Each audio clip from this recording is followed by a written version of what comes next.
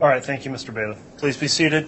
Okay, we're back on the record on case CR 22-21-1624, State of Idaho versus Lori Noreen Vallow. The state's continuing presenting its case in chief during the jury trial.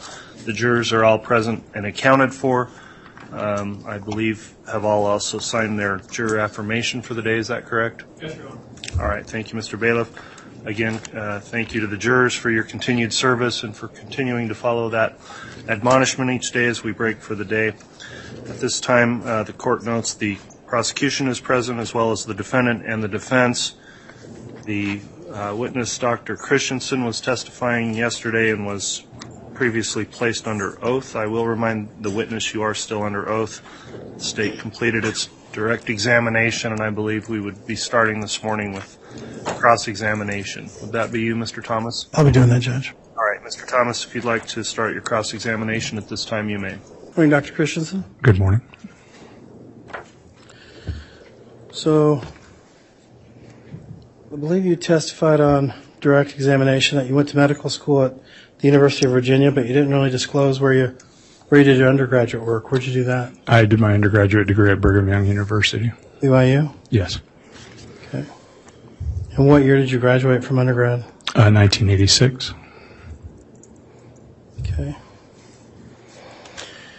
And then I believe you said you went to Walter Reed Medical Center.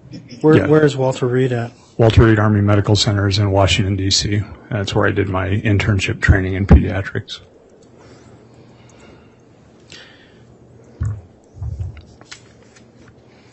And at that point, were you a hospital-based pathologist at Walter Reed, or was that somewhere else? That was subsequent to that. I initially did pediatric training for 1 year at Walter Reed. Then I spent 3 years working for the Army as a flight surgeon and general medical officer. I was also the chief of the Department of Primary Care at Fort Huachuca for 2 years. And then subsequent to that, did training in anatomic and clinical pathology. So you went into the Army after medical school, is that right? Yes. Okay. Technically, before they paid for medical school, I was a reservist while I was in medical school. Oh, okay. You described a little bit about what pathology is, and that it basically, you take fluid samples or tissue samples or autopsies, and you look at those and try to find if there's any type of disease or natural process, or what is it about pathology? Is that right? Yes, that's a good description. Okay. And specifically, you said in order to become a forensic pathologist, first you have to go through, be a board-certified anatomic pathologist? That's correct. And what is an anatomic pathologist? Anatomic pathology is what you train in your regular anatomic and clinical pathology residency. It's learning to diagnose cancers. It's learning to, learning lab medicine and all of those things. But anatomic pathology specifically is focused on the examination of disease in tissues. Okay. All right. And in this particular case, there was a death certificate that was issued, and you reviewed that death certificate as part of this case study? I did. Okay. And what was the findings on the death certificate? I believe it was the cause of death was certified as cardiac arrest due to pulmonary edema. Okay. And your findings were inconsistent with that death certificate? Are different from that. Certainly, as I explained yesterday, pulmonary edema is not really a cause per se. You can have pulmonary edema and not die, and it's something that results from multiple causes of death, but it's not something that without further explanation is an adequate explanation for why a person died. And you talked a little bit yesterday about pulmonary edema being that frothy substance that was on the outside of her mouth. Is that correct? Yes, that is one manifestation of it. It's primarily a process in the lungs, but it does sometimes manifest externally like that. Okay. And are you aware as to whether or not that frothy substance was ever collected and tested? My understanding was not. Okay. Is that something that would normally happen? No. No. So if somebody's brought into your, what do you call it? It's not a medical clinic, right? The medical examiner's office. Medical examiner's office. When somebody's brought into your medical examiner's office and you open up unzip the bag and they have that frothy substance, does that just get cleaned off and doesn't get tested, doesn't get looked at? It gets documented in terms of photography. We take pictures of it so that we have documentation that sit there, but there's no testing that would be done on it. I don't know what testing you would do on it. Well, I guess my thought might be, and I'm most likely wrong, I have been before, and this is not a super exceptional circumstance, but my thought process would be that maybe there were some poisons or something in the frothy substance that might be able to be tested. I don't know that you could collect enough of it to test. Most lab testing requires minimum sample volumes, usually on the order of at least 1 milliliter, and usually that froth is not anywhere near that volume that would be there. And there are better samples to use from an autopsy, tissue or blood. Okay. As part of the autopsy process, is it normal for you to examine the mouth and inside the mouth? Yes. And did you do that on this particular case? Yes. Even after the embalming process where I think they sew up the mouth. Is that right? They generally will put a wire through the upper and lower jaw to hold the jaw in place, yes. Okay. And you remove that and you examine the mouth? I actually don't recall specifically that, but I would assume so. Okay. I don't have a specific recollection of that, but that would be a routine part of the process. Was that documented in your report? In the report, no. I would have to look at the photograph. Photographs would probably document that. Okay. The photographs that we had earlier that were presented to you yesterday didn't show any of that, right? They did not, no. Okay.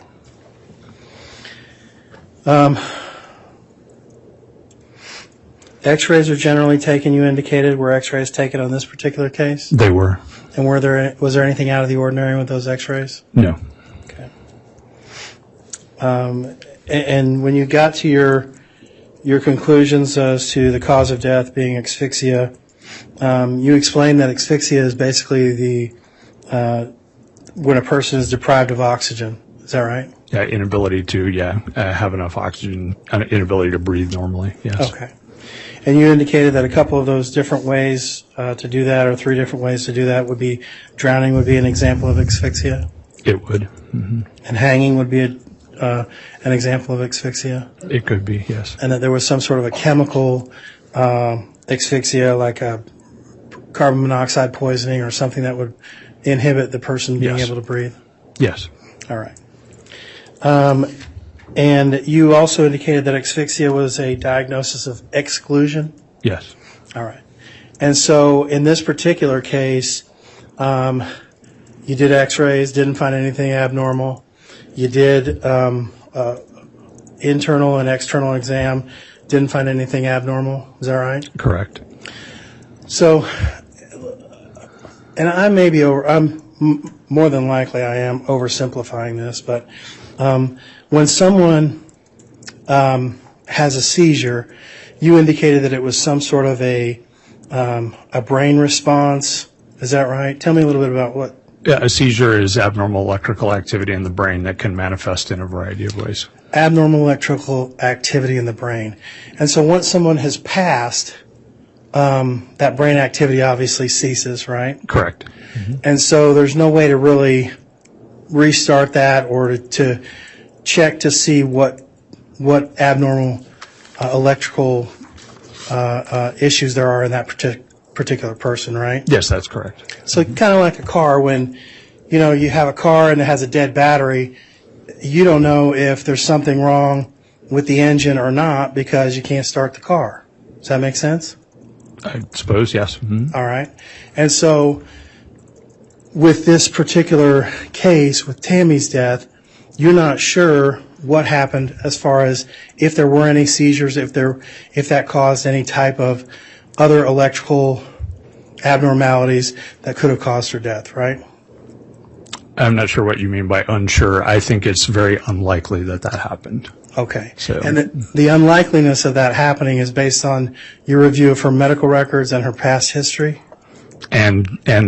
clinical medical experience with, just the nature of new onset seizures in someone of her age, yes. And when you say nuances of seizures, you indicated that she was on, I believe it was fluoxetine? Yes. Mm-hmm. And is that a generic version of Prozac?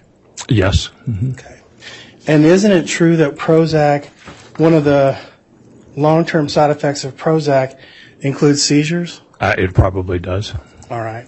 And so if there's a possibility of seizures as part of her medical regimen, and her husband indicated to the medical examiner, and which was in her reports and whatnot that you reviewed, saying that she had seizures, would that make it possible that she may have passed from a seizure?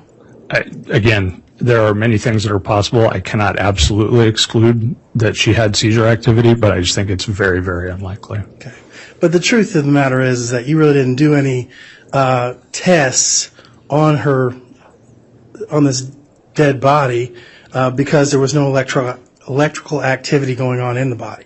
Right? Well, there are no tests that you can do to document seizures after someone has died, but we did have a neuropathologist examine her brain, which was revealed to be completely normal. Right. And tell me a little bit about that neuropathologist. Who was that? His name is Dr. Andrew Guajardo, works in our office. Okay. And how long has he worked with you?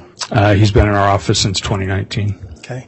And in your experience as a medical doctor and as a pathologist, have you ever worked in this particular field, the neuropathology? I am not a neuropathologist, no. Right. But was it part of your study or part of your training? Yes, it is. All right. So you knew what he was doing, and did he just explain it to you, or did he show you? I guess I don't really know what he did. Did he take the brain out and slice it open and pull it apart and look at it? Yeah, we remove the brain as part of the examination. We then preserve it in formaldehyde for a period of time, and then he subsequently did an exam for which I was present. And he then does a thorough examination, takes photographs, and generates a report as well. Okay, so you saw him do what he did. Yes. Did he cut the brain open? Yes. Okay, and did he take samples out of that brain? Yes. Okay, and from where about in the brain did he take those? I would have to review the report. I would imagine from the hippocampus and other places, but I don't know without referencing the report specifically. I don't recall. Okay. Do you have your report with you? Yes. Would you like to review that? If you'd like, sure. Sure, go ahead.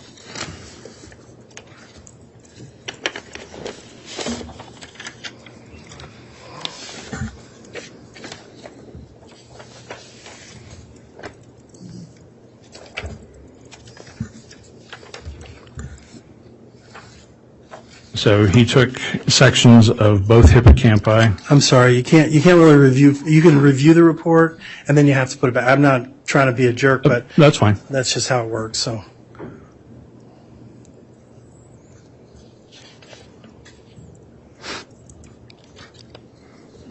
So he took sections of both hippocampi, of the medulla, of two portions of the cortex of the cerebrum, and the basal ganglia, I believe, and portion of the cerebellum. Okay. And where would he have been looking for seizure activity in that dissection of the brain? So he's not looking for seizure activity. What he's looking for in those sections of brain are anatomic abnormalities that are associated with seizures. Okay. So it's possible that he could have missed something. Possible. Okay. And it's possible that she died of a seizure of natural causes, right? Possible. Okay.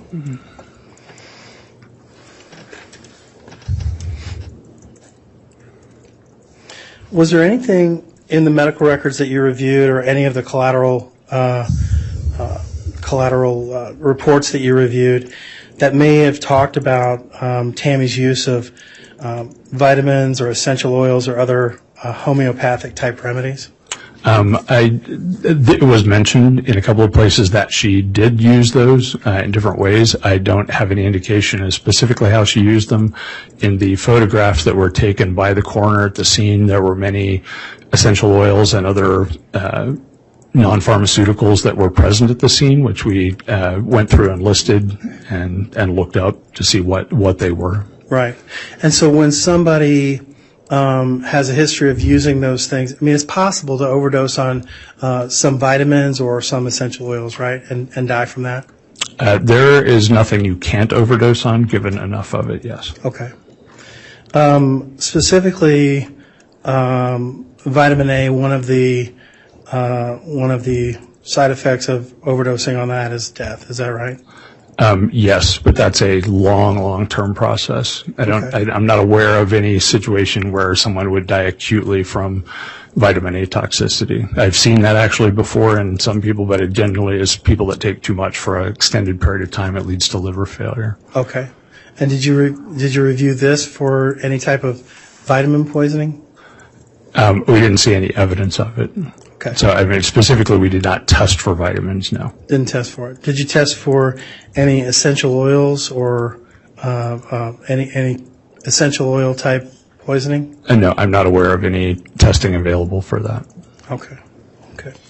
You did a lot of testing for poisons, right? Yes.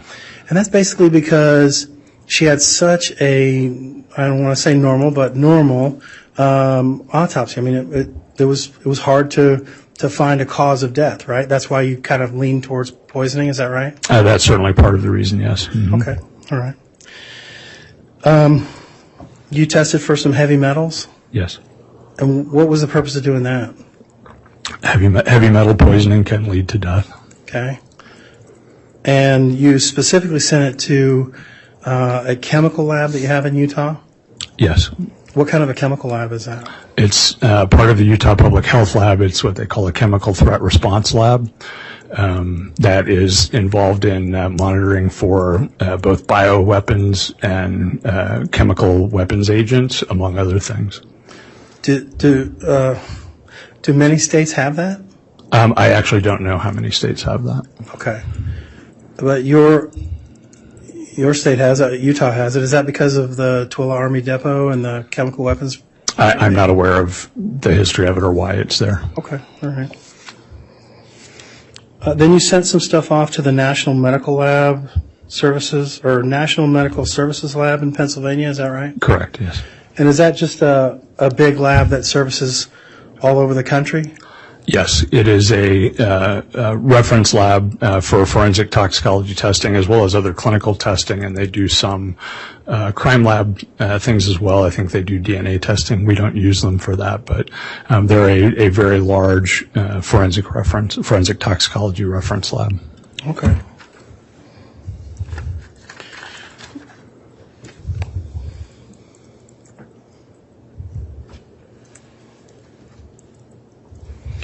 Let's talk a little bit about your review of the external body of Tammy Daybell.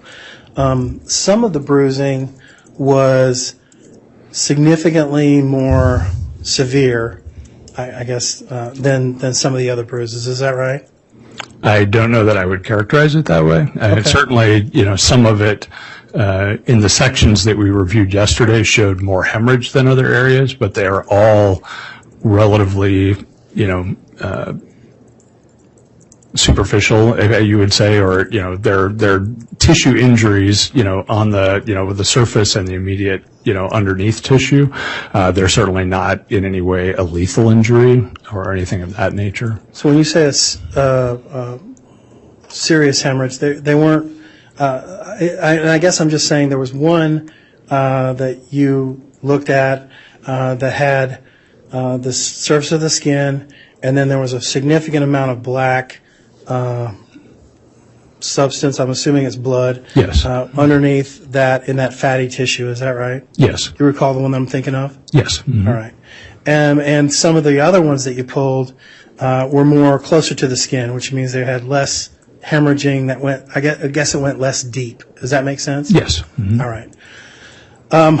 So in order for something like that to happen, would it be consistent with someone falling or hitting something or being hit with something, or would it be more consistent with fingerprints or or somebody holding someone down. Yeah, I think, as I said yesterday, those types of blunt injuries generally are non-specific as to there's nothing I can look at any one of those individual injuries or even collectively and say, this is caused by this. They're not specific as to what caused them. I can tell you they're consistent with this or that or the other thing. And to answer your question specifically, could you fall down and sustain a bruise like that? Sure. Okay. What, if anything, makes them consistent with your cause of death being asphyxia? Just their location and the number of them and their age by looking at them microscopically. Yeah, and let's talk a little bit about the age of these. You said once the area is hemorrhaged and you have that breaking of the blood vessels, then you said that there is a period of time where nothing happens, and then there's a period of time where white blood cells kind of attack that area. Is that right? Yes. Mm-hmm. All right. So tell me a little bit about the attacking of that area to heal the body or whatever. How long does that take? It can begin as quickly as a couple of hours. It can take a day or more in some cases, and there's not really any way to know exactly where on that spectrum any individual injury is. But until you see inflammatory cells, you know that at most you're looking at several hours. And when you looked at these particular, I can't remember what you called them. Did you call them slides? Or what did you call them? Slides is what I ended up looking at, yes. Okay. And you looked at them underneath a microscope? That's correct. Okay. And there was no cell activity where it looked like they were trying to, the white cell activity looked like it was trying to heal? No, there was no inflammatory response in any of them. Inflammatory response. Okay.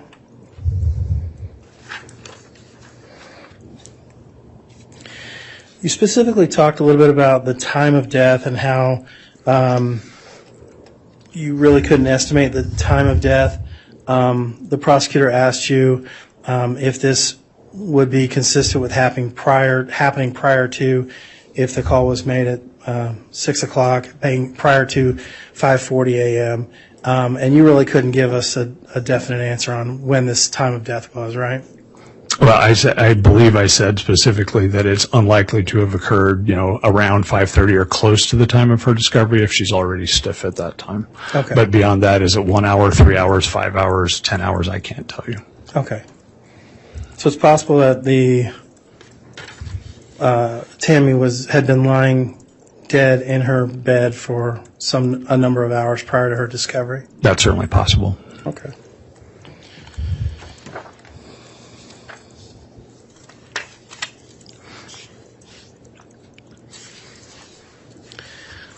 Did you happen to review in your study of this particular case a forensic pathology report from Raven Pathology Associates? Yes, I believe I did. Okay. In that particular report, she had a different result than what you had, right? I believe so, yes.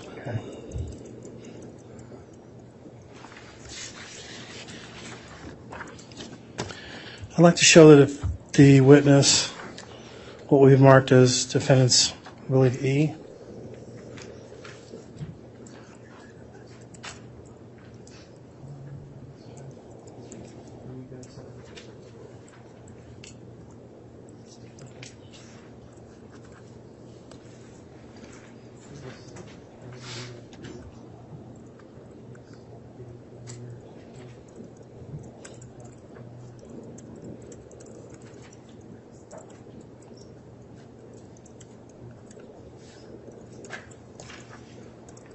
I'll just withdraw it.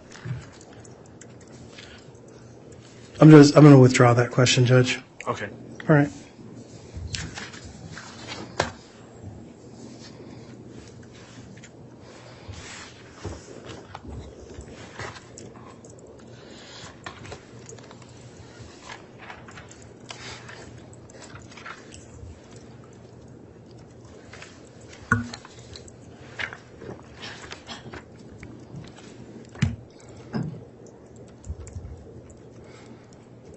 Okay, no further questions. Thank you. Thank you.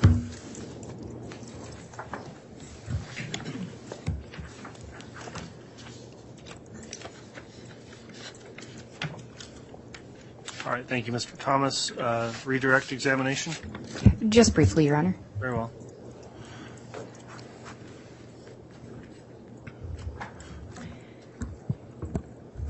Dr. Christensen, you were asked if your findings differed from that of the original death certificate or the coroner. They, in fact, did differ, correct? They did. And is part of that because the cause of death listed on that certificate is not actually a cause of death? It's not an explanation for why someone would die, yes. But you did, in fact, see signs of pulmonary edema, is that correct? We did, yes. So in that sense, that at least that finding was similar. It's just the coroner had listed that as the cause of death when, in fact, that is not the cause.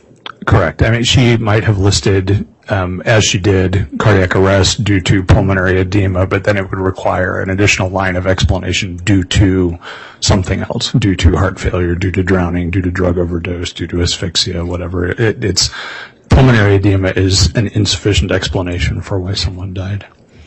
And similar with cardiac arrest, and I'm going to forget the terminology that you used yesterday, but they are essentially a symptom or a result of the actual cause of death. Correct.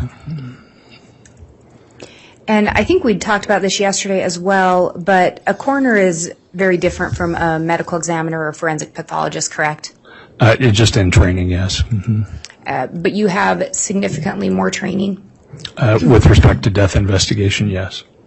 And coroners are not required to attend medical school? No. They're not required to attend all the training that you attended? No. In addition to that, coroners, generally speaking, do not perform autopsies. They do not in most cases. And in performing the autopsy, does that assist in your determining a cause of death? It does. Does it assist in your determining the manner of death? It does. You did, I think you previously testified, you've been asked a lot today by defense about seizures and if that could be a potential cause. I believe you testified yesterday when you're looking at a negative autopsy, there are a limited number of causes that you're generally looking into. That's correct. Okay. And again, one of those causes could be seizures. Yes. Can you go over again, why in this case did you determine that the seizure was unlikely, or what exactly was your determination with regard to seizures? Sure. So with respect to seizures, seizures in the setting of a negative autopsy, the most normal finding in a brain, for example, of somebody with known seizures, is a normal brain. So if I have somebody come to my office with known seizures who has died in their sleep, or has died of a witness seizure or something like that, when I look at their brain, most of the time, most people with idiopathic epilepsy have normal brains. So a normal brain in and of itself does not exclude seizures as a possibility, and she certainly had a normal brain.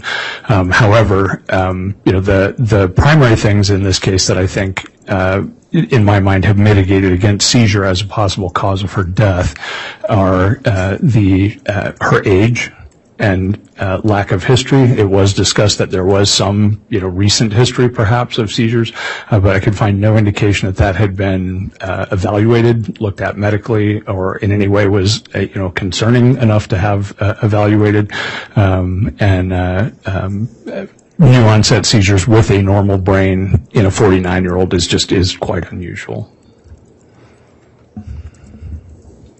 And you were also asked about intoxicants. Is that, and again, just for the benefit of the jury, that is one other cause of death that could result in a negative autopsy? It is. And in this case, I believe you said you did, or there was one of the most extensive testing procedures done that you've ever been involved in. Yes. And I believe you were asked, did you consider potentially that this was a death from some kind of an intoxicant? Yes, I mean, certainly that's one of the reasons we did all the testing we did. We were concerned that it was. And I think, as I mentioned yesterday, there's not an ability ever to totally exclude any possible substance, simply because the amount of testing that would be required to do that would be generally more than you even have samples to do the testing for. But the testing that we did excludes, hundreds and hundreds of possible substances, both, as I said, over-the-counter, illicit, and therapeutic medical substances, as well as a number of other toxins. And could there be something else? Certainly, but it's just very, very unlikely given the amount of testing that was done. And in this particular case, you did rule out intoxicants as a likely cause of death, is that correct? Yes. And what was the reason for that? Just, again, the exhaustive nature of the testing that was done, and no indication that there was something else that we hadn't covered. And you were asked about those bruises again, and again, for the benefit of the jury, in looking at them and taking the samples, what were you able to determine with regard to a time of when those may have been inflicted? So yes, they are acute injuries, again, with no inflammatory response, meaning they have occurred, sometime from right around the time of death to as many as several hours beforehand. But generally, it would be very, very unusual for them to be more than a day, and quite unusual for them to be more than 12 hours old with that finding. And while you can't say for sure, did those bruises appear to be consistent with someone being restrained? They are certainly consistent with that. And the autopsy is just one part of the investigation you conduct, is that correct? That is correct. So part of your investigation and your expert opinion is based on external information provided? It is. You were asked again a little bit about the time of death, and did you review information regarding when the death was reported? Yes. And did you review information regarding what was reported in relation to the state of Tammy's body at that time? I did. And was the information you reviewed that she was cold and stiff? Yes. What would that lead you to believe as far as how far before the call she may have passed away? Sure. So there are two parts to that. The cold part, if a body has cooled substantially, a person who's interacting with that body, we are used to interacting with each other at normal body temperature, and so any substantial decrease in a person's temperature is going to be perceived as cold, and whether that's a few degrees or 20 degrees or whatever it is, it's really difficult to draw many conclusions from just an assessment of cold, other than that they have probably been dead for a while and their circulation has stopped. And so putting a time on that is not really possible based on cold. Based on stiff, again, rigor mortis is a process that develops over time. It's generally not there at all. When a person first dies, they remain flaccid for a period of time, and then become stiff in the ensuing 1 to 2 hours generally is when it starts, and will stiffen further to the point of where they're maximally stiff somewhere usually around 12 hours, and then that stiffness will persist until the body begins to decompose. So to answer your question, generally, if someone is described as stiff, again, that can be a variable thing, but at a minimum, at least an hour probably has passed since the person died. And you were asked if she could have been laying there dead. Yes. In your experience, or would you be able to determine would you expect a dead person to roll out of bed? Not without some external force applied. So there are a number of scenarios that I have seen over the years where a dead body has moved. Generally speaking, that is in the setting of decompositional changes, where the body is actually changing shape and configuration because of bloating and other postmortem changes. That does not happen in the early postmortem period. And a person who is, recently deceased would not be expected to move on their own without the application of some other external force. And again, based on the autopsy and then the investigation you conducted, what did you determine to be the cause of death? Asphyxia. I have nothing further. All right, thank you, Ms. Blake. That will conclude the testimony then of this witness. Let me inquire of the state, is the witness allowed to be released from any subpoena? Yes, Your Honor, we would request he be released. We have no objection. All right, with no objection from the defense then, Dr. Christensen, thank you for your testimony. You can be excused. The bailiff will help assist you out of the courtroom.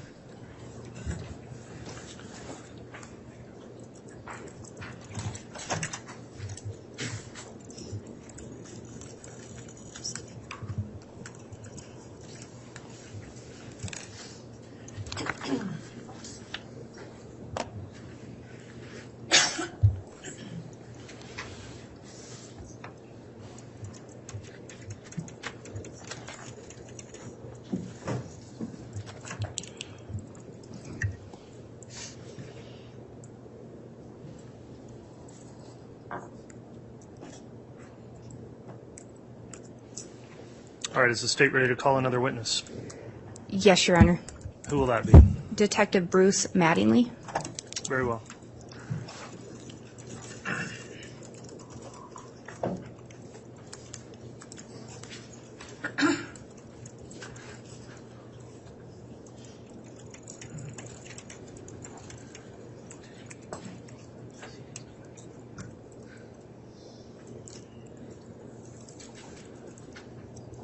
Sorry, I interrupted the clerk for just a second here.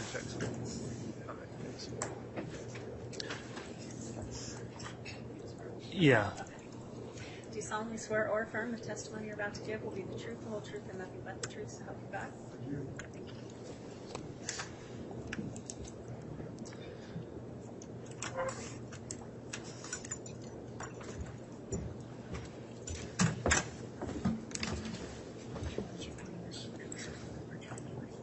Thanks.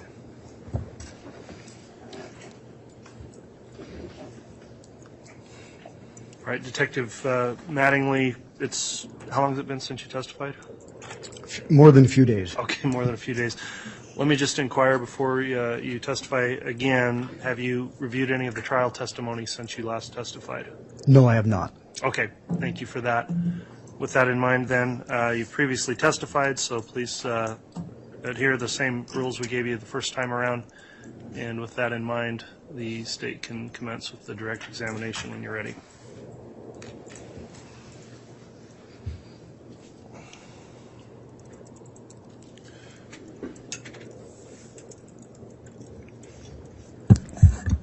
Thank you.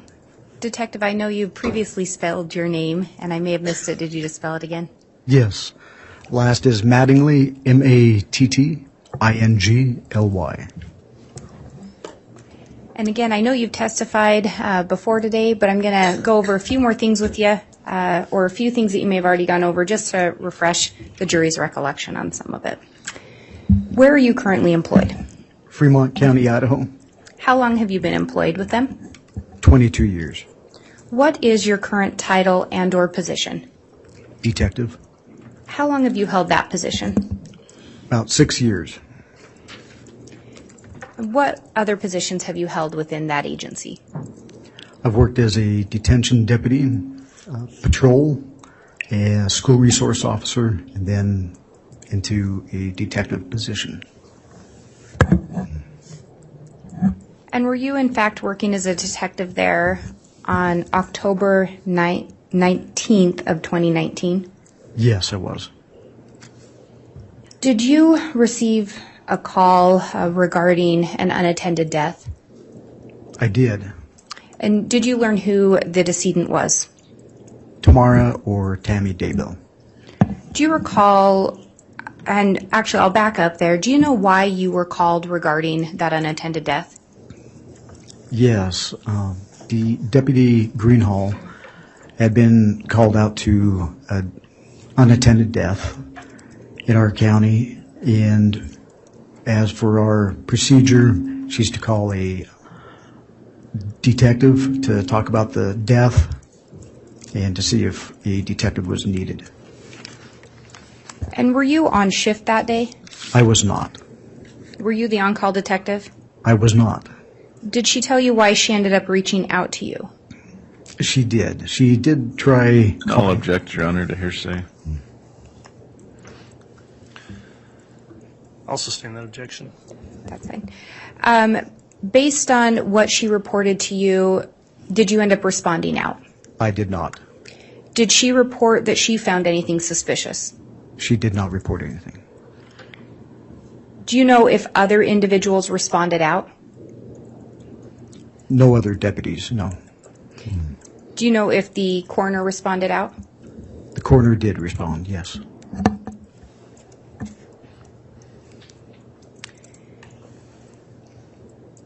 At some point, did you learn of a prior incident that had been reported regarding Tammy Daybell? I did. Deputy Greenhall, in her explanation of what was, And I'll object, Your Honor, to hearsay. That I'll overrule at this point. so Deputy Greenhall, in helping me understand the location and past circumstances, had told me about a prior event on October 9th, 2019, to where Deputy Cannon had responded out there for a suspicious call of, I believe it was a paintball gun that had been pointed at Tammy.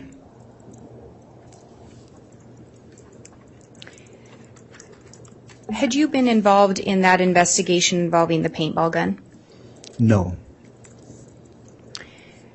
At some, actually, let me back up there. Do you know if additional investigation was conducted into the death of Tammy Daybell on October 19th? No, there was no additional on that date. At some point, was additional investigation started into the death of Tamara Daybell? Yes, there was. Do you know if the Fremont County Sheriff's Office was involved in that? They were. Did you personally become involved in that investigation? I did. Do you recall when you became involved? Yeah, I started around mid-December of 2019. Do you know if the Fremont County Sheriff's Office had already been involved at the time you personally became involved into that investigation? Yes, And had they been? they had been. Do you know approximately when Fremont County became involved in that investigation? They started that investigation about the 1st of November.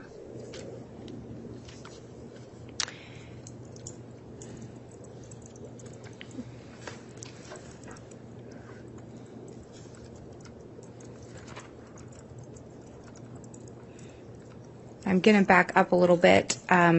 Do you have any specialized training in order to be a peace officer? I do. And what is that? So I attended the Post Academy or Police Academy, and from there I have my certificates of basic certificate, intermediate certificate, advanced certificate, and master's certificate. And then from there I also have specialized training as a detective and in death investigations. When you became involved into the death investigation regarding Tammy Daybell, do you know if there were other related investigations being conducted? There were several. And do you know what those were? Yes. Besides ours, there was Rexburg PD and the FBI were searching for Tylee Ryan and J.J. Vallow, the missing children. And in Arizona, there was Brandon Boudreaux's attempted shooting in Gilbert, Arizona, and Charles Vallow's death in Chandler, Arizona. Would it be fair to say that this became a joint investigation? Yes, Did you also assist in the investigation involving the missing children? I did. And focusing on the investigation involving the death of Tammy Daybell, did you review statements that had been made by Chad Daybell regarding the circumstances surrounding the death of Tammy? I did, yes. Did you also review statements Chad Daybell had made regarding Tammy's health? Yes, Did you do any further investigation regarding looking into Tammy's health? I did. And what was that? We got a search warrants for Seasons Medical, Teton Medical, and Walmart Pharmacy.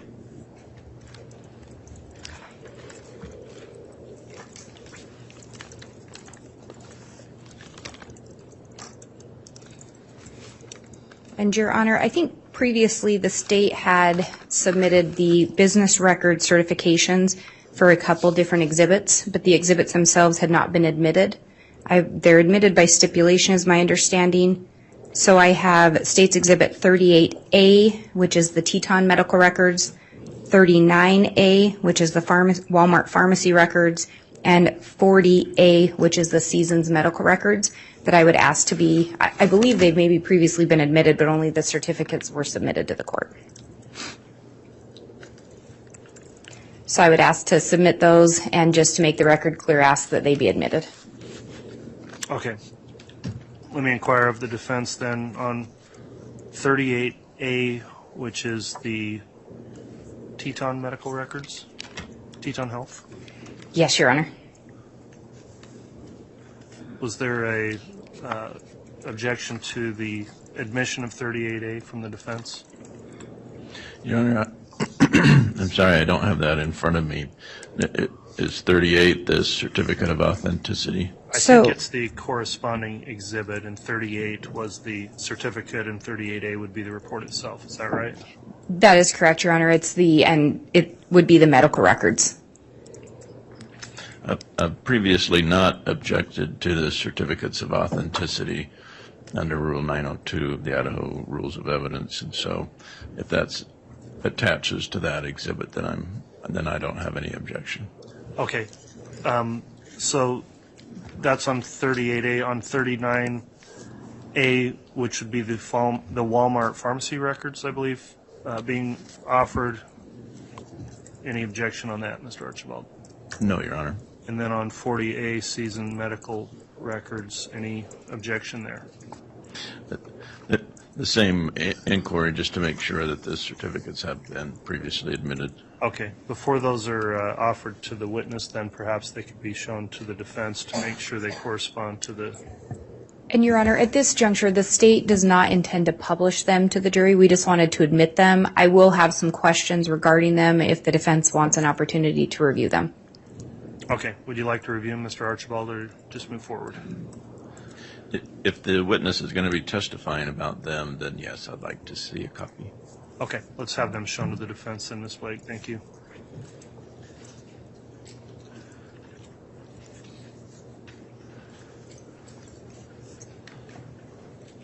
It's just a disc.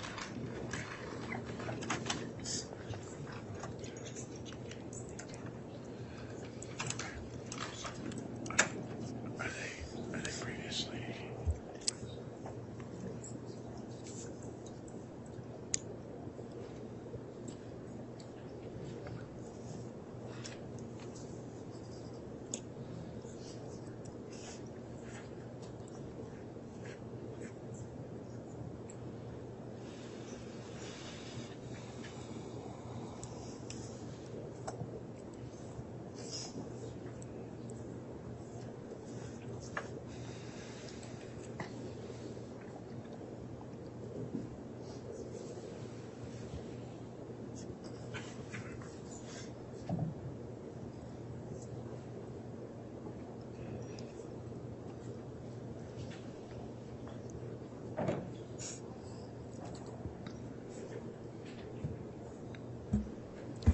And I don't know, is the defense okay with me starting with some questions and then determining if you want to take a break to review those in more detail?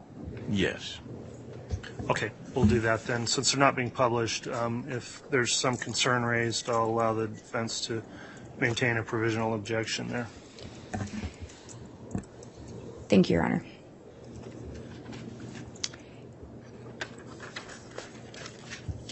And in looking at those medical records from an well, let me back up. Did you actually review those medical records? I did. In your review of those medical records from an investigative standpoint, did anything stand out to you?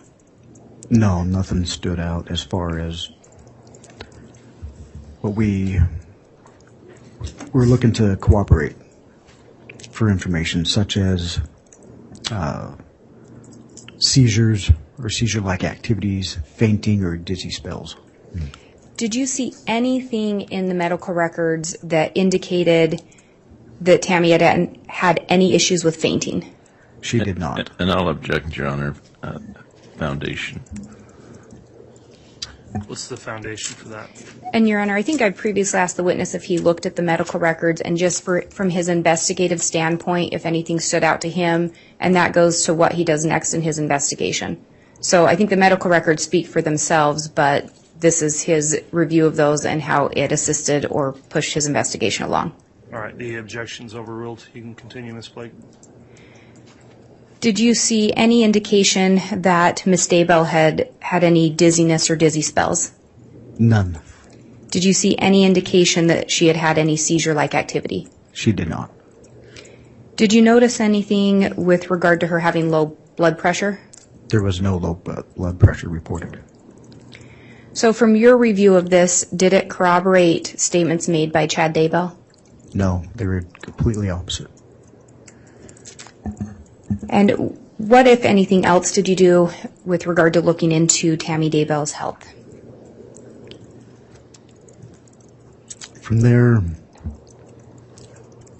we had reviewed some pictures from the crime, from the scene of Tammy's death, and found that there was a Fitbit on her nightstand. And so we looked into getting a search warrant from Fitbit for information that Fitbit could possibly have, such as heart rate, sleep patterns, and her activity levels. And did you end up actually obtaining documents from Fitbit? I did, yes. Did you personally review those responsive documents? I did. And from your review of those, what, if anything, did you discover?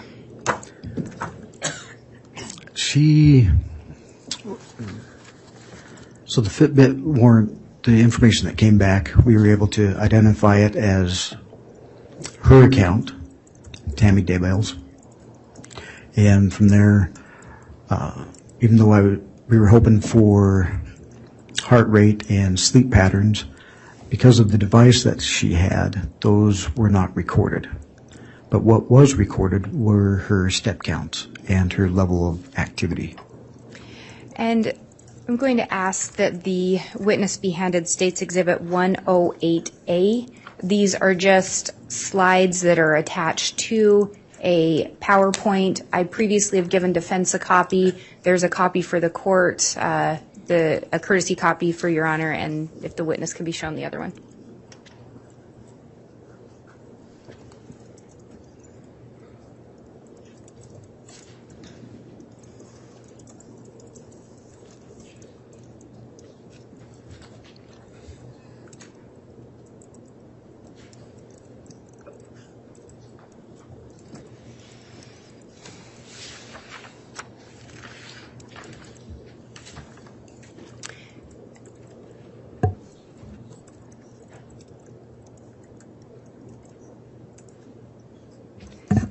Detective, could you look at those pages?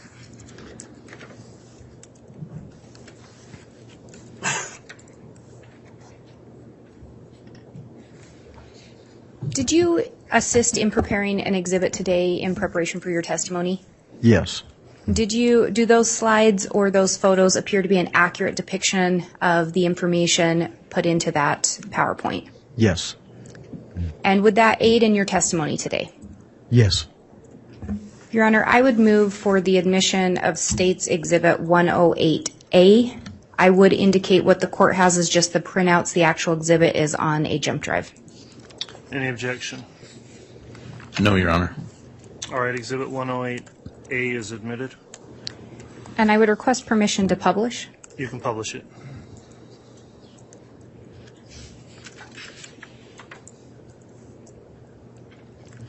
And Detective, does the information on the screen look familiar to you? Yes. And where have you seen that information before? That would have came from our search warrant from Fitbit. And with what we're seeing on here, were you able to identify or determine who the Fitbit belonged to?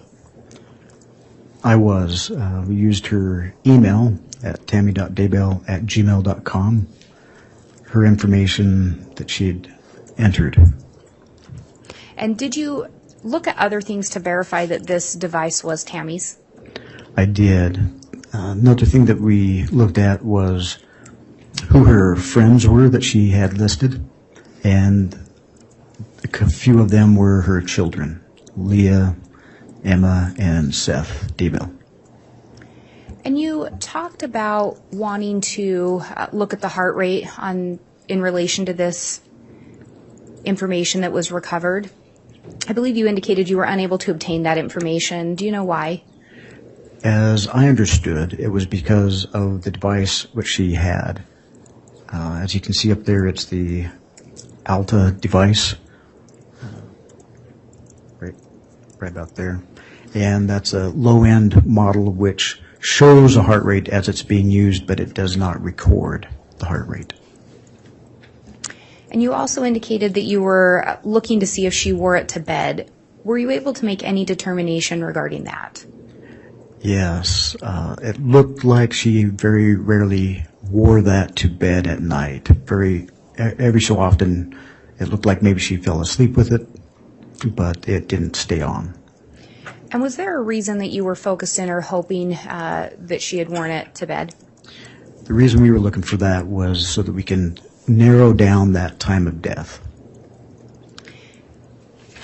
You said that you did discover some information on the Fitbit, though. What is this next slide showing some of the information you recovered? It is, yes. And what are we looking at on this? So that's the total amount of steps per month that Tammy had taken for the year of 2019. Did you do anything to determine if that was a significant amount of steps per month? I did. Just because the numbers looked big to me didn't mean that they were accurate or how active they were. So after a review of what the national average was for steps, I was able to look at these numbers and determine whether she was below average or she was average or above average. And what was your determination ultimately? So I found in the month of January and February she was a little bit below average, but from March up through October she was above average. And to be clear on this slide, would that be January of 2019 that we're looking at the bottom?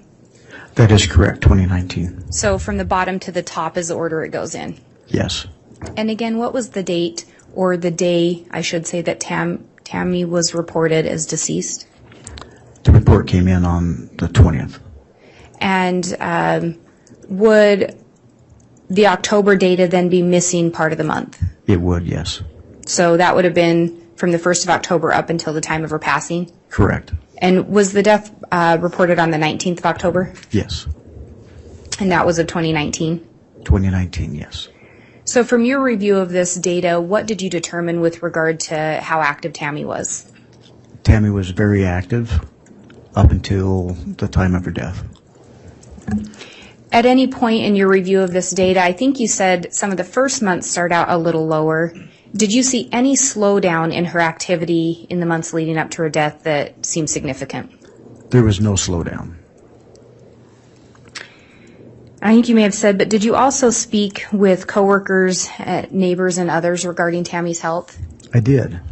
What, if anything, did you learn from speaking with, from interviewing other individuals? I'll object, Your Honor. That question calls for hearsay. Sustained. Through your investigation, did you find anything to support that Tammy was having health issues? I did not. Did you determine whether or not she was involved in clogging or other fitness classes? I did, yes. And was she? She was. She was involved in Zumba, which is a high fitness class, a clogging class, and she had been preparing for a 5K, and which she did complete. Do you know approximately when she would have completed the 5K? It was just before school started. In 2019? In 2019, yeah.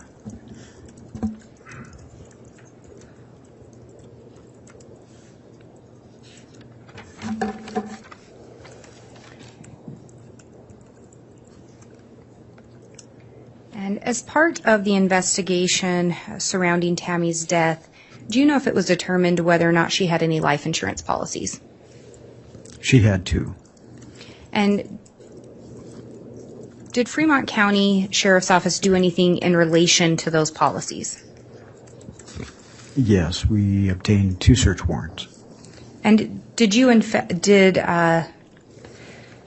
know which companies she had life insurance through? She had 2 life insurance. One was through Primerica, and the other was through LifeMap. Were those the companies that the search warrants were sent to? They were. Did those companies in fact provide responsive documents? They did. And did you review those responsive documents? I did. And Your Honor, I have what's been marked as States 122A and 151. Again, these are documents in which there were business record certifications, and it's my understanding would be admitted by stipulation. All right, 122A has been offered. Could you identify what those are specifically, Ms. Blake? Yes, 122A is going to be the business record certification for Primerica and the corresponding documents. And 151 is going to be the LifeMap document.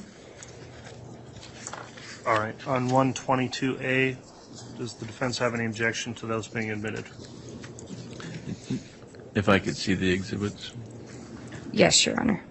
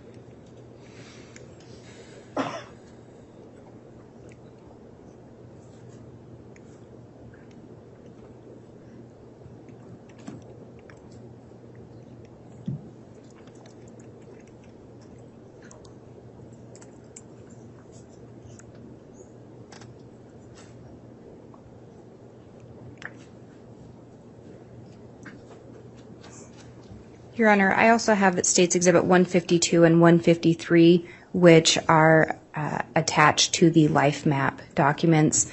152 would be the beneficiary statement. 153 would be the employer's and or administrator's statement.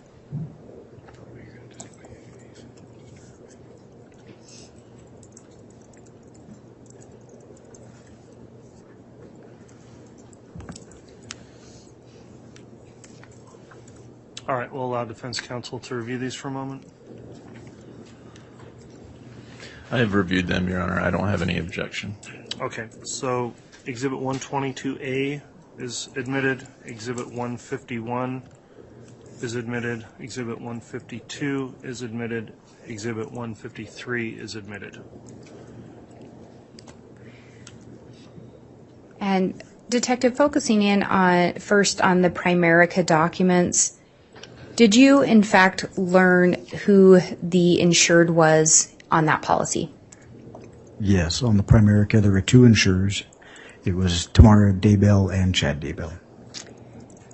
And do you know who the beneficiaries were? Beneficiaries were the same. So each of them had a policy or were listed on the same policy as both insured and beneficiaries of each other? Yes. Were you able to determine from a review of those documents how much the policy on Tammy was for? $300,000. Do you know if that $300,000 was paid out? It was. And who was it paid to? Chad Daybell. And with regard to the LifeMap, were you able to determine who was insured under that policy? That was Tamara Daybell. And do you know who the beneficiary was? Chad Daybell. Were you able to determine an amount on that policy? $80,000. And do you know if that amount was in fact paid out? Yes. Do you know who it was paid to? Chad Daybell.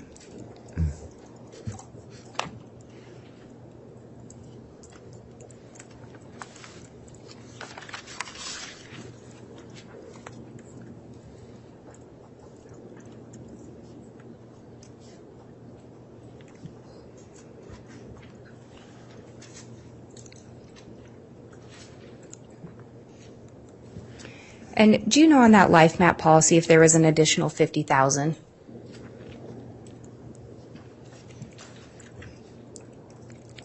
Yes, there was. And the total payout on that one would have been 130,000? That would be correct, yes. But the 80,000 was a little separate from the 50,000. Yes. If I can have just one moment. Yes.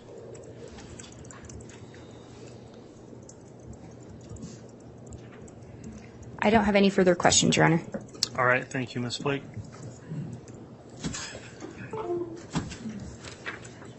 Thank you.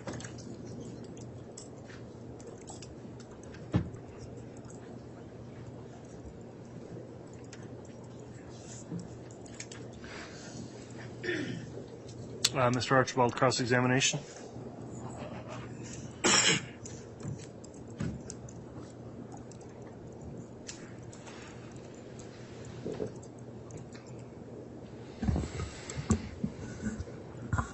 So, Detective, with your investigation into Tammy's death, did you learn that the defendant, Lori Vallow Daybell, was in Hawaii at the time of Tammy Daybell's death? I did. Did you also learn that that Lori Vallow Daybell's device was not on the property of Chad Daybell on October 9th or on October 19th, 2019? It was not. Now, these medical records that you reviewed, do you recall what kind of medications Tammy Daybell was taking? She was on tramadol and, pardon the pronunciation, but fluoxetine. Do you know what those medications are for? Tramadol, I believe, is for pain, to help treat pain, and the fluoxetine is for depression. And in reviewing the medical records, were you able to determine what type of pain Tammy Daybell had? I just know it was in reference to a pain in her wrist. And in your investigation, you learned that she was taking medication for depression. Do you recall how long she had been taking that medication? I don't remember the exact year or how long she had, but it had been for a few years. And was it something that she had an active prescription for? Yes, it was.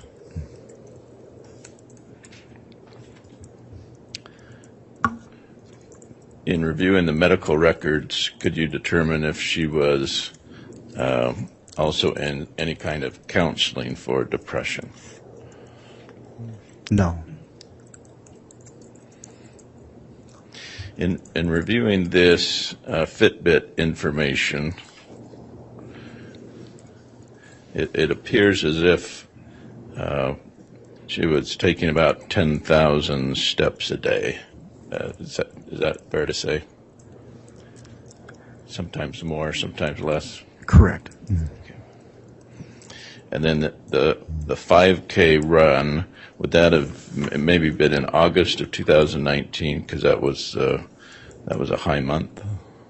It could have been. I don't know when it was specifically. Now, in your investigation, you also learned that Tammy Daybell, what she did for a living. Is that right? I did. What did she do for a living? She worked at the school, elementary school, as a librarian and something with computers. And so, during your investigation, you learned that she was active at her job as a librarian or as a computer teacher. I did.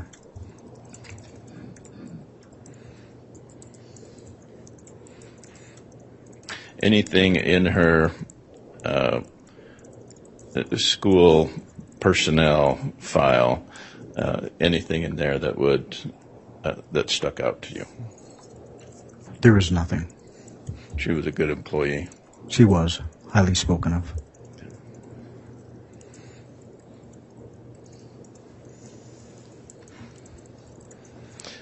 And on the insurance payouts to Chad Daybell, was this life insurance something that had been applied for years prior to 2019? On which one? Well, you tell me how long these insurance policies had been in place. So the Primerica, that one they had established many years prior to even moving to Idaho. They had that when they were living in Springville. And is that the 300,000 one? That is the 300,000. Yes. Okay. Go on. And then Life Map, that was one provided by the school. And she That was only the been 80. to That was the 80,000 one. 80,000 plus the 50, so 130,000. Okay. So the Primerica had initially started. That insurance had started in Utah Yes, before they moved to Idaho. correct. And then the Life Map was just part of her job insurance. It was. So any activity on that insurance that had begun in, say, 2018 or 2019? On the Life Map there was. And what was that? So she had previously worked there part-time, and then when she worked full-time, she was eligible for a certain max amount. And then after a year or more of working there, she was eligible for, I believe, 5 times the amount of her yearly salary, and that's where the price increased. Okay. And 5 times the amount of her annual salary, would that have been the 50,000? I'd have to review some notes. I don't know. Did she make about 10,000 a year as a school librarian? Close to that.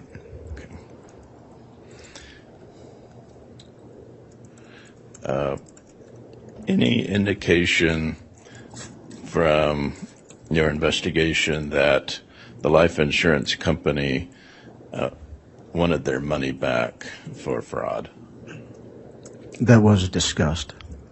Did they take any action to get their money back from Chad Daybell? I don't recall if they did or not.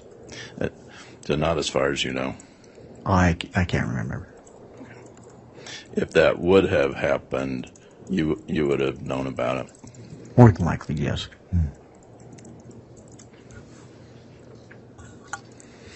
All right, thank you, Detective. All right, thank you, Mr. Archibald.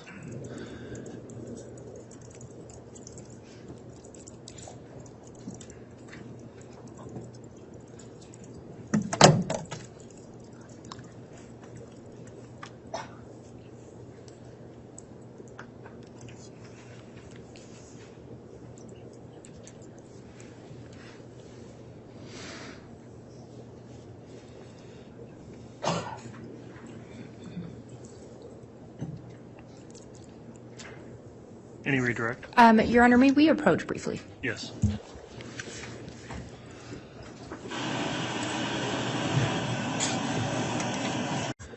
All right, Ms. Blake, before we get started again on any further redirect, we needed to, a little housekeeping matter for the record on exhibits. Exhibits 38A, 39A, and 40A were, you moved to admit them, you were going to question about them, and then you did. We never actually formally admitted those into the record. I didn't hear any objection come up from the defense during questioning, so unless there is an objection at this time, I'll just indicate on the record that exhibits 38A, 39A, and 40A were admitted, and those were the medical record information. Correct, and the pharmacy. Okay, so those are admitted. All right, with that in mind, Ms. Blake, if you want to continue with any redirect, you may. Thank you, Your Honor. Detective Mattingly, you were asked some questions regarding whether or not you knew if the insurance company was conducting an investigation or looking into fraud. Yes, And I believe you indicated you're not sure what the insurance company is doing at this juncture. correct. Are you aware whether or not Mr. Daybell does in fact have charges pending for insurance fraud? I can't recall if there is or not. You don't recall if Fremont County, if he has pending charges in Fremont County for insurance fraud? Correct. Just 1 moment.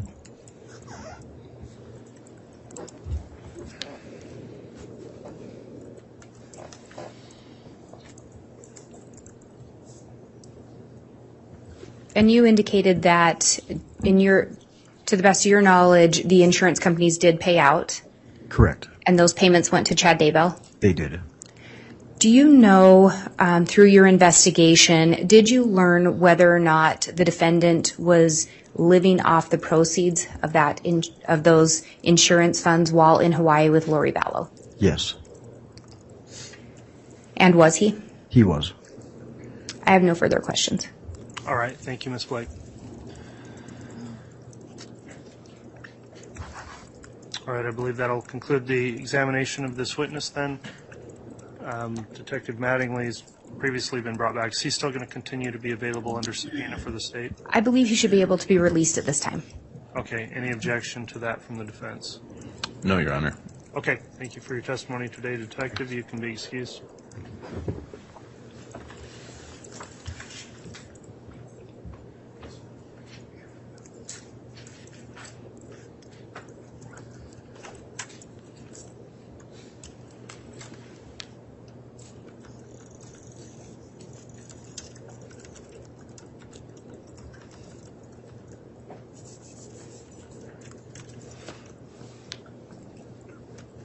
Your Honor, the next witness for the state will be Alice Gilbert. Okay, thank you.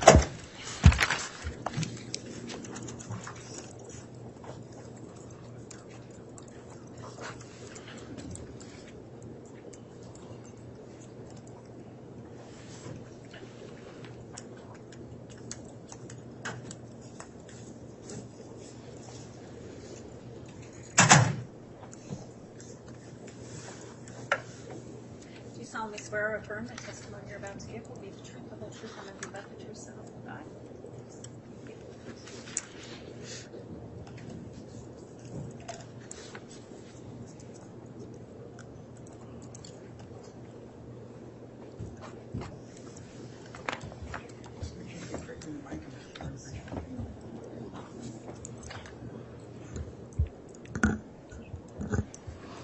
All right, before we commence with examination, let me just ask you, Ms. Gilbert, since this trial started and it's been going a while, have you reviewed any of the testimony that's taken place in this case during trial by either viewing it from another location or here, or by accessing it on the internet or reading about it in any way? No. Okay, thank you for your response. With your testimony then, please talk directly into that microphone so we make sure to pick up your voice on the record, and also make verbal responses to any questions you're asked so that the record's clear, and try to avoid speaking at the same time as anyone questioning you. And with that in mind then, Ms. Blake, once you're ready, you can commence with your direct examination. Thank you, Your Honor. Would you please state your name and spell it for the record? Alice Gilbert, ALICE-GILBERT. Too close. You're okay. These microphones can be a little touchy, so we'll just get used to it as we go through things. Do you know Chad Daybell? Yes. Did you know Tammy or Tamara Daybell? Yes. How did you know them? We moved into the ward 2017, so into the neighborhood too. I was working with Tammy and our church calling. And when you talk about the ward in your church, what church are you referencing? the LDS church. And did you say when you moved into the neighborhood? 2017. And Chad and Tammy were already living there? Yes. Would you say that you were closer to one of them over the other one? Yes. And who were you closest with out of those two? Tammy. And excuse me, but I believe you said you and Tammy shared a church calling. Yes. And what calling was that? I was the Relief Society president, and she was the first counselor. How often do you think you saw Tammy? We met once a week for meetings, and then on Sunday. And had that continued for quite some time? Until she passed away. Mm-hmm. And do you recall when the two of you were given the calling? In October of 2018. So for about a year, you saw her approximately twice a week. Right. Did you get to know Tammy pretty well? I think so. And tell us a little bit about Tammy. Tammy was a great person. She was shy. She didn't like to be in the limelight, but she was very organized. She knew the computers very, very well. Whenever we needed to change anything, she could do it quick. She knew the computers really good. Whenever we planned an activity or so, she would say, let's keep it simple. Just keep it simple. And it seemed to work. It seemed to work how we did it. And honestly, I think that's how she lived. Keep it simple. Did you have occasion to observe Chad and Tammy together? Yes, I did. Just at church, mostly. And what did you observe? Well, at first they were normal. It was great and normal. Sometimes he would come to help set up the chairs for the activity that she would be over, and he would help that way. In 2019, it kind of changed. Not that he was more distant to her, so that was noticeable. Yeah. And you said that was in 2019? Mm-hmm. Did Tammy ever talk to you about her marriage? No, she never said anything about it. She did one time tell me her finances were a little strained, but she didn't talk about it with us. And when you would see Tammy, did you notice her slow down at all? No. Did you notice any change in her activity level prior to her death? No, in fact, I think it increased. Did she ever complain to you about any health issues? No. Did you ever see Tammy have any shaking fits? No. Did you ever see Tammy faint? No. She ever tell you that she did? No.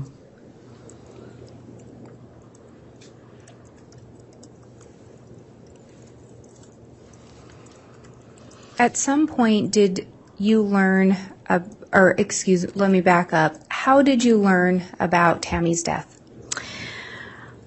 The morning of the 19th, 7 o'clock, Emma called me on the phone, and she was just sobbing. And she told me that her mother had died, and I said, what? And I said, what happened? And she said, she died in her sleep. And I'm going to object to hearsay. This is all hearsay. I'll sustain that at this point. At some point, did someone take the phone from Emma? Chad did.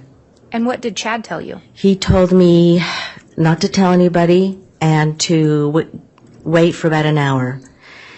And I said, well, I need to call the bishop. And he said, no, don't call.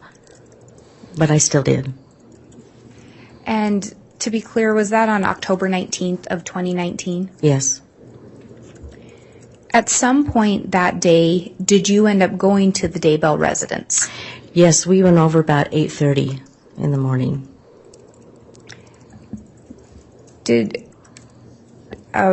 you make observations of Chad when you arrived? Yes, he met us at the door, and he gave me a hug, and all the children were there, and their spouses, except for Mark. And the children were stunned. They were all on the couch and chairs, and they could hardly speak. They were stunned at this. But Chad was not stunned. He had to tell us. I said, "What happened?" And he said, "Well, we think she died of an embolism."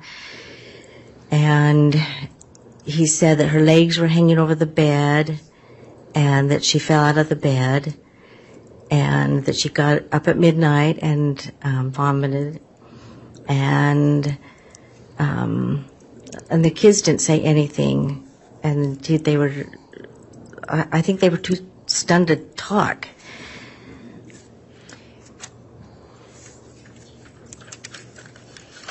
Did it surprise you to hear Chad's explanation of her death? Yes, because I had just seen her Wednesday. I had just talked to her on Wednesday. And how did she seem on Wednesday? Fine. She was fine. Did she complain to you at all that day of any health issues? No. Did you ever hear her have a coughing fit around that time? No. After initially going to the Daybell residence, what else did you do that morning? So I asked them if they had breakfast, and they said no. And then my husband and I said, "Well, we'll go get you breakfast." And as we stood up to go, Chad told me that the funeral is going to be on Tuesday and the memorial on Wednesday. And I was really surprised, and I looked at him. I said, "Oh, did you plan this?" Because, sometimes a husband and wife will say, "If I die before you, I want, a graveside or do this." I said, "Do you plan this?" And he said, "No." But I knew somebody planned it. And did that seem awfully quick to you? Yes. And so the funeral was going to be on a Tuesday, and the memorial on a Wednesday, Yes. and she was pronounced dead on a Saturday. Yes. Did Chad respond when you asked if he'd already planned the funeral or if they'd talked about it? He just said no, and that's all he said. But it did catch me off guard. It did surprise me. Did you, in fact, end up attending the funeral? Yes. I had to go see her in the casket. Sorry. You're just fine. I had to tell her goodbye.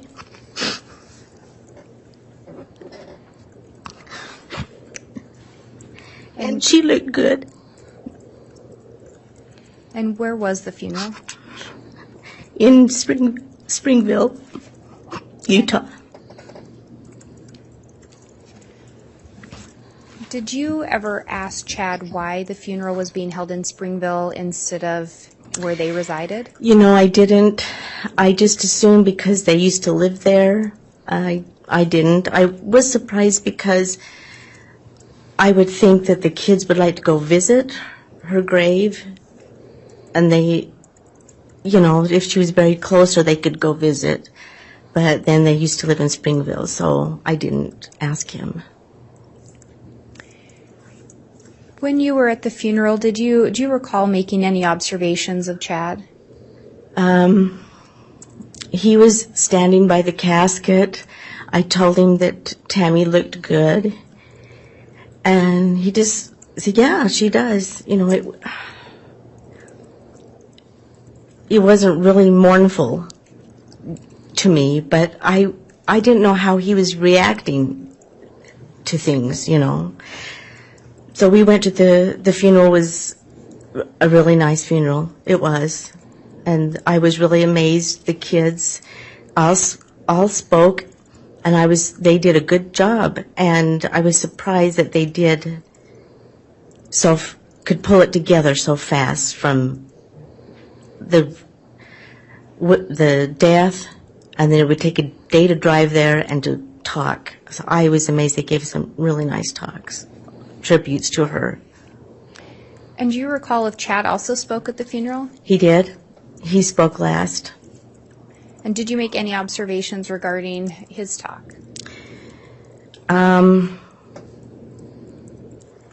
He gave a good talk too. Maybe more like a church talk than a spouse would speak about their mother spouse. And after getting back from the funeral, did you end up attending the memorial service? No, we didn't go because we had just been to the funeral, and so our Relief Society presidency and the bishop fixed a meal, and we took it over to Chad's after the memorial. And when you took it to Chad's house, was he there? Yes, they'd just gotten back, and the kids were back, and so we put the food down, and the kids started to eat.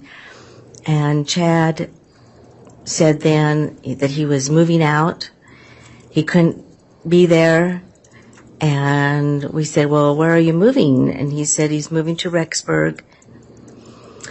He had a friend there that had a condo, and that his friend was hardly there, so he would let him stay there. And the memorial was on Wednesday? Yes. And so by Wednesday, Chad was telling you he was going to move out of his residence? Yes. Were you left with an impression of if the friend was male or female? He called him a he. Chad called him a he. So you believed it to be a male friend that he would be moving with? Did anything else strike you that morning as far as anything Chad told his kids? Yes, he told them to go through Tammy's things that afternoon, which I was surprised at.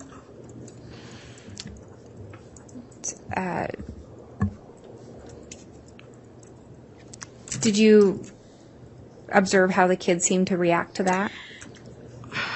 They were eating, and they seemed to go along with it, not really question him. So I think they went ahead and did that. In the time after Tammy's death, did you have an opportunity to observe the Daybell children? Yes. So I went Friday to go check on Emma and Garth, and I stopped in to see Emma. She was really struggling. She was crying. She'd missed her mother. She was also struggling having contact with Chad. I said, what's wrong? And she said that he didn't want anything to do with her or her siblings. And then I checked in at Garth. They lived right kitty-cornered from each other. So I checked in on Garth, and he said that he was hoping he wouldn't lose his dad. Your Honor, I'm going to object that this is hearsay. Sustained. Were you able to observe how they appeared? Emma got real sick, and she lost a lot of weight.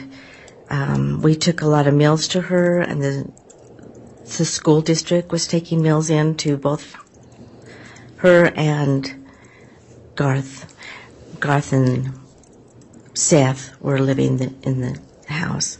And when you say in the house, were they living in Chad and Tammy's house? Yeah, they were. And I went over and cleaned Tammy's house for her, took her a meal, but she struggled health-wise that way. At some point, did you end up reaching out to Chad? So it was about a week, and my husband and I thought, well, we could call him to see how he's doing, maybe we'll visit him. So we called him and said, can we come and visit with you? And he said, no, but I'll come to your house. I'll come over and see you. So we said, okay. And Judge, I'm just going to inquire when the court wants to take a mid-morning break, just so I can gauge how far to go. Okay, let's go ahead and do that now. I think it's a good time for that if you still have a ways to go on your direct. So, all right, thank you, Ms. Blake. We'll take a break here for roughly 20 minutes, so try to get started again no later than 11:45. All rise, please.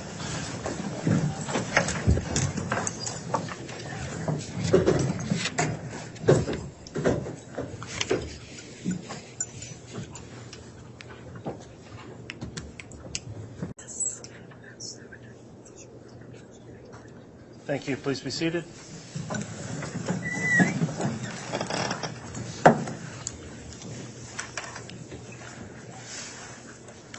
All right, Mr. Bailiff, if we could have the jurors brought back, please.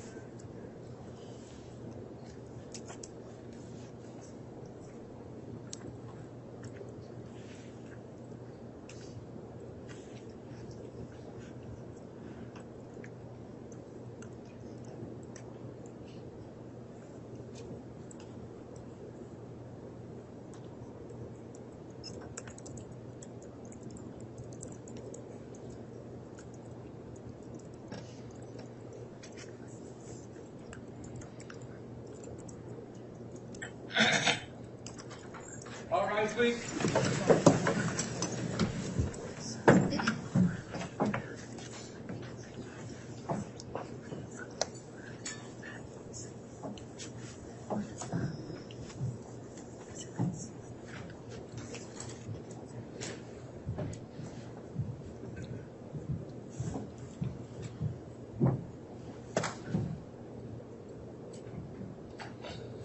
Jury's not present, count for your honor.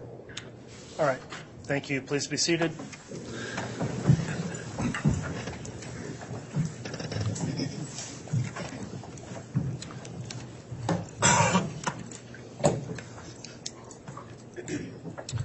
Okay, Ms. Blake, you can continue on your direct examination. I'll remind the witness you're still under oath.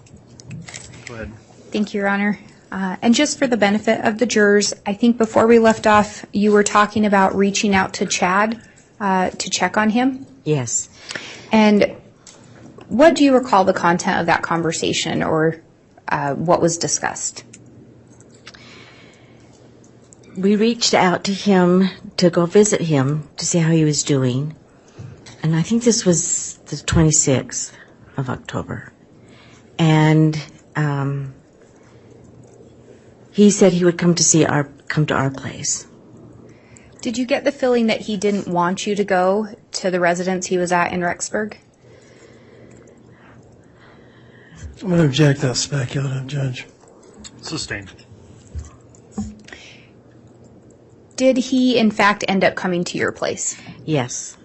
He came over to our place, and it was, I'd made cookies, and he came in and sat in the kitchen. We asked him how he was doing, and he said, actually, I'm doing really good. And that he'd met the woman he was going to marry, and you recall this being around October 26th? And Tammy had just passed away or been declared dead on the 19th? yes. Did you find, did it surprise you that he seemed to be doing so well? Yes, we were shocked. And he went on to say how beautiful she was, and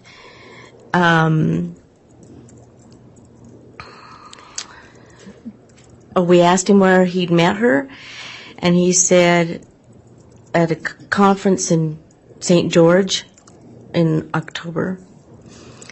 And we asked him her name, and first he wasn't going to tell us, and then he said, well, I'll tell you.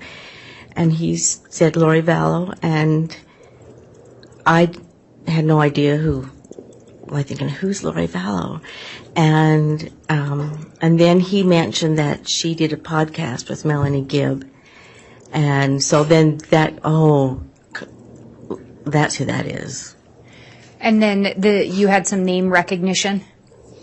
Yes, just knowing that she had done a podcast with Melanie Gibb. Had you ever met Lori Vallow? No. And when Chad was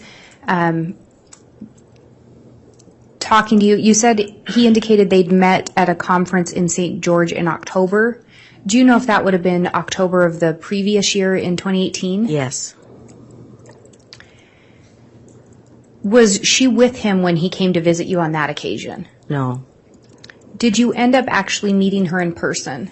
Yes. Do you recall when that was? Yes. So on Tuesday nights, we worked at the temple, and we were waiting in a room for a meeting to begin, and he tapped us on the shoulder and asked us to step in the hallway. And there we met her and her niece, Melanie, and another friend. And it was brief because we had to get back into the meeting, and so it was just brief, but it was a little awkward. It was awkward. And then at some point, did Chad and Lori both end up coming to your house? Yes, so in that week, so I honestly, I don't know if it was the next day or another day, but it was in that week. And they came to the house in the afternoon, and it was cold, and so I asked her if she was used to Idaho weather, and she said she'd bought some warmer clothes, and they came in and sat on the couch and was quite affectionate with each other. And when you say quite affectionate, could you describe a little bit about what you were observing? It was abnormal for us to see Chad that way. So, his arm was around her. He had his arm over her legs, and she was giggling and laughing. And for Todd and I, for my husband and I, we were embarrassed just because we hadn't seen Chad in a thing that way. Especially, they look like teenagers, and so.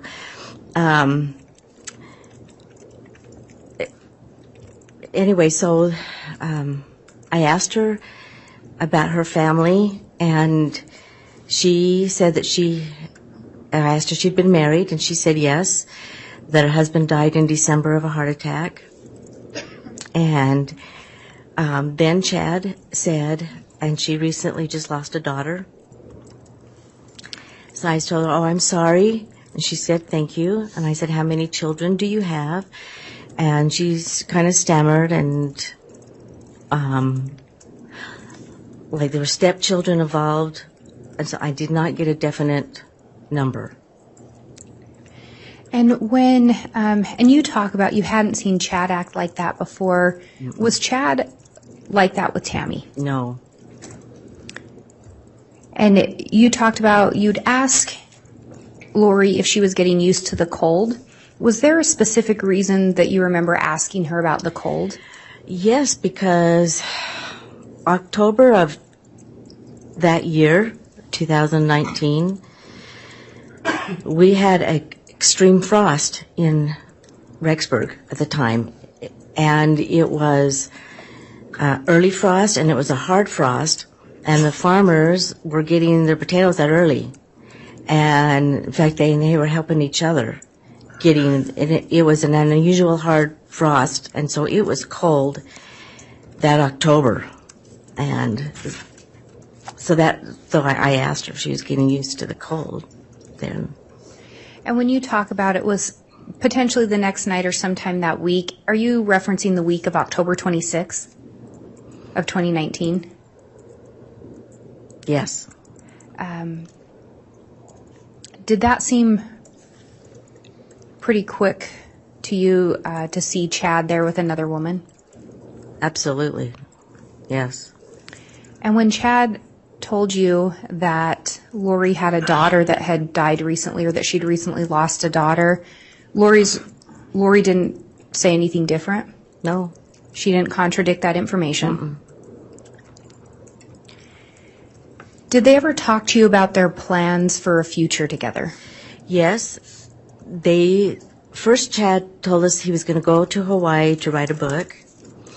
And then they mentioned that they eventually were going to get married, but they didn't know when that would be. They mentioned they were going to take the kids to Disneyland around Thanksgiving. And when they talked about taking kids to Disneyland, do you know which kids they were referencing? It would be Chad's children. Did they ever mention taking any children of Lori's with them? No, I had the impression that she had no other children.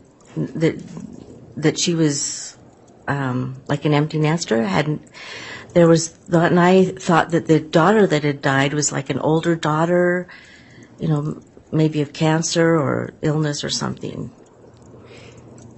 And did Chad or Lori provide you any details as to how Lori's daughter had died?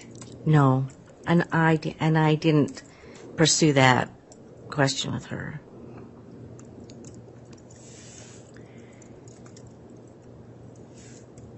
And I think previously we talked a little bit about you going to visit Emma, and was it Emma that you would go clean her house? Yes.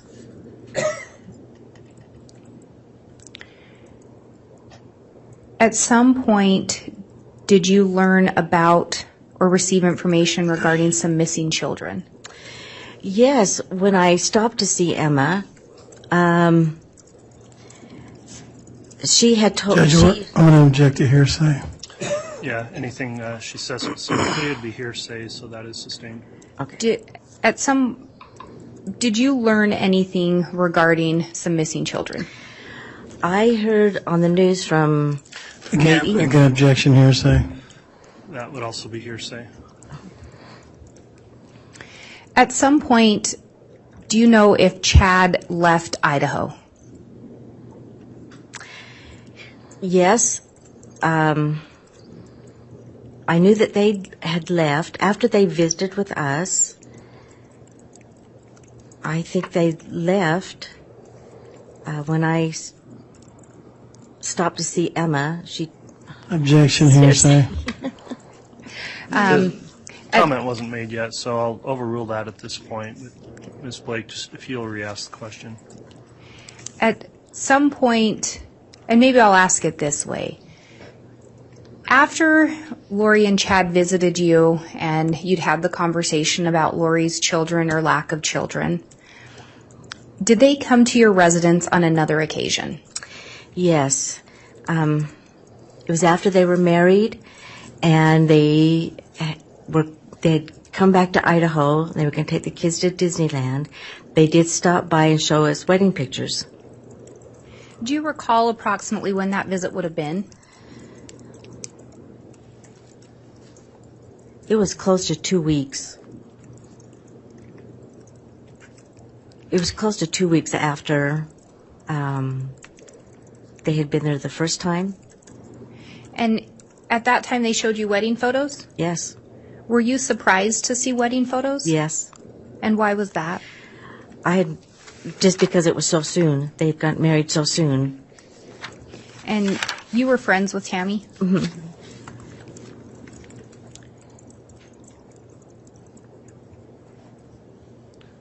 At some point after that visit, did Chad end up coming to your residence?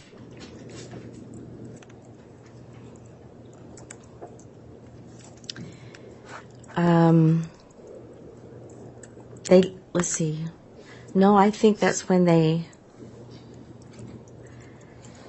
left for Disneyland.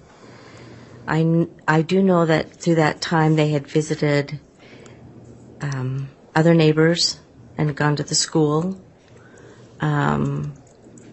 He came earlier in February and visited with us. And later in February of the following year? No, 2019. And just Chad had come over on that occasion? Yes, And that was while Tammy was still living. right. What do you recall? Why does that particular visit stick out to you? Because we were fixing a bedroom floor, so I was busy. It was a mess, and so I was fixing the floor, and he came over to visit, and so I was still fixing in the bedroom, and he was going to leave, and I walked to the door with him, and he stopped at the door and paused and said that he'd had a vision of Tammy, that her time on earth was coming to an end, and that it was fulfilled, and he didn't know how or when, but he didn't see her living past the age of 50. And that was in February of 2019? Mm-hmm. And again, when you had met with Chad the first time, he'd indicated he met Lori in October of 2018? Right. At some point, did Chad come to your residence and ask if he could move in? Yes. After Lori was arrested in Hawaii and was brought back to Idaho, and he came shortly after and asked, he said it was too crowded at his place and he couldn't live there, and he wondered if he could live in one of our spare bedrooms. We told him we had a daughter that was coming to live with us. So no. And did he visit you other times as well around that same visit? It was when the bond hearing was set for Lori. He came to our place shortly after and asked if we would put our property up for bond. And I said, well, he mentioned another man's name. He said, he can't help me. I said, what about your family? No, my family can't help me. We told him we would think about it. And he left. The next day, I think that was a Saturday. The next day was Sunday, and he texted us and said that he had a bondswoman to come and talk with us. And we told him, well, we were still thinking about it. And We're going to object as to relevance. We don't believe that this is in furtherance of any conspiracy. What's the relevance, Ms. Blake? Your Honor, I can ask a different question. Go ahead. At some point, did you and Chad have a conversation regarding the comment he had made to you previously about Lori's daughter dying? yes. So when he asked us to do this bond, I felt like, because you're asking this of us, I'm going to ask you some questions. Again, Judge, we're going to object to relevancy. Ms. Blake? And Your Honor, maybe I'd ask for a sidebar. Okay.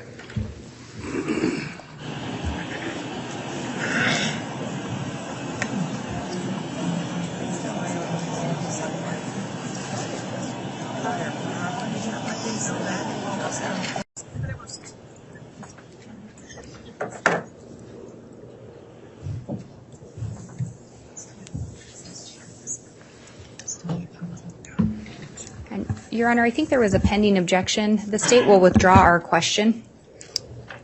Okay, go ahead. Ms. and ask a different way. Not getting into the context of why Chad was there or the other conversations, what, if anything, did he say regarding his prior statement that Lori had a daughter that had lost a daughter recently?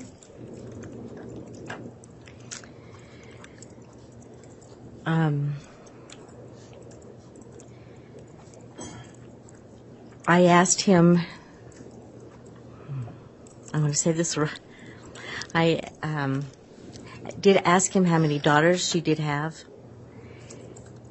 And I said to him, you told me when we met that she had just lost a daughter.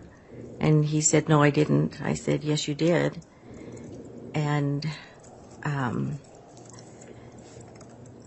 so I knew that it was Tylee that he was talking to me about. I asked him also,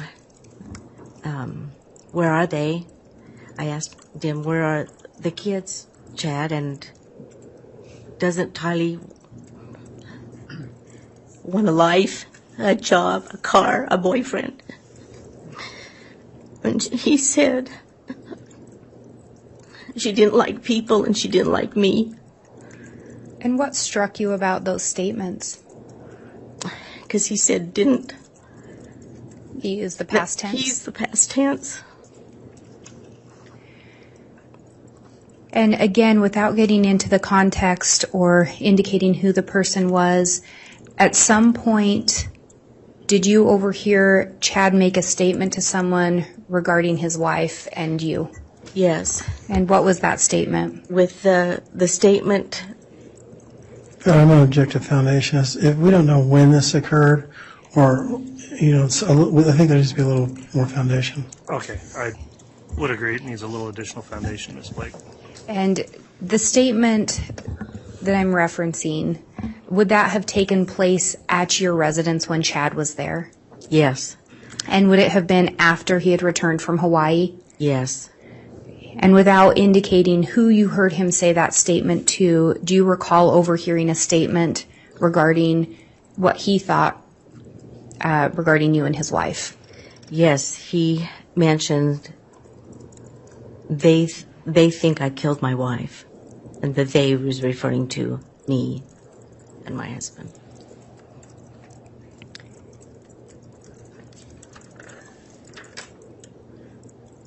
I don't have anything further at this time, Your Honor. All right, thank you, Ms. Blake. Cross-examination? If I could have just a second to confer with counsel. Very well.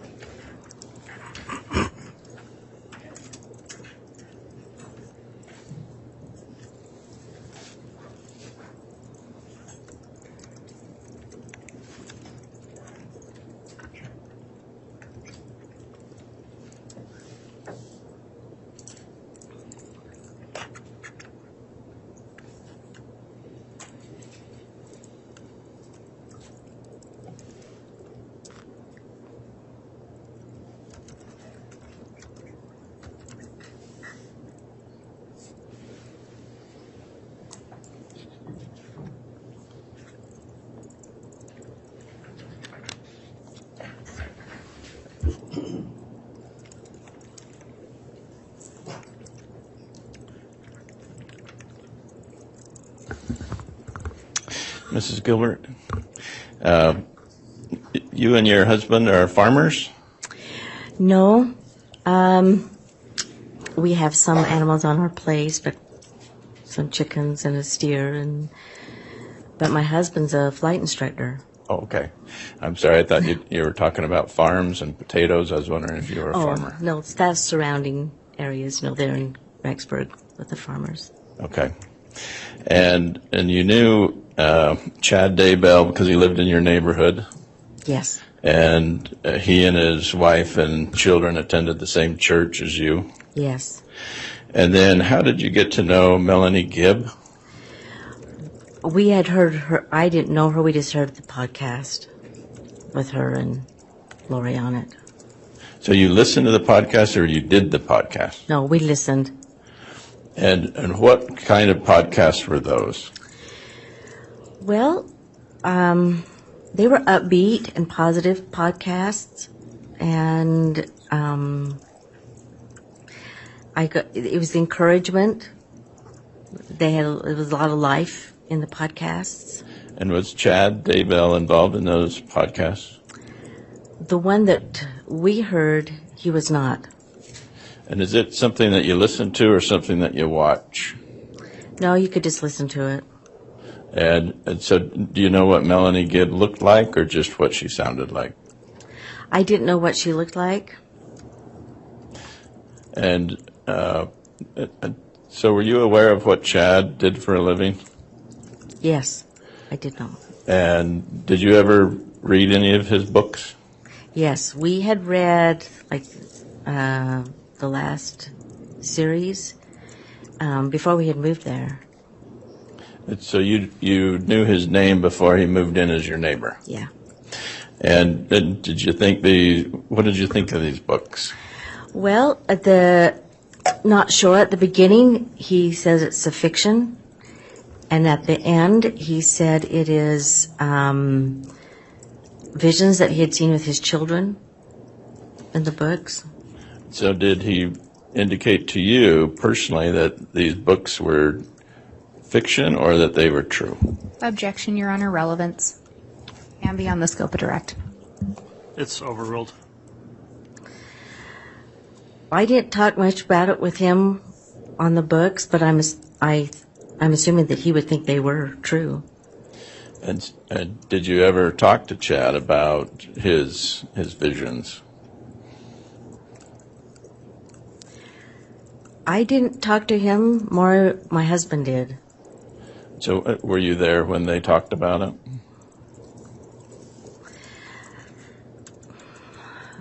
No, because they did it at church. I'm sorry? They did it at church, so I wasn't there. Okay. Your husband and Chad would talk about his books at the church? At church. Okay.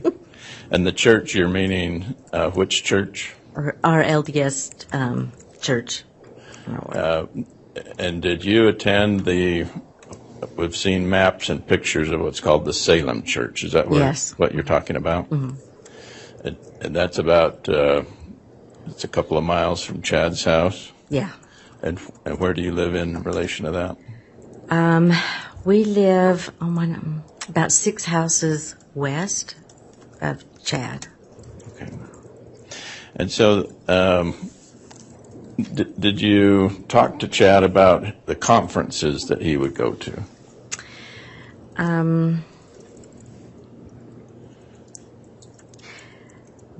No, we attended one in Rexburg and one in Boise.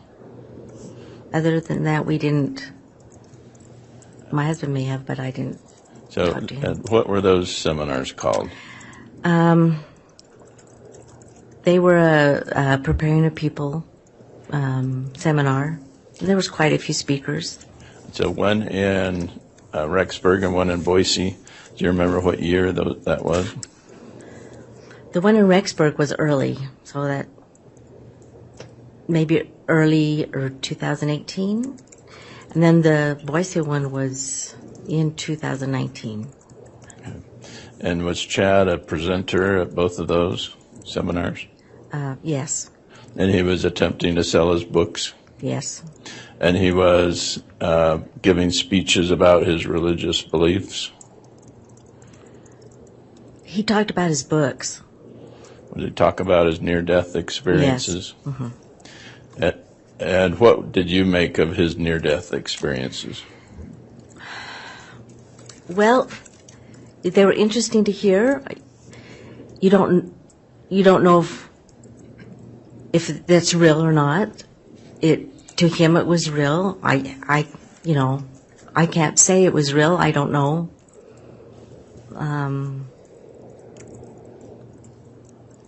Was his goal in talking about his experiences to sell books? I think so. And were these seminars or conferences sanctioned by your church? No. Were they approved by your church? I don't think so. So people who go to these seminars are typically LDS people? Oh no, they're from all over. They were from all over. So who's the, where did you learn about these Preparing a People conferences? I think we saw a brochure about it. We saw a brochure with one in Rexburg, and then also an advertisement one, I think, online for the one in Boise. Okay. So the presenters at these seminars, conferences that you went to, what was the subject matter of that approved by your church? No. So if you went to one of these seminars, conferences, you were a renegade of your church? No. They had all different types of topics that was interesting to hear. There was one that talked about the process of fossils, the universal model. There was one, a lot of it had a theme with it, with the LDS theme, like there was one on the Book of Mormon. A lot of them talked about being positive and being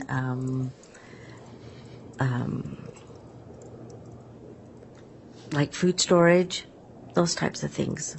Would some of the topics focus on the end of the world? I think Chad's did. He seemed to talk a lot about the end of times. Yes. And what did you make of that?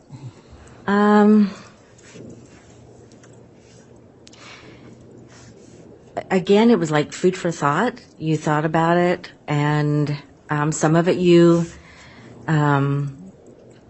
he would tie things into it, like what was going on in the world. So he would tie that into it. Financial things going on or disasters going on in the world. So he would tie it together. With some of what he was teaching, would that be called strange or out of the ordinary? Probably, yes. Would he talk about a new church called the Church of the Firstborn? Not in the seminars. I did not hear him talk about that in the seminars.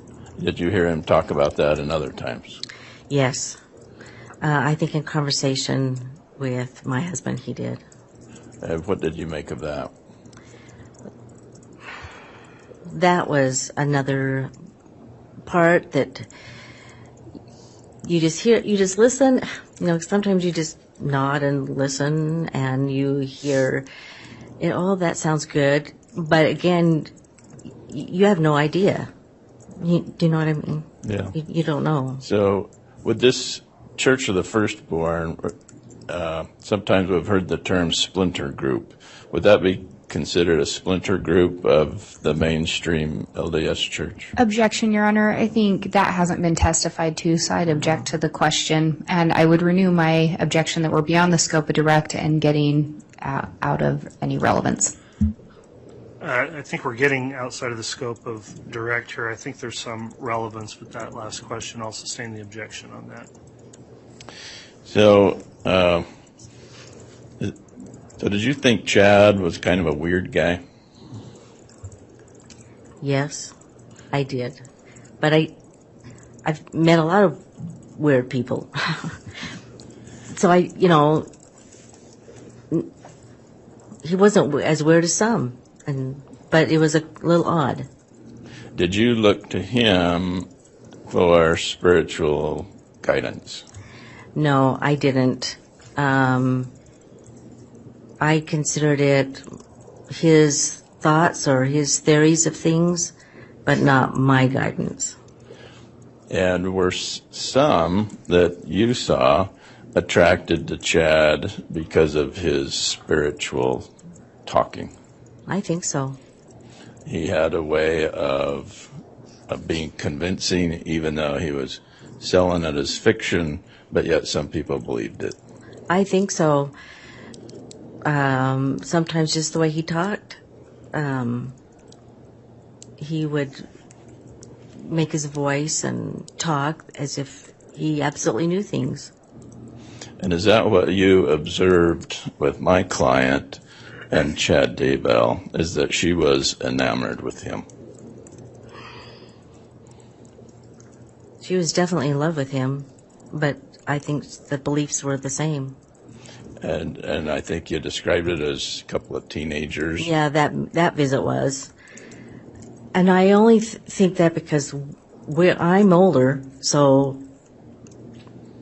you would look at it like, well, I know their age, like be your age type of thing. Does that make sense? Yes. All right.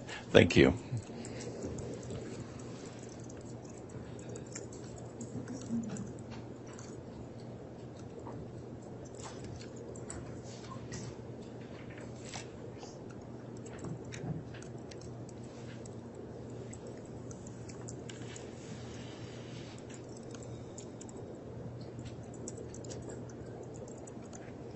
All right, Ms. Blake, redirect.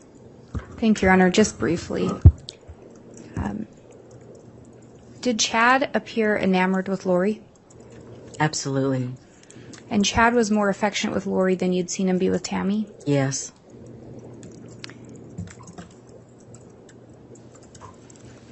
From your observation, did it appear that they had an equal relationship, Chad and Lori? Yes. Were they both equally affectionate with each other? Yes. Did they both speak openly with you? Yes. It didn't appear one was controlling the other one?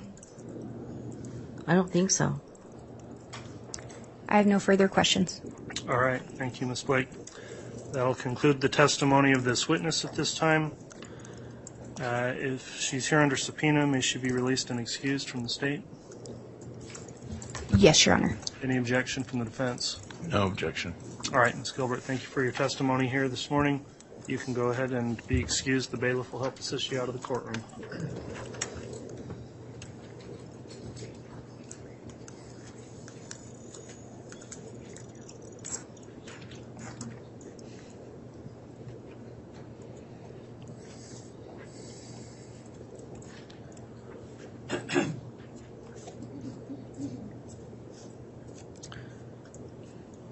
All right, the state can call their next witness. The state would call Todd Gilbert.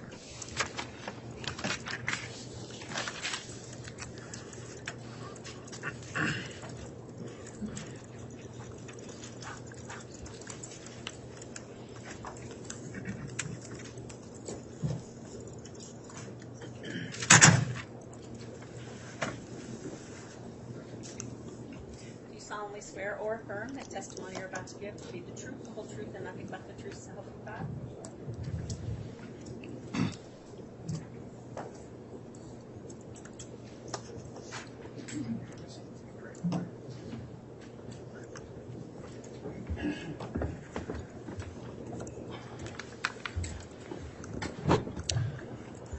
All right, now that the witness is sworn, let me just inquire, Mr. Gilbert, did you listen to in any way or review any of the testimony that's occurred in this case since it started at trial? No. All right. While you're testifying, please talk right into that microphone. Please use an audible or verbal response to any question asked and try to avoid speaking over the top of anyone questioning you. That way we'll keep a clear record. With that in mind, Ms. Blake, you can inquire on direct examination. Thank you, Your Honor. Would you please state your name and spell it for the record? Todd Gilbert, and TODDGILBERT.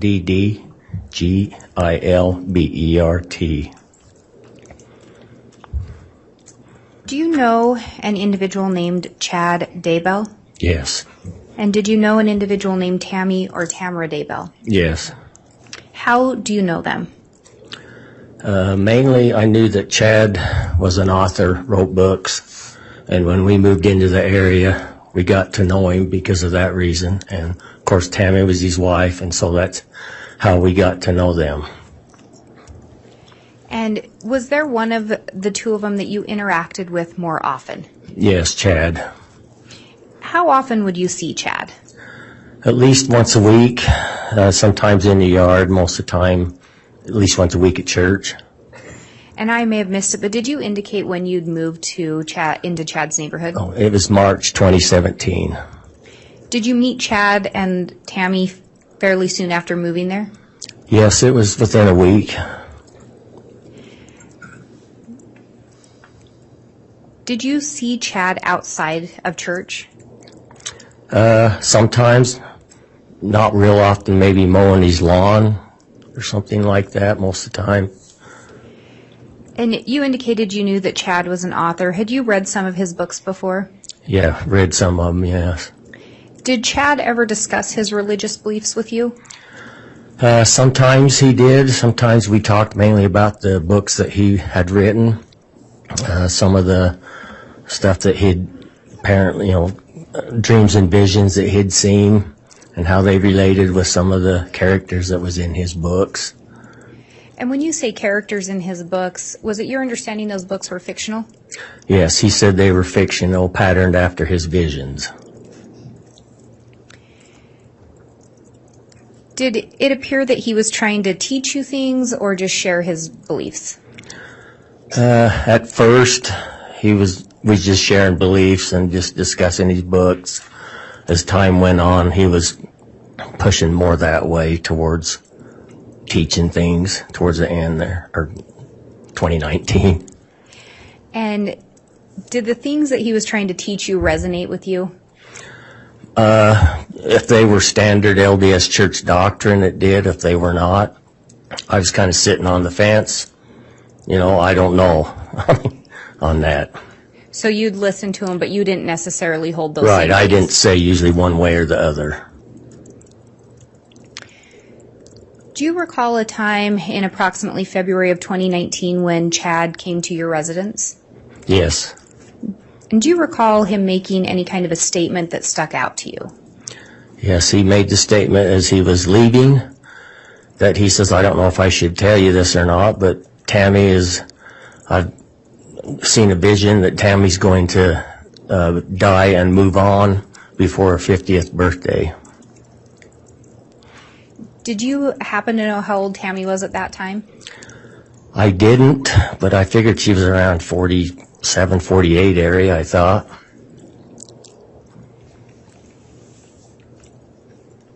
And at some point, did you learn of Tammy's passing? Yes. On the morning of October 19th, 2019, I would usually get up early in the morning and exercise. And so when I come upstairs at around 7 a.m., Chad's daughter had just called Alice to tell her that her mom had just passed on. And so that's when we found out about it. Did you end up going to the Daybell residence that morning? Yes, we went there around 8:15 to 8:30 area. When you got to the residence, did you make any observations of Chad?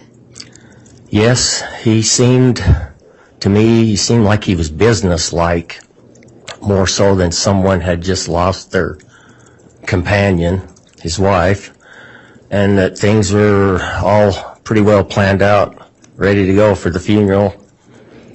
Did that seem odd to you? Yes, it did, because usually you're mourning more than that if your wife passes on as a surprise. It surprises you. And you said you arrived there, and correct me if I'm getting this wrong, but around possibly 8:30 that morning? Yeah, yes. And so she had just been pronounced dead shortly before that, is that correct? Yes. Do you recall Chad making any statements to you that day or having any conversation with him? Yes, he referred to, I said to Chad that I'd forgot all about him telling us that she was going to die until it actually happened. And so I said to him, well, man, I guess it happened. And he says, yes, it did. He turned his back away from his kids that was there so they couldn't see him, and kind of whispered that to me, that he said that, and that's probably the biggest thing that I remember that day. And when you asked, so I guess it happened, were you referring back to the vision he'd told you about that Tammy would die? Yes. And you said he turned away from his kids. Did he indicate if he'd ever shared with his kids that their mother was going to die? He did say that he had never mentioned that to them, and I don't think that they knew it. Do you recall if he told you anything regarding how Tammy had died? He mentioned that she had got up about midnight, had a coughing spell, and threw up in the bathroom. And she went back to bed, and he had figured that she had died around 2 a.m. He mentioned to us that he thought she had an embolism, and that she had passed away around that time, and that around 5:30, 6 a.m. that she had fell out of bed, and that he wanted Garth to come and help lift her back up upon the bed, and that she was already dead at that time. And had you made observations of Tammy? Would you see her at church as well? Yes. Did you ever notice anything with regard to her appearing to have failing health? No. Did you make observations of Chad and Tammy together when you would see them? Yes, when we first moved into the ward, they sat very close up to the front and was together as a family. As time went on, especially from first part of 2019, they would slowly move them back further towards the back. And so about June of 2019, they were almost clear to the back. They seemed like they were a little distant from each other from what we had noticed before, and that Chad was talking less to me about stuff, and that he just says that people that talked about preparation was kind of getting a little old, and so everybody's taking a break. And on the morning of October 19th, 2019, did you end up leaving and coming back to his residence that day? Which day was that again? Oh, on October 19th, the day of Tamara's death? Yes, we asked them if they wanted breakfast, so we went to McDonald's and bought breakfast for them and brought it back. And at that time, there was more people that had arrived from the ward to give their condolences, and so we just left the food on the kitchen cabinet, and Garth said that was okay, and then we left at that point. At some point, did Chad talk to you about not staying in his residence, that he was going to move?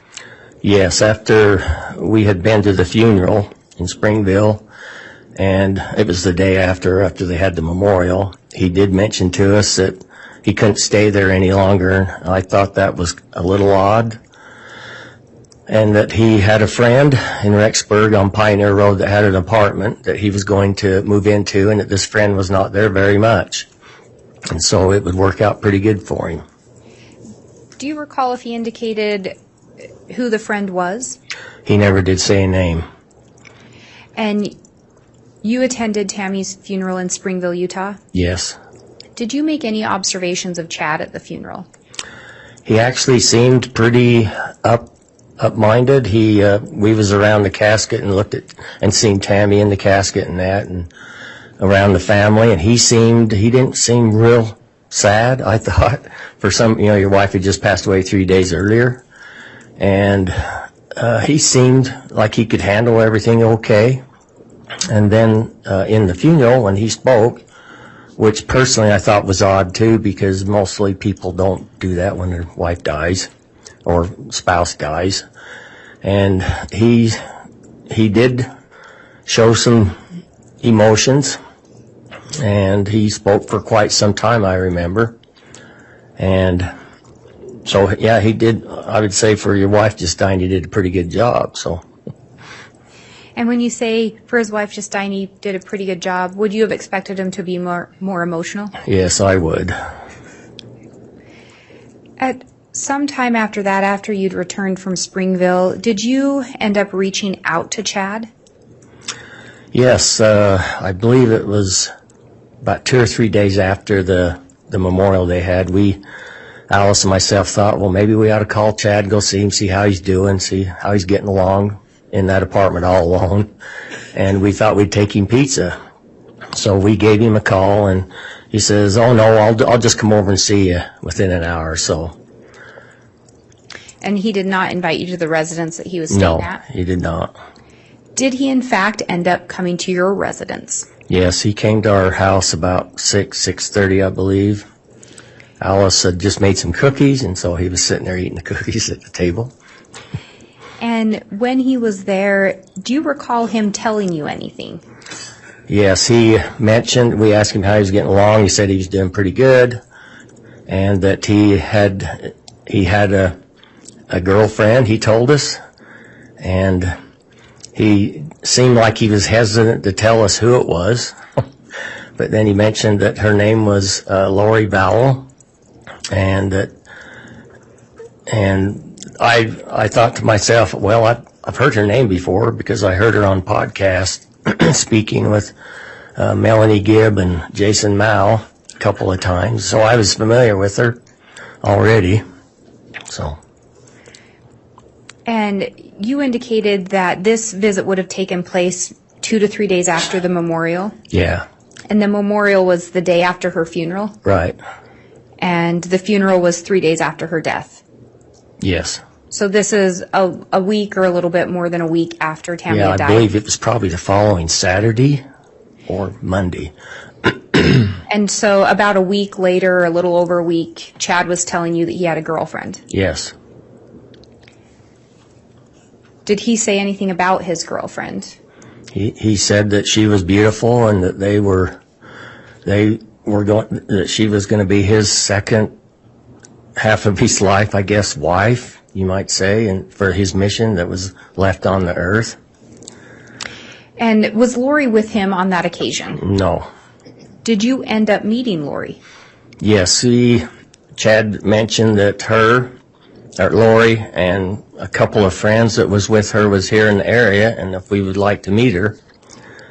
And so we worked in the temple as officiators of Rexburg Temple, and he said that they would be in the temple that Tuesday afternoon doing some work, all four of them, and so would we like to meet her. And did you, in fact, end up meeting her on that occasion? Yes, about 5:30 when we were waiting in prayer meeting. Chad come up and tapped me on the shoulder, and we went out in the hallway, and there was Chad and Lori and Melanie Bedreau and another lady that I'm not sure who it was. And did you speak with them for very long that day? Probably no more than 5 minutes or so. We didn't have much time because our meeting was about ready to start. Ms. Blake, sorry to interrupt. Can you wait just a second? We had a little technical issue we're going to sort out for a moment.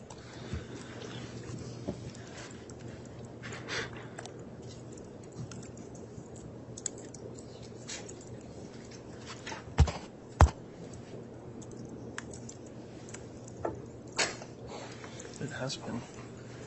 I'm not sure. Yeah, I think it's.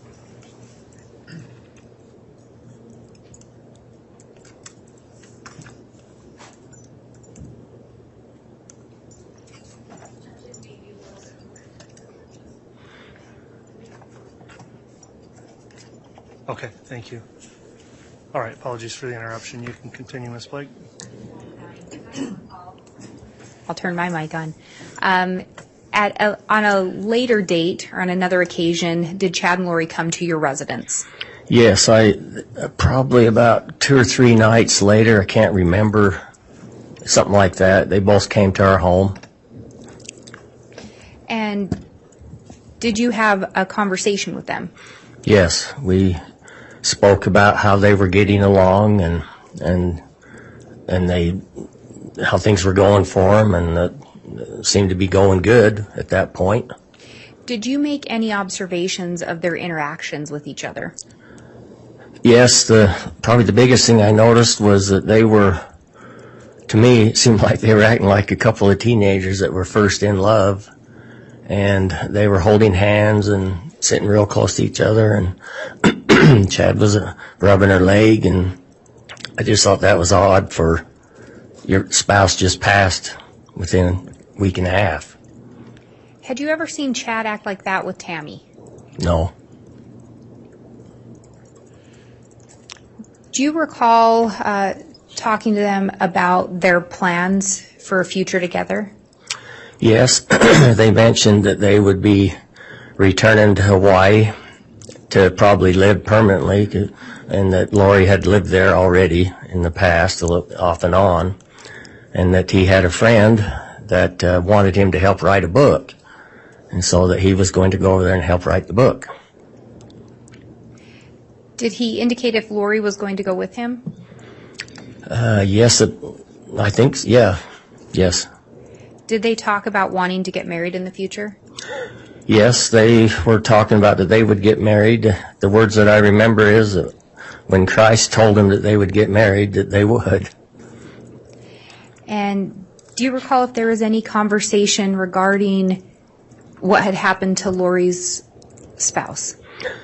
Yes, Alice was asking her, so you've been married before, and she did mention that she had had a husband and that he had died in December of 2018 of a heart attack of their marriage.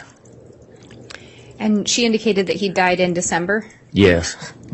Do you recall any conversations or statements made regarding Lori's daughter? Yes, we asked her if she had had any children, and she said that she'd had many, and that Chad spoke up and said that she had a daughter that just passed on, and so we didn't really ever get a straight answer of how many children she did have. Did Lori correct him or say anything different when Chad mentioned she'd had a daughter that had passed on? Not that I can recall. And Lori never mentioned having a daughter living? Not that I can recall.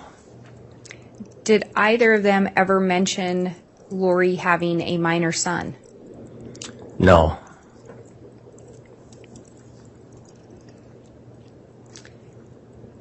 Do you recall them coming to your residence on another occasion, a later occasion?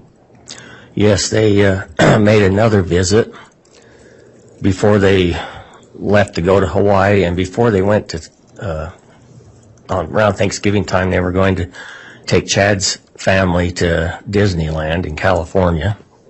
And at that time, they mentioned to us that they'd got married, and that they showed us all of their wedding pictures.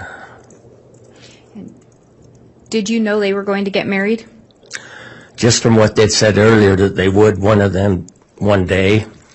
And of course I understand they got married November 5th, and Alice talked to Emma on November 6th, and Emma told her that I'll she object, Your Honor, was to married. hearsay. That's a hearsay statement, so that any answer there will be stricken, not to be considered by the jurors, please. And Ms. Blake, you can ask another question. Thank you. So Chad and Lori showed you their wedding photos when they visited you? Yes. And when did you say that visit took place again? It was before they went to California on Thanksgiving time. And that was in 2019? Yes, 2019. And you said they were taking Chad's family to Disneyland. Yes, his married kids and the ones that weren't married, all of them that was there. Did they ever mention taking Lori's kids with them? No. Did you ever see Chad and Lori with any children belonging to Lori Vallow? No.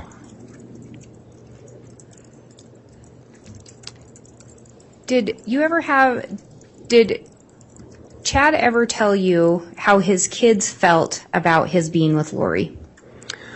I'll object, Your Honor. That question calls for hearsay from Chad's kids. I ask if Chad ever said how his kids felt. Yes, the objection's overruled. He mentioned several times that they were feeling good about it, that they were missing Tammy, their mom, but they felt good about Lori and moving on with her. He told us that several times. Did Chad ever say anything about how Tammy felt or would feel about his relationship with Lori? He did mention to me 2 or 3 times that she visited him in spirit and was fine with everything, and that her mission was complete on this earth and that she was to move on. And that and comfort her kids, that they were fine, or that she thought it was fine. And after that visit around Thanksgiving in November. Did Chad ever return to your residence at a later time? I can't recall for sure. They might have come before. They did, I know, 2 or 3 times before they went to Hawaii permanently. And when you say before they went, was that Chad and Lori? Yes, Chad and Lori both. So they visited your residence on a few more occasions? Yeah, probably no more than 3 all total. And then you indicated that was before they went to Hawaii? Yes. Or I think you said Hawaii permanently. Yeah. At some point after they'd gone to Hawaii, did Chad end up returning to your residence? He did after Lori had been arrested and was brought back to Rexburg. He got back. He came to our residence a day or 2 after that. And without going into the details of why he was there, do you recall a conversation taking place regarding his prior statement about Lori having a daughter that had recently passed away? Alice had asked him more about the kids, and I remember him commenting. She asked if Tylee, would be in college or whatever, or where she was at, and he said that she didn't really like him too much, and that she just kind of stayed away. That was about all that I remember of that.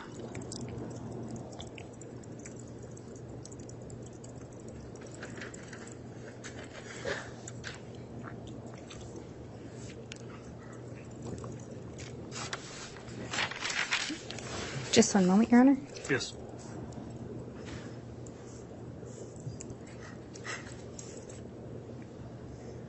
I have no further questions, Your Honor.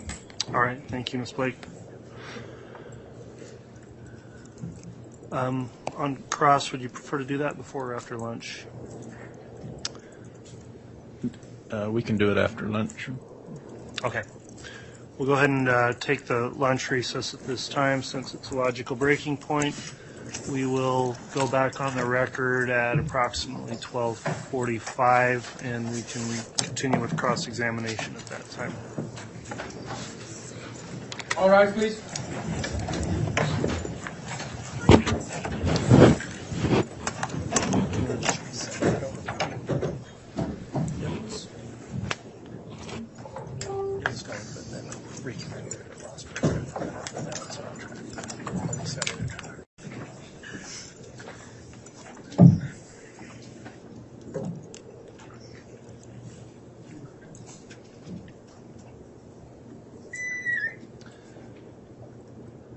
All right, I think the jurors are already starting to get lined up, it looked like, to be brought in, so we'll just remain standing. Apologies for the longer lunch break. We had a technical issue to sort out, but we're ready to bring the jurors in.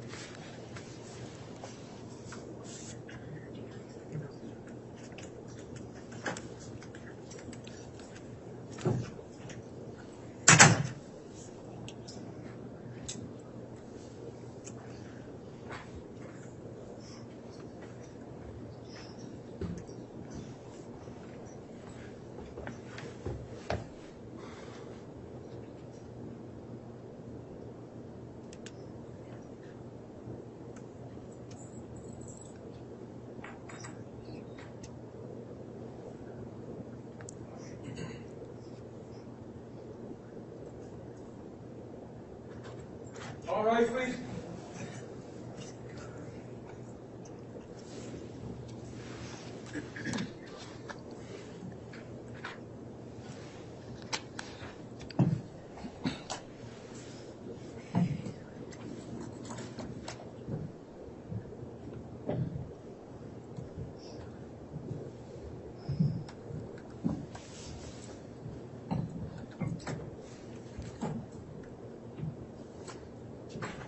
Here's our credit now for you. Thank you, Mr. Bailiff. Please be seated.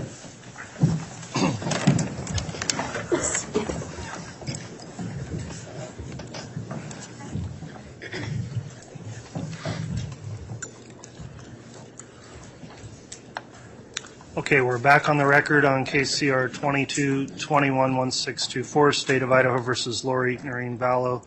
We just concluded the lunch recess. We did have a minor technical issue that delayed our restart for a few minutes. That's why we started later than we anticipated. At this time, then, the state finished the direct examination of Mr. Gilbert. We're on to cross-examination at this time. So I'll remind the witness you're still under oath for your testimony. And then, is it Mr. Archibald that will conduct cross? All right, Mr. Archibald, you can cross-examine if you'd like.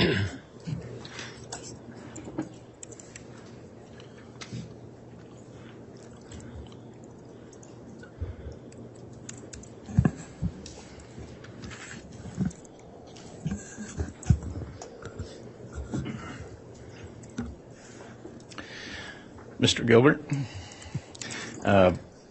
you knew Chad and Tammy as their neighbor, Yes. and then you also attended church with them. Yes.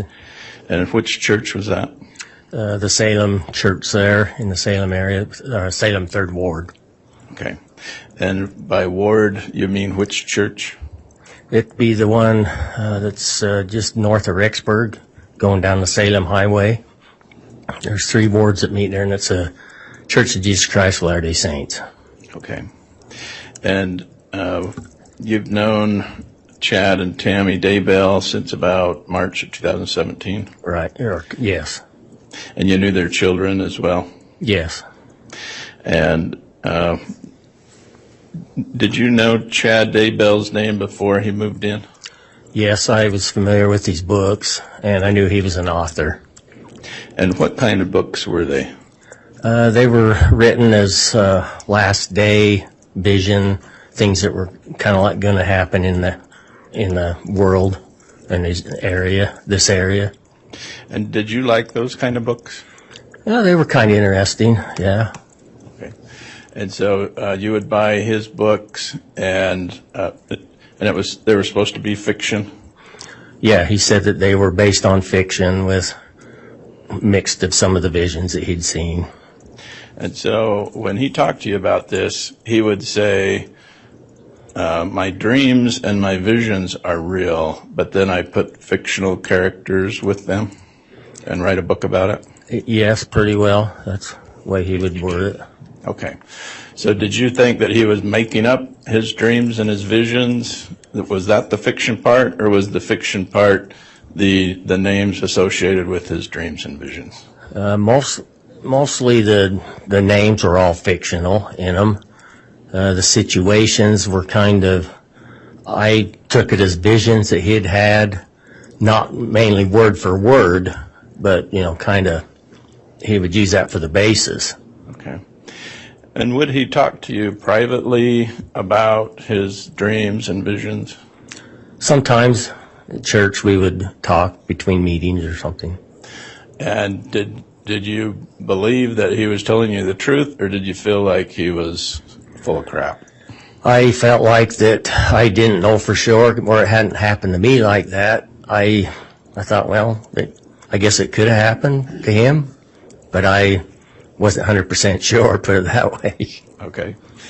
And now, eventually, after getting to know you, he wrote a series with you in books. Is that right? Yeah, that's correct. And those books were called the Times of Turmoil series?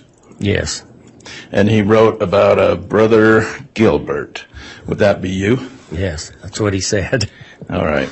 And where does the brother come from? In the LDS church, a lot of times people are called brothers and sisters, just addressed that way. Okay. So you weren't really his biological brother. No. But in church lingo, he would call you Brother Gilbert. Yes. And these books, Times of Turmoil, what are they about with you in them? They were about he wrote 2 different series, and this was the second series, which is kind of updated, I guess, for the times that we were in. And they was pretty well the same type of series, just last days visions, things that's going to possibly happen. That's what he said. And so when you read these books with your name in it as Brother Gilbert, was that flattery or was that an insult? I would imagine I think it was flattery. He told me beforehand that he was going to have me in the book, so I knew it was coming. Okay. I think it was flattery. All right. And he wrote good things about you in there. Yes. All right. He didn't insult you in any way. Nope. Okay, good. So with these books, did you then take that as this is not fiction, this is real life for Chad? No, I feel that he thought a lot of that stuff was going to happen that way, and that's why he wrote it that way. So I would think he thought it was going to be real life for him. And it was these times of turmoil was about the end of the days, end of the world. Yeah. Yes. And that bad things were going to happen, and then Jesus would come. Yeah, thereabouts. A lot of minor stuff would happen before that Christ would come back. Okay. And so you talked to Chad Daybell about these books. Were they successful? I believe he sold them pretty good, from what I know. Yes. Who was his, if you know, who was his target audience in these books? Mainly people that were in the preparation, I guess, for the things that's happening. Getting ready for the end of the world? I don't know if I'd say the end of the world, but preparation, being prepared. So when you talk about being prepared, I mean, the general theme is when Jesus comes, that's going to be great. It's going to be good, right? Yes. So being prepared, are you talking about being prepared for bad things that come before the good things come? Being prepared to be able to survive the bad things as they go along. If you're prepared, you'll be able to handle them a lot better than if you're not. Okay. But that took into account a lot of stuff like physical items and everything too. Okay. So when we talk about seminars with preparing a people, when we talk about being prepared for Jesus coming, you're mostly talking about bad things that are going to happen before Jesus comes. Some of the speakers spoke that. Some of them didn't. Some of them was on food preparation and items such as that. They didn't really get into real wild last days things like that. Okay. But isn't the theme of when Jesus comes again, it's going to be a good thing, not a bad thing? Correct. Okay.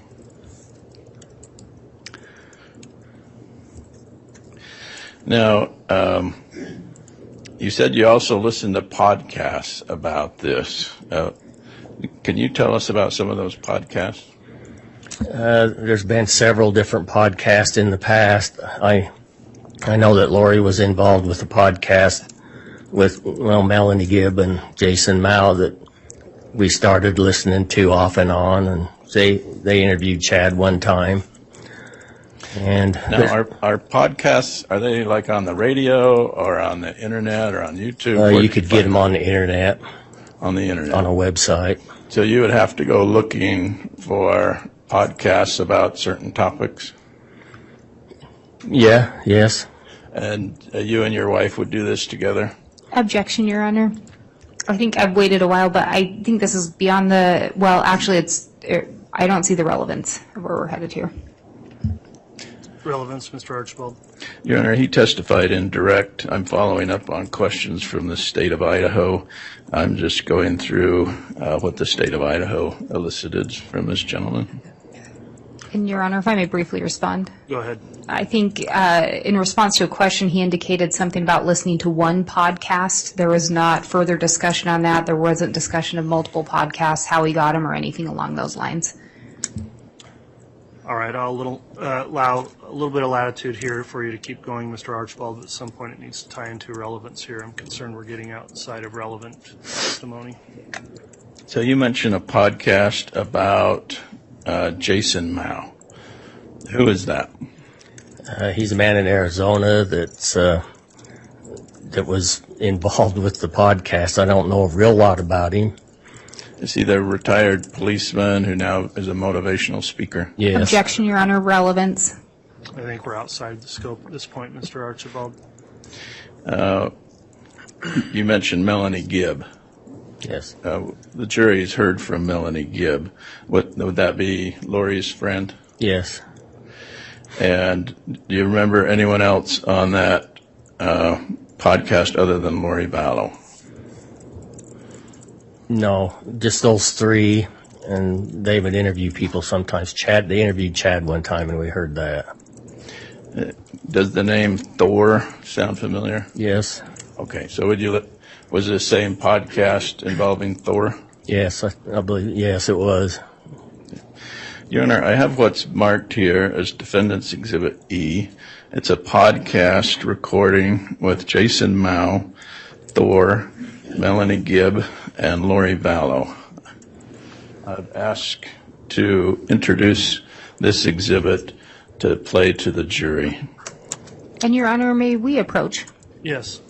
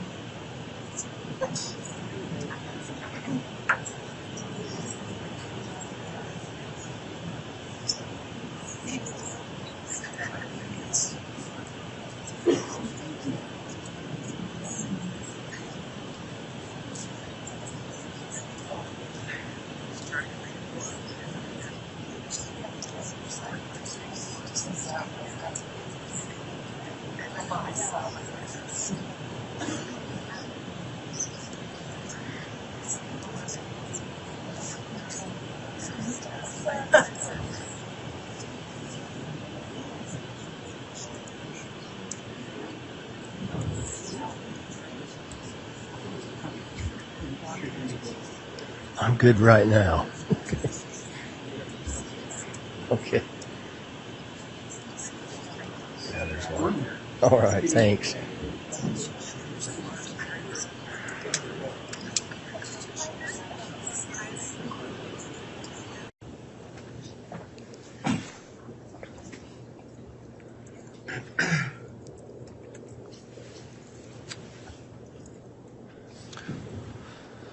Okay, we're back on the record. Ladies and gentlemen of the jury, it doesn't happen often, but sometimes it does happen where we need to hear a motion that would allow some argument that would be improper for you to hear at this point because it relates to evidence that may or may not be admitted. So for that reason, we are going to need to hear this motion at this point. I'll have you return to the jury deliberation room to wait while the motion is argued and heard. So we're not considering this a scheduled break. It's just a motion to take up to keep the evidence moving and have me make a ruling outside of your presence. So at this point, I'll have everyone rise for the jury and they'll retire to the room. All right, please.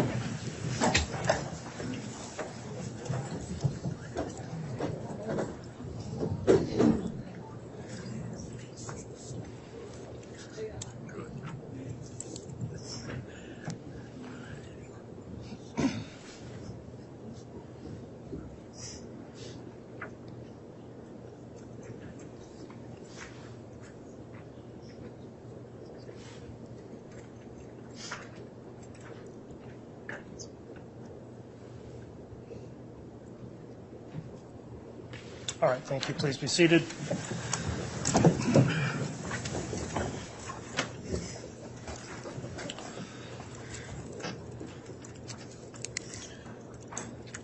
All right, the defendant has made an offer of an exhibit, which is a recording of a podcast. It's offered as Exhibit E. There's been an objection from the state. We've appropriately determined to hear argument on the admissibility of this exhibit outside the presence of the jury. The court will indicate, I've been advised that the podcast is an hour and 49 minutes. Is that correct, Mr. Archibald? Yes, Your Honor. And would you intend to publish to the jury that entire hour 49 in the course of your cross-examination? Yes. All right. As a practical concern, if it's admissible, we can do that. I have not reviewed and don't know what the podcast has, so in order to, I think, lay an adequate foundation for me to consider that, I need a proffer from the defense about what is contained in this podcast recording that you believe would make this admissible evidence at trial. And, Your Honor, I apologize for interjecting, but before the defense does that, I would ask that the witness be excused then. My concern is the proffer from the defense may educate the witness who they're attempting to lay foundation through. I think that's a good point, Ms. Blake. I think it would be appropriate then that Mr. Gilbert will have you wait outside while we take up this procedural issue, and then we'll have you return to the stand once it's been determined by the court.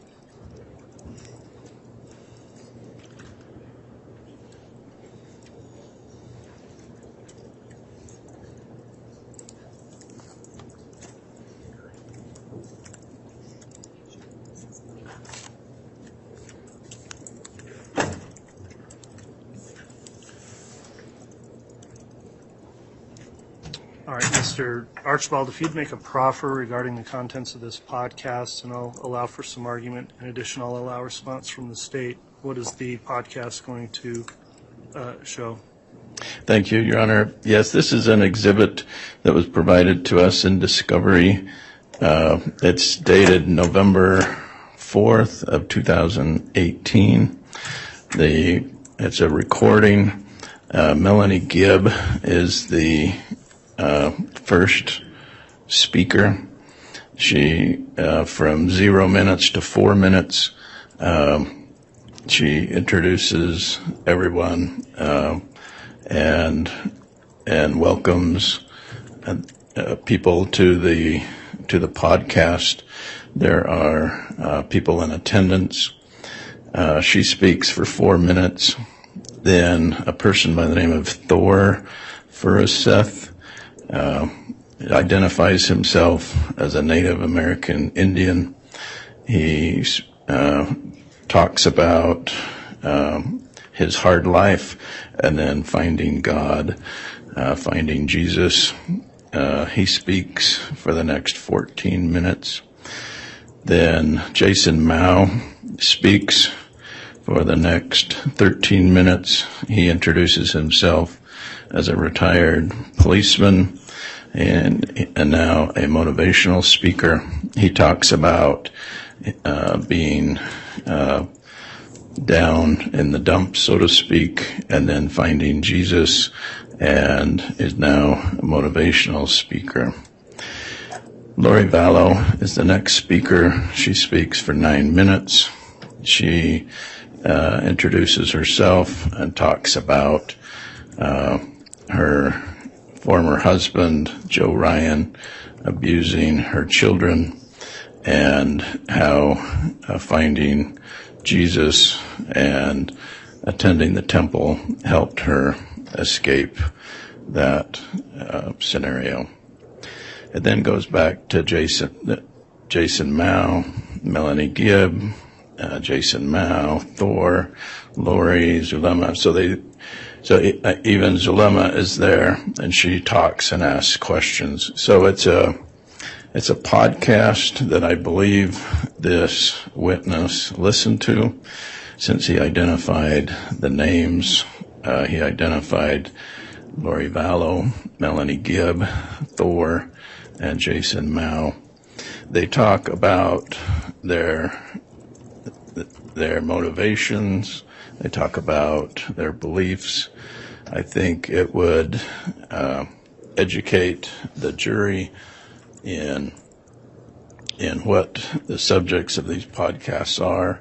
It would educate the jury, fill in some of the blanks they may have about these religious gatherings, these religious meetings.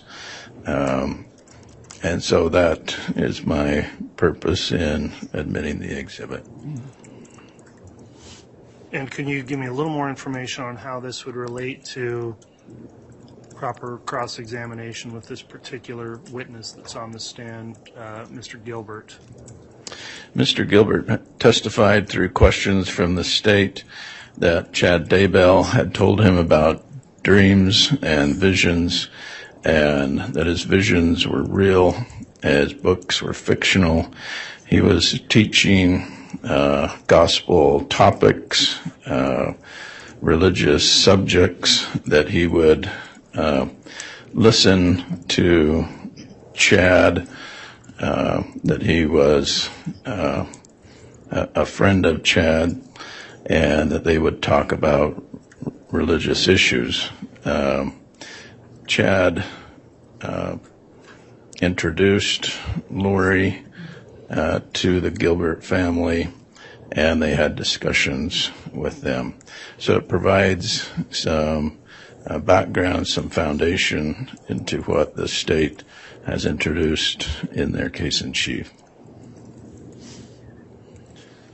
All right, and as a final question, Mr. Archibald, then, would it be necessary to publish the entire podcast?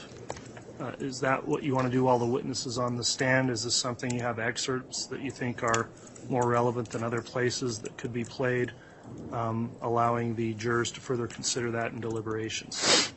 The first 40 minutes, it is an hour and 49 minutes long. The first 40 minutes are distinct in that all four of the speakers identify themselves and their history. And then it repeats itself. Then with questions and more comments, then they all take turns responding to questions. So I would be okay, actually, Your Honor, with the first 40 minutes played rather than the whole hour and 49 minutes. Okay, thanks for your responses, Mr. Archibald. At this point, then, I'll hear argument and objection from the state. Thank you, Your Honor. And the state objects for multiple reasons. One, this particular exhibit was not listed on the exhibit list provided to the state. I do recognize that this was provided in discovery. I believe it was recovered from an electronic device. However, based on what's been presented today, there is a lack of foundation. The witness simply testified about a podcast that he'd heard, identified some individuals he recalled being present. There is no indication that he was present to authenticate that the recording was true and accurate of what took place. He has not indicated the date or time that this podcast was made. He has not indicated a date or time of when he located or heard it. He has also not indicated the location where he found it or through what media he was able to hear it. In addition, it contains hearsay. There are 4 speakers identified. None of them are here today as witnesses, including Mr. Gilbert. The other witnesses' statements would be hearsay. In addition, it's been presented that there are statements of the defendant in there. It appears to be an attempt by the defendant to get statements in without taking the stand. Further, the purported reasons for the relevance include Mr. Gilbert talking about beliefs Chad Daybell shared with him. There is no indication or representation that Chad Daybell is on that podcast presenting any of his beliefs. It does not appear to be proper cross at all. Instead, if there is any relevance to obtaining the religious beliefs of these other individuals, I think they could be subpoenaed in by the defense or should have been. Further, there is simply no relevance of this. Mr. Gilbert just testifying that Chad shared some religious beliefs does not appear to open the door to then 4 other individuals talking about and or sharing their religious beliefs in a podcast. So for all those reasons, the state would be objecting to the introduction of this exhibit. And we would request, if the court was going to consider introducing this exhibit, that we take a recess for the state to review it. I recognize it's in the discovery, but given the fact that the discovery production in this case particularly has been very voluminous, and this was not highlighted as an exhibit until recently, we would just request time to be able to review it if the court were going to admit it. Okay. Let me address a couple of those objections made by the state. First, I wanted to clarify, so the defense, I believe, indicated that as part of your exhibit list would be all of the state's exhibits. Is that correct, Mr. Archibald? Yes. And is this an exhibit that the state had at some point put on a exhibit list? Are you asking me? Either one of you. Is this on the state's exhibit list? No, Your Honor. All right, so Mr. Archibald, was this disclosed as an exhibit or not? I thought I heard a representation that you thought it had been. It was disclosed in discovery, but I don't think we put this on our exhibit list because we did not know that Mr. Gilbert was going to say what he said.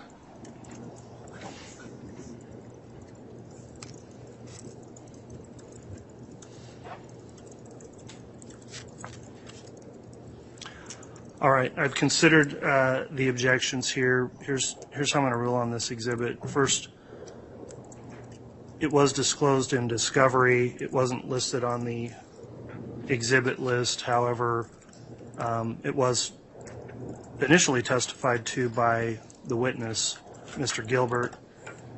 The court has to consider primarily Idaho Rule of Evidence 403, which is whether or not this would be more probative than prejudicial, or whether it could result in undue delay, wasting time, or presenting cumulative evidence, among other things in that rule. The courts considered that time of disclosure where it was revealed in discovery but not put forth as a specific exhibit. I will note that in weighing things out, the defense has offered very few exhibits up to this point. Of course, they're not in a case in chief yet, so that's to be expected.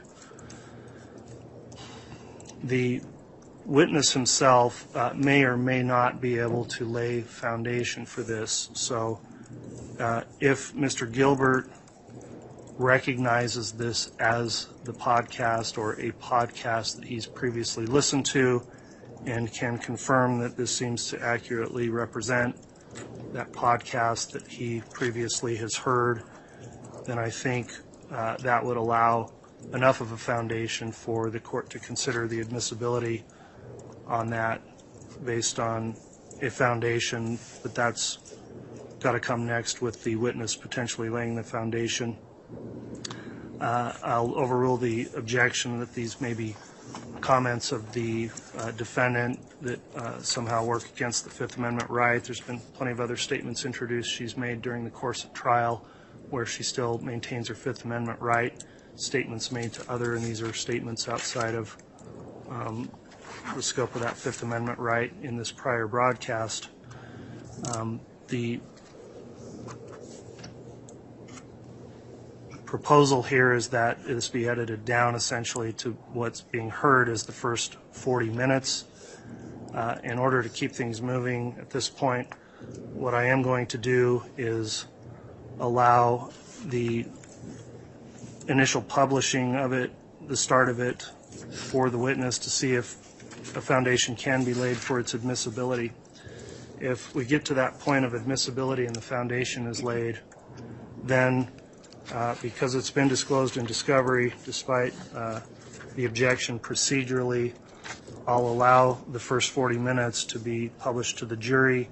However, I do want to be able to stop the recording at any given point over a more specific objection from the state to determine whether or not it'd be necessary to have a further in-camera review of the exhibit or review of the exhibit by the state, at least outside the presence of the jurors. So we need to be ready to stop it at any given point, either on the either on me indicating that needs to happen or an objection made by counsel. So I'll provisionally allow for it to go forward to see if it can be admitted with foundation. The first 40 minutes may be published on that conditions I've indicated. So with that in mind, that'll be my ruling on this exhibit. I do find I'll also indicate under 403 that the relevancy here does come in the fact that the state has specifically included as overt acts in the conspiracies the religious beliefs of the defendant here and the co-defendant, and because of the overt acts expressly stating religious beliefs to be part of that, I would find that the religious beliefs have been brought into the case and are relevant for the jurors to potentially consider. So that's the court's ruling. We'll have the witness return to the stand. And you can Your start Honor, the initial broadcast, Mr. Archibald, and see if a foundation can be laid. Ms. Blake. and Your Honor, I apologize, but I just wanted to make the record clear. The objection to the defendant's statement is not anything to do with the Fifth Amendment. It's based on the fact that statements of a party opponent are allowed. I do not believe that, and I believe the defendant is actually barred from introducing her own statements through recording. So if the court is going to allow it, we would ask the court to reconsider that part. I believe that she would be barred from introducing her own statements. That may be the case, Ms. Blake, but I just don't know what the statements are. I think it somewhat depends on what those statements are, and I haven't heard this. So at that point, if there's a renewed objection when it gets to where she's going to make commentary, we may well have to stop, and I may have to review the recording. So to keep things moving, we'll start at that point. I'll keep that objection under advisement and further rule on that if it's brought up by the state. So that'll be my ruling on the objection to admission of the defense exhibit. We'll have the witness return to the stand, please, and then we'll have the jurors brought back in.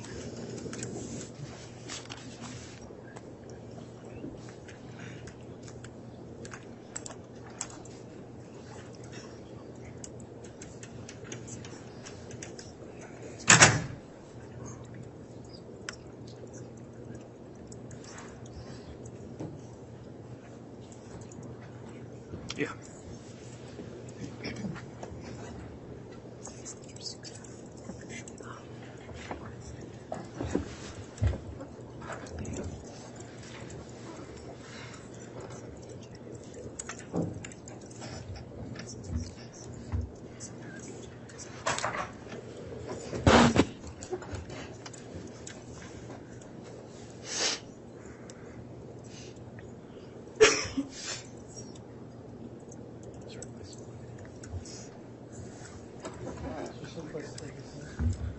Plug his laptop in.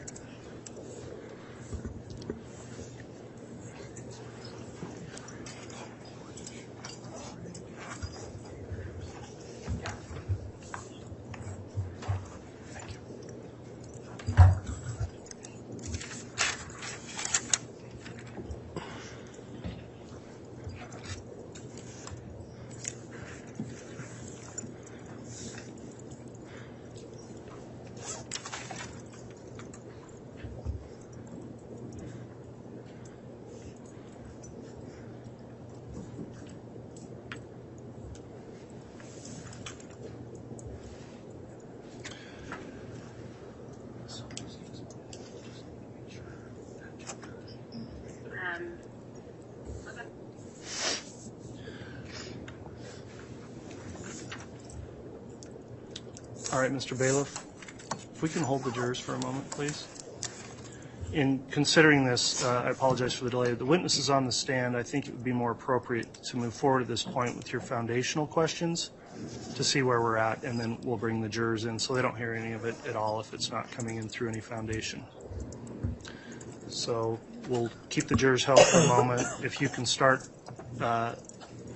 playing that, Mr. Archibald, once you get away to do that, and just long enough to ask some foundational questions for Mr. Gilbert. Very good.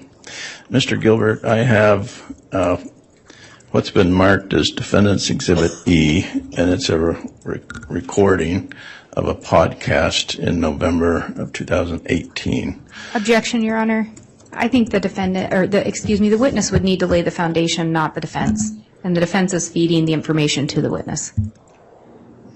Okay, well, I will overrule that objection at this point, just for identification purposes of what this exhibit is, based on Mr. Archibald's proffer. Do you remember exactly when you listened to a podcast involving Jason Mao? Not for sure on the dates. I just know the year, basically.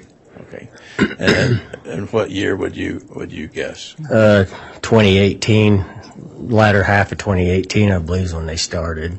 Okay. And if you heard Melanie Gibbs' voice, would you be able to recognize it? Yeah, I think so.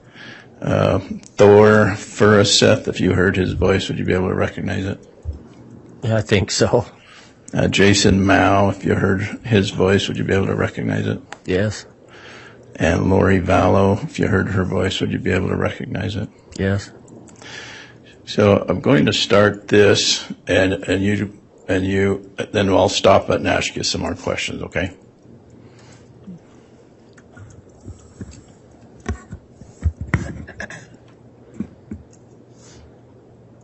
About 10 years ago, I had such a powerful spiritual experience because I had a breakdown. And that breakdown led me to realize how much I needed to change my life. My heart needed to change. I was angry, I was frustrated, I had a lot of issues. And I didn't understand what it looked like. Can you hear that? Yeah. Yes. Completely be accountable for self. And so as I spent a little less than a year praying and praying and praying in my closet,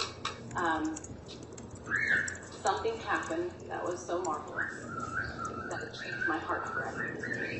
And I was filled with love from the top of my head through my whole soul. And the love was so powerful that I knew Jesus Christ could do it all. I am a testimony.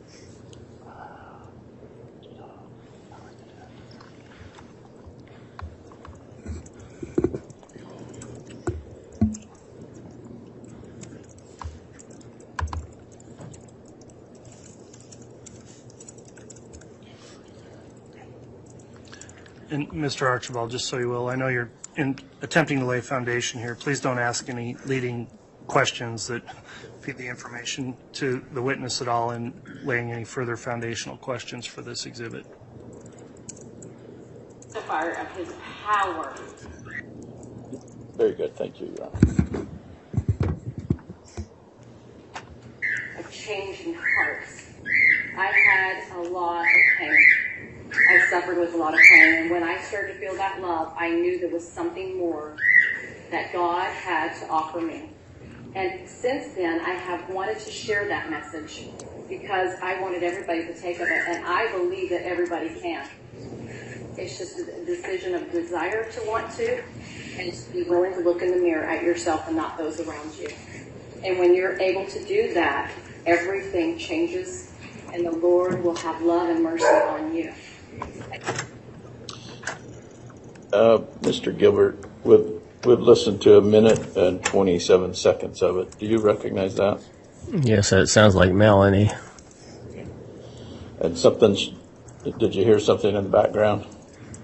Sounded like children or dogs or something like that. And do you remember that?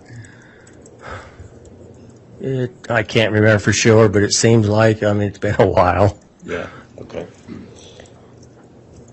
And so I started a little bit writing. I just want to start with a little bit, and then I love hearing them speak. This is just a little part of a book that I started writing. It's something about a change of heart. I'm not sure what it's going to be called yet. But what I had learned from my experiences, this is a little part that I felt inspired to write one day. After going through all these things of being a victim, I have learned Melanie is a fighter and never Your gives Honor, up. I'm Why? going to object at this Giving up point means to unhappy. the continuing playing of this. I think we're trying to see if the witness could identify it, and I'd ask to be able to ask some questions in aid of the objection. All right, if you have any further foundational questions, Mr. Archibald, you can do that, and then I'll allow the state to ask questions in objection. I could play some of of each of the speakers' voices, if that would help the court meet the foundational requirement. If you want to show or play for the witness just a brief excerpt of the speakers, ask your foundational questions, and then I'll hear additional argument and objection, if any, from the state.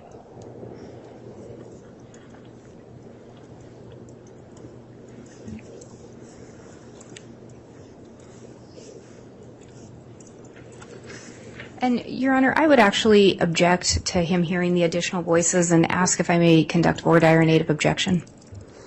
That's overruled. This is still just foundational for the witness. The jurors are not here. I'll allow Mr. Archibald to lay foundation.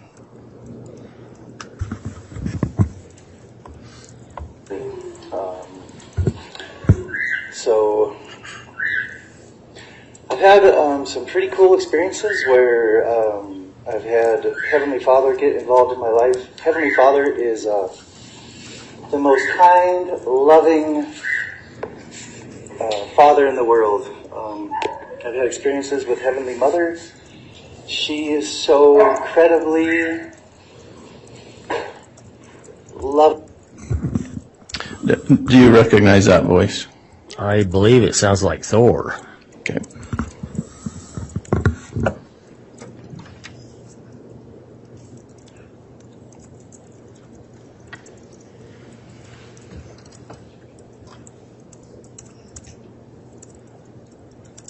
The youth battalions of the Israelites were finally allowed to enter the cave, and Joshua was at the helm. And their first job, their first responsibility was to purge Jericho. And the scouts went out and they saw that there were these gigantic walls and they were monstrous warriors, and this was a very difficult task.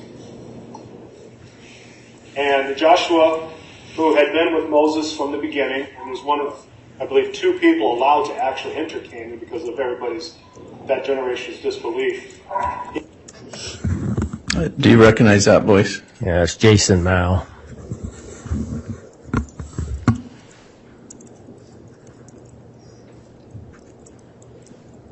It was designed to distract, to destroy, but lead. Jesus Christ is to wake up the women warriors.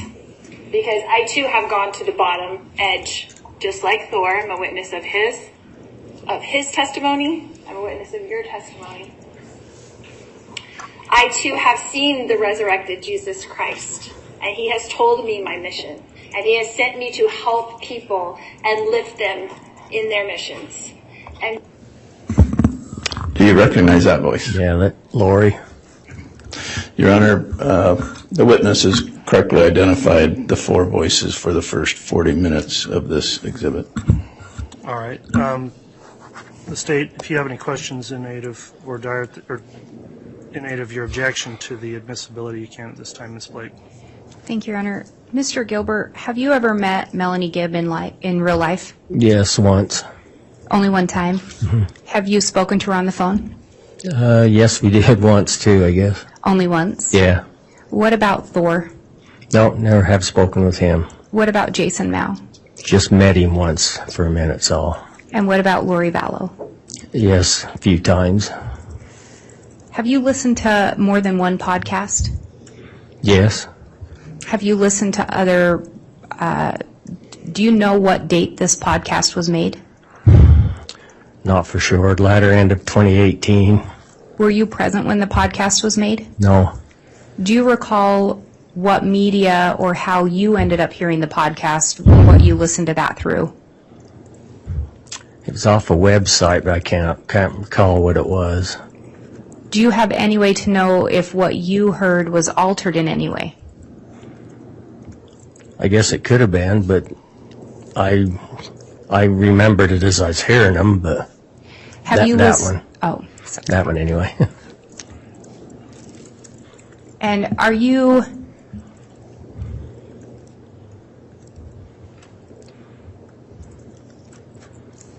Just one moment.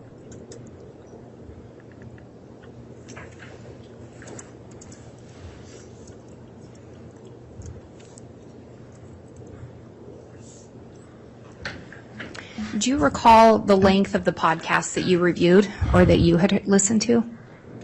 Not for sure, but it seemed like they would usually go over an hour. But you don't know the exact duration of that podcast? No. Do you have any way to know if this is, in fact, the exact podcast you listened to? It sounded familiar, like I've heard it before, so. So it sounded But they had familiar. more than one, so I would think it'd be the same one, but I don't know. Did you say they had more than one? Yeah. So you're not sure if this is the exact one? It's one of them that I listened to, but they had 3 or 4.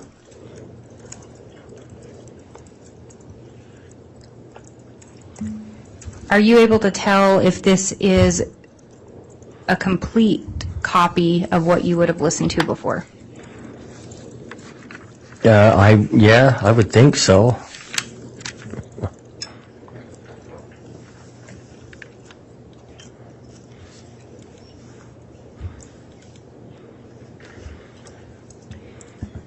Your Honor, the state would renew the objection for lack of foundation. We would also renew our objection regarding relevance. I think in listening to what as well as the objection for hearsay, the defense has represented that they are introducing this for the truth of the matter, and yet we have 3 individuals that are not here to authenticate the recording or their statements in them or be questioned regarding them. In addition, doing a quick search, and I know this is not binding on this court, but there is clear case law, and there's multiple case law regarding a defendant not being allowed to present a self-serving statement. And even if there is a contention made, the state has opened the door by asking about earlier remarks. It doesn't allow for a defendant to introduce a self-serving statement. So the state would again object to any of these statements being introduced by Ms. Vallow. In addition, given the nature of the statements they intend to introduce by Ms. Vallow, we would object based on the fact that prior rulings have excluded those particular remarks, and specifically when Colby Ryan was testifying, there was certain evidence that has been excluded by this court that the defense is attempting to introduce through this exhibit as well. In addition, we were talking about beliefs represented by Chad Daybell. And again, Chad Daybell is not party or present during this recording, and so we would again renew the objection to it being presented to the jury. All right, thank you, Ms. Blake, for the argument. Mr. Archibald, if you'd like to make any final argument in support of the admissibility of this exhibit, you may. Your Honor, I think sufficient foundation has been laid. I appreciate Mr. Gilbert telling us the truth that, yes, he's listened to this, he's identified the voices, and I'm willing to just play the first 40 minutes rather than the whole hour and 49 minutes. I believe the state did open the door to this issue with Mr. Gilbert indicating through the state's case in chief that he had listened to podcasts. So I think I think the sufficient foundation has been laid. I think the jury should be able to listen to the first 40 minutes. All right, the court's considered the objections here made by the state to the admissibility of proposed defense Exhibit E. As a starting point, I do find that this witness has laid a substantial and significant enough foundation for that hurdle to be overcome on foundation, where he identified clearly at least 3 of the 4 voices here, recalls having listened to the podcast previously. The record before the court is that the defense received the exhibit through discovery from the state, so concerns about any alterations or other inaccuracies, I think, are overcome by that. And I'll note that any of these concerns can still be addressed by the state on redirect examination as well. In terms of the contents of this, the theory of this case has delved into religious ideology throughout. It's considered one of the charged overt acts in the indictment. It's been central to the case. There, even in this podcast, a material witness who's already testified on religious issues also included in this podcast. There have previously been recorded statements of the defendants of the defendant, Ms. Vallow, introduced with the jail calls.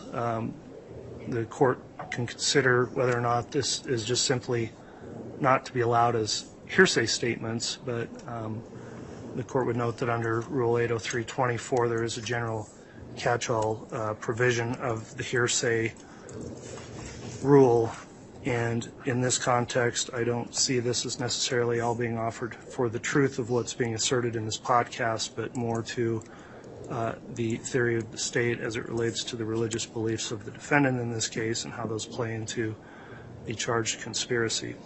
So for those reasons, I am going to overrule the state's objection.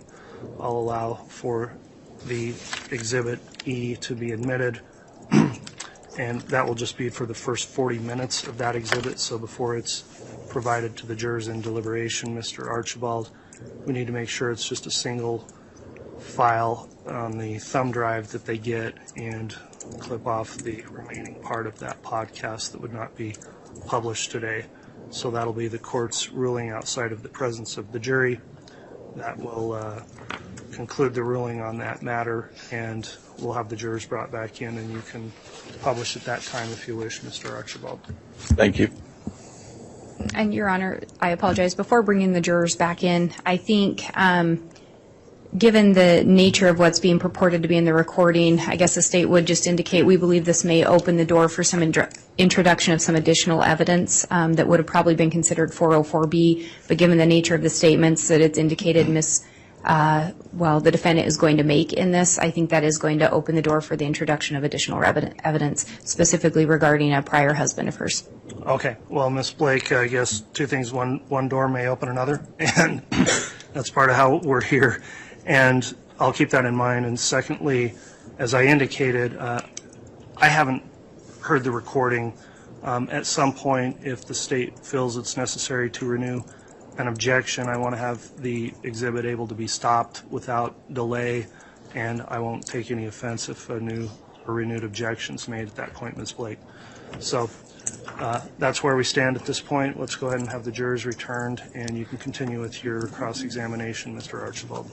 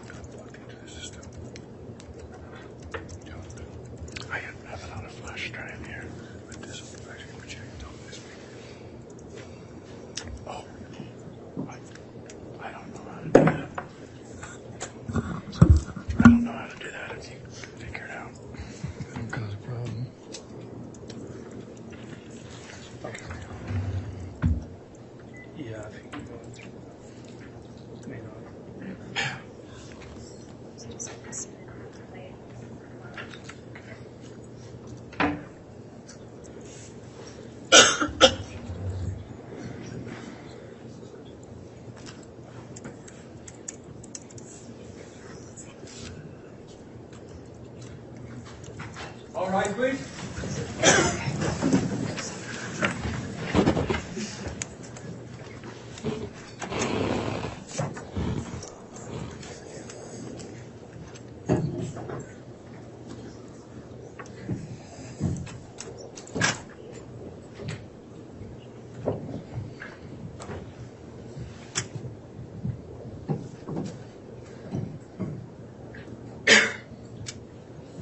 Jury's all present, accounted for, Your Honor. All right, thank you. Please be seated.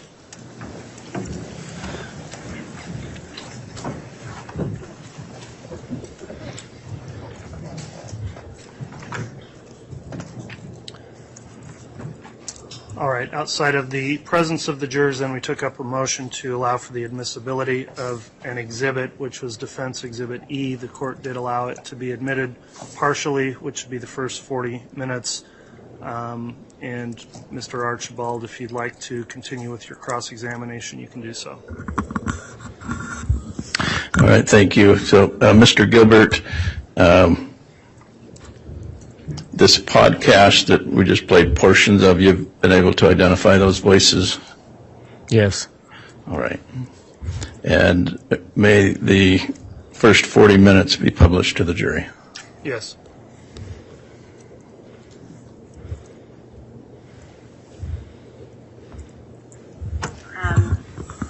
About 10 years ago, I had such a powerful spiritual experience because I had a breakdown.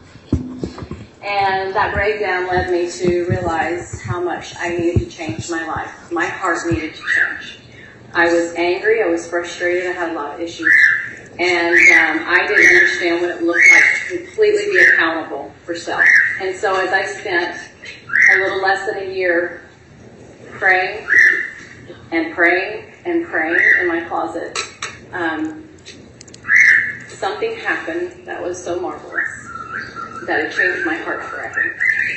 And I was filled with love from the top of my head through my whole soul. And the love was so powerful that I knew Jesus Christ could do it all. I am a testifier of his power of changing hearts. I had a lot of pain. I suffered with a lot of pain. And when I started to feel that love, I knew there was something more that God had to offer me. And since then, I have wanted to share that message because I wanted everybody to take of it, and I believe that everybody can. It's just a decision of desire to want to, and to be willing to look in the mirror at yourself and not those around you. And when you're able to do that, everything changes, and the Lord will have love and mercy on you.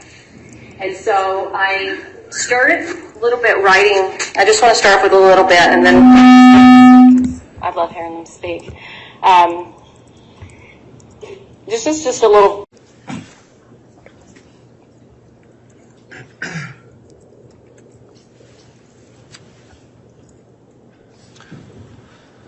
Okay, we're back on the record.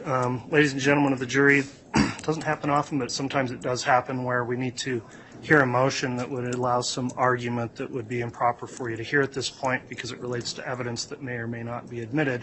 So for that reason, we are going to need to hear this motion at this point. I'll have you return to the jury deliberation room to wait while the motion is argued and heard. So we're not considering this a scheduled break. It's just a motion to take up to keep the evidence moving and have me make a ruling outside of your presence. So at this point, I'll have everyone rise for the jury and they'll retire to the room. All right, please.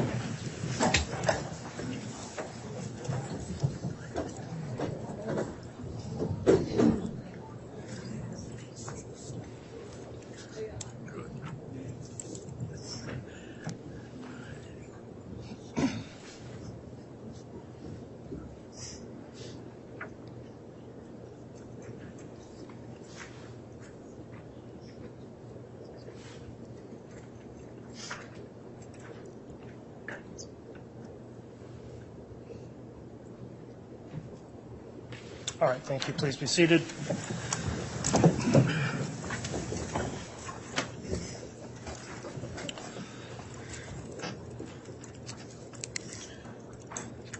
All right, the defendant has made an offer of an exhibit, which is a recording of a podcast. It's offered as Exhibit E. There's been an objection from the state.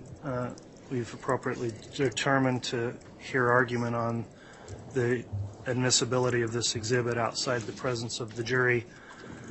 The court will indicate, I've been advised that the podcast is an hour and 49 minutes. Is that correct, Mr. Archibald? Yes, Your Honor. And would you intend to publish to the jury that entire hour 49 in the course of your cross-examination? Yes. All right. As a practical concern, if it's admissible, we can do that. I have not reviewed and don't know what the podcast has, so in order to, I think, lay an adequate foundation for me to consider that, I need a proffer from the defense about what is contained in this podcast recording that you believe would make this admissible evidence at trial. And Your Honor, I apologize for interjecting, but before the defense does that, I would ask that the witness be excused then. My concern is the proffer from the defense may educate the witness who they're attempting to lay foundation through.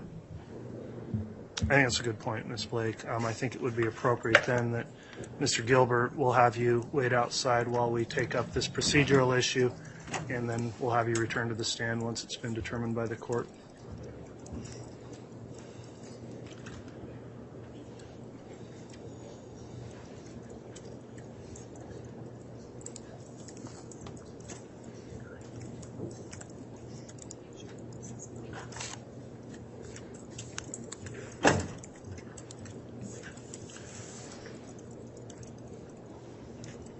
All right, Mr. Archibald, if you'd make a proffer regarding the contents of this podcast, and I'll allow for some argument. In addition, I'll allow response from the state. What is the podcast going to show?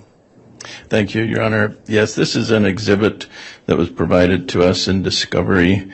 It's dated November 4th of 2018. It's a recording. Melanie Gibb is the first speaker. She, from 0 minutes to 4 minutes, she introduces everyone and welcomes people to the podcast. There are people in attendance.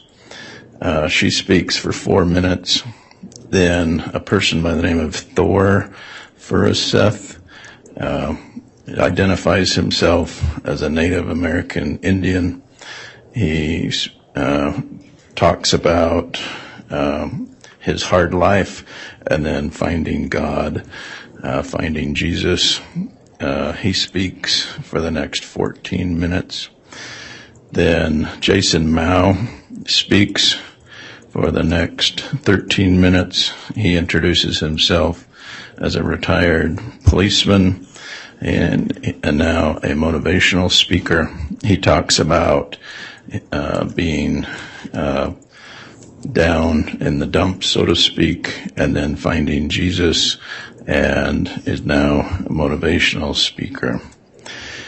Lori Vallow is the next speaker. She speaks for 9 minutes. She introduces herself and talks about her former husband, Joe Ryan, abusing her children, and how finding Jesus and attending the temple helped her escape that scenario. It then goes back to Jason Mao, Melanie Gibb, Jason Mao, Thor, Lori, Zulema. So even Zulema is there, and she talks and asks questions. So it's a podcast that I believe this witness listened to, since he identified the names. He identified Lori Vallow, Melanie Gibb, Thor, and Jason Mao. They talk about their motivations. They talk about their beliefs. I think it would educate the jury in what the subjects of these podcasts are. It would educate the jury, fill in some of the blanks they may have about these religious gatherings, these religious meetings. And so that is my purpose in admitting the exhibit. And can you give me a little more information on how this would relate to proper cross-examination with this particular witness that's on the stand, Mr. Gilbert? Mr. Gilbert testified through questions from the state that Chad Daybell had told him about dreams and visions, and that his visions were real, his books were fictional. He was teaching gospel topics, religious subjects, that he would listen to Chad that he was a friend of Chad, and that they would talk about religious issues. Chad introduced Lori to the Gilbert family, and they had discussions with them. So it provides some background, some foundation into what the state has introduced in their case in chief.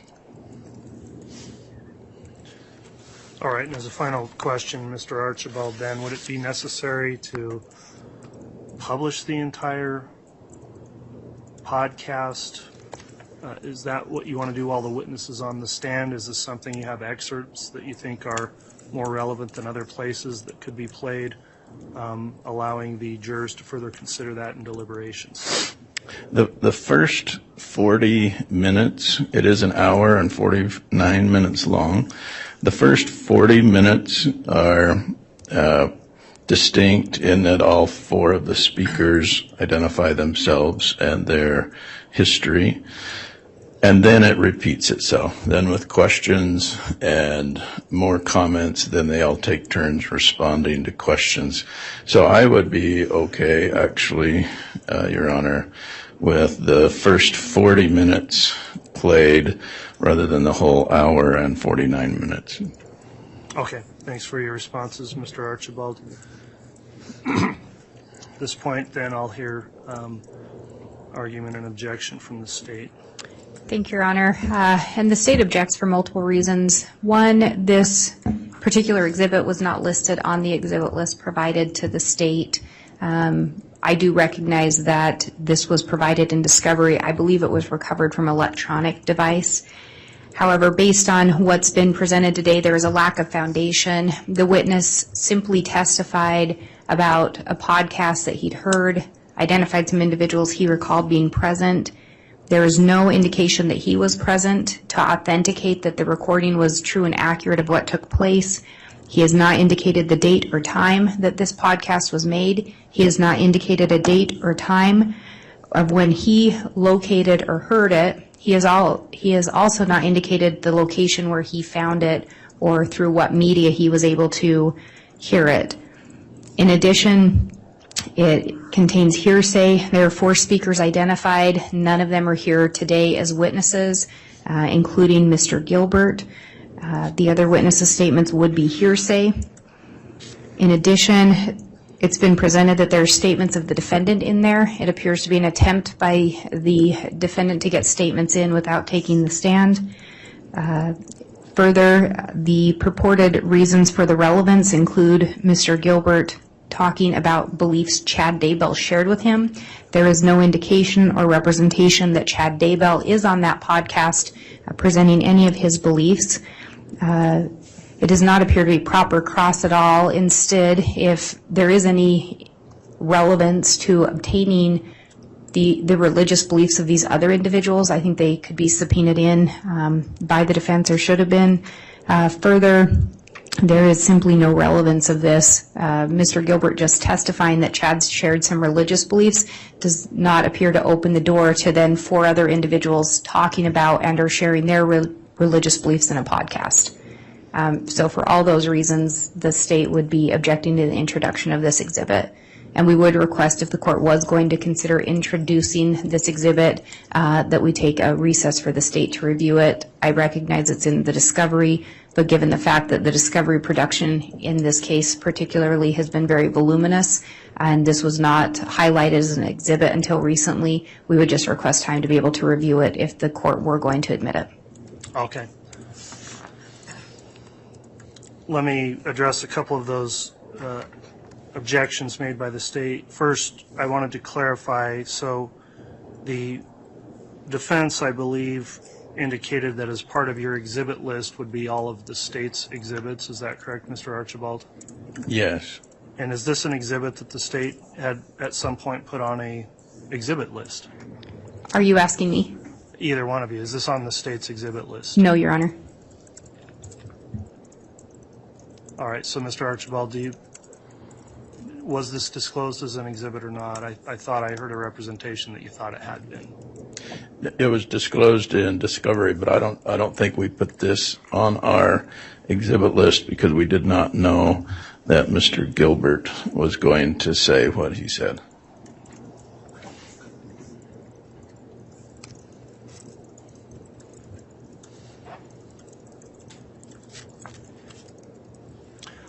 All right, I've considered the objections here. Here's how I'm going to rule on this exhibit. First, it was disclosed in discovery. It wasn't listed on the exhibit list. However, it was initially testified to by the witness, Mr. Gilbert. The court has to consider primarily Idaho Rule of Evidence 403, which is whether or not this would be more probative than prejudicial, or whether it could result in undue delay, wasting time, or presenting cumulative evidence, among other things in that rule. The courts considered that time of disclosure where it was revealed in discovery but not put forth as a specific exhibit. I will note that in weighing things out, the defense has offered very few exhibits up to this point. Of course, they're not in a case in chief yet, so that's to be expected. The witness himself may or may not be able to lay foundation for this. So if Mr. Gilbert recognizes this as the podcast or a podcast that he's previously listened to and can confirm that this seems to accurately represent that podcast that he previously has heard, then I think that would allow enough of a foundation for the court to consider the admissibility on that based on a foundation, but that's got to come next with the witness potentially laying the foundation. I'll overrule the objection that these may be comments of the defendant that somehow work against the Fifth Amendment right. There's been plenty of other statements introduced she's made during the course of trial where she still maintains her Fifth Amendment right. Statements made to other, and these are statements outside of the scope of that Fifth Amendment right in this prior broadcast. The proposal here is that this be edited down essentially to what's being heard as the first 40 minutes. In order to keep things moving at this point, what I am going to do is allow the initial publishing of it, the start of it, for the witness to see if a foundation can be laid for its admissibility. If we get to that point of admissibility and the foundation is laid, then because it's been disclosed in discovery, despite the objection procedurally, I'll allow the first 40 minutes to be published to the jury.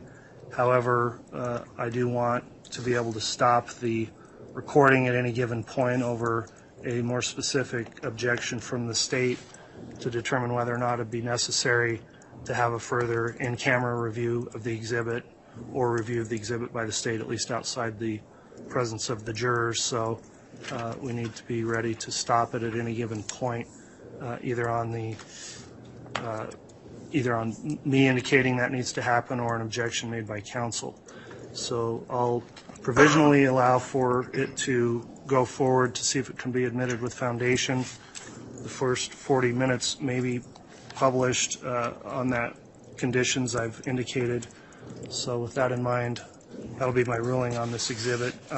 I do find I'll also indicate under 403 that the relevancy here does come in the fact that the state has specifically included as overt acts in the conspiracies the religious beliefs of the defendant here and the co-defendant, and because of the overt acts expressly stating religious beliefs to be part of that, I would find that the religious beliefs have been brought into the case and are relevant for the jurors to potentially consider. So that's the court's ruling. We'll have the witness return to the stand. And you can Your start Honor, the initial broadcast, Mr. Archibald, and see if a foundation can be laid. Ms. Blake? And Your Honor, I apologize, but I just wanted to make the record clear. The objection to the defendant's statement is not anything to do with the Fifth Amendment. It's based on the fact that statements of a party opponent are allowed. I do not believe that, and I believe the defendant is actually barred from introducing her own statements through recording. So if the court is going to allow it, we would ask the court to reconsider that part. I believe that she would be barred from introducing her own statements.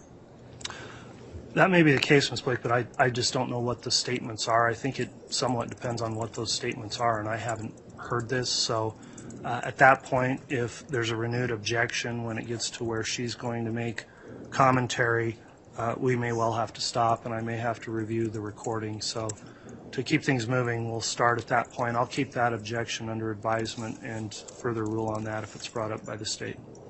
So that'll be my ruling on the objection to admission of the defense exhibit. We'll have the witness return to the stand, please, and then we'll have the jurors brought back in.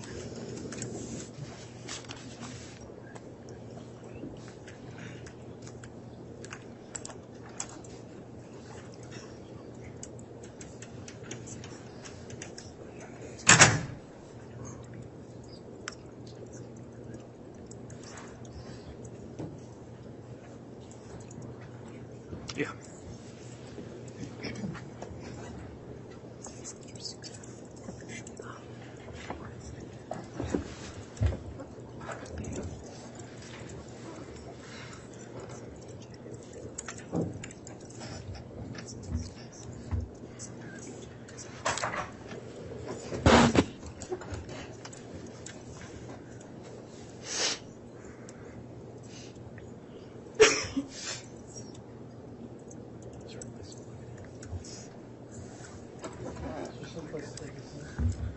Plug his laptop in.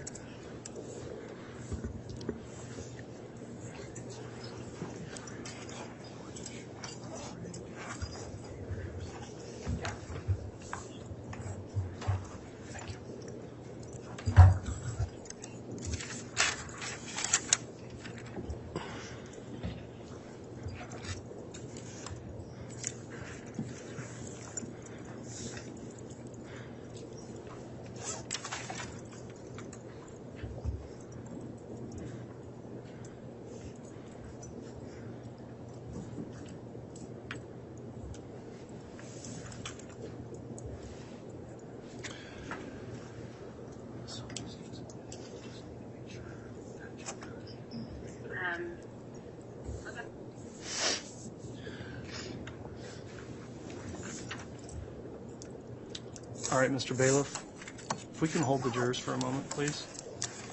In considering this, I apologize for the delay. The witness is on the stand. I think it would be more appropriate to move forward at this point with your foundational questions to see where we're at, and then we'll bring the jurors in so they don't hear any of it at all if it's not coming in through any foundation. So we'll keep the jurors held for a moment. If you can start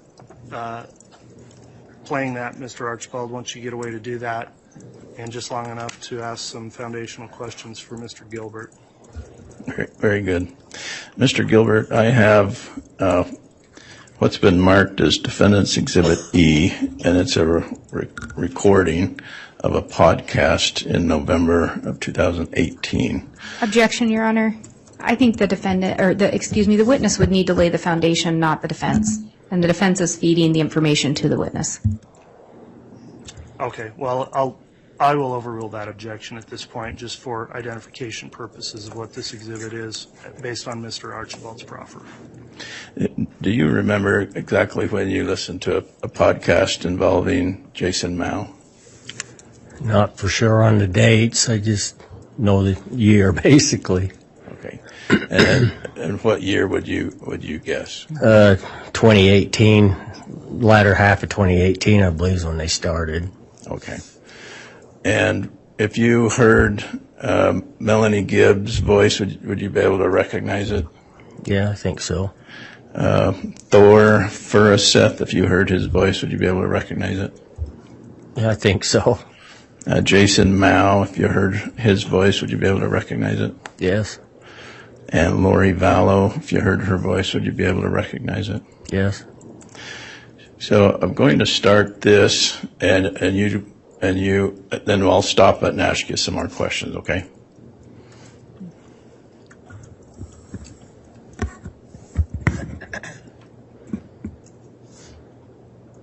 About 10 years ago, I had such a powerful spiritual experience because I had a breakdown. And that breakdown led me to realize how much I needed to change my life. My heart needed to change. I was angry, I was frustrated, I had a lot of issues. And I didn't understand what it looked like to Can you hear that? Yeah. Yes. completely be accountable for self. And so as I spent a little less than a year praying and praying and praying in my closet, something happened that was so marvelous that it changed my heart forever. And I was filled with love from the top of my head through my whole soul. And the love was so powerful that I knew Jesus Christ could do it all. I am a testimony.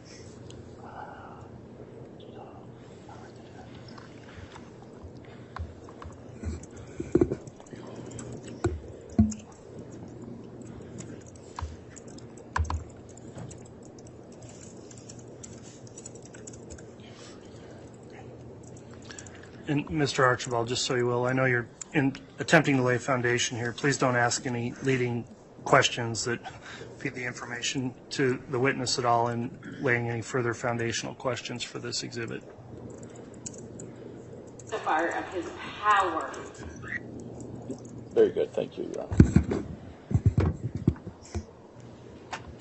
Of changing hearts. I had a lot of pain. I suffered with a lot of pain, and when I started to feel that love, I knew there was something more that God had to offer me. And since then, I have wanted to share that message because I wanted everybody to take of it, and I believe that everybody can. It's just a decision of desire to want to, and to be willing to look in the mirror at yourself and not those around you. And when you're able to do that, everything changes, and the Lord will have love and mercy on you. Mr. Gilbert, we've listened to 1 minute and 27 seconds of it. Do you recognize that? Yes, that sounds like Melanie. And did you hear something in the background?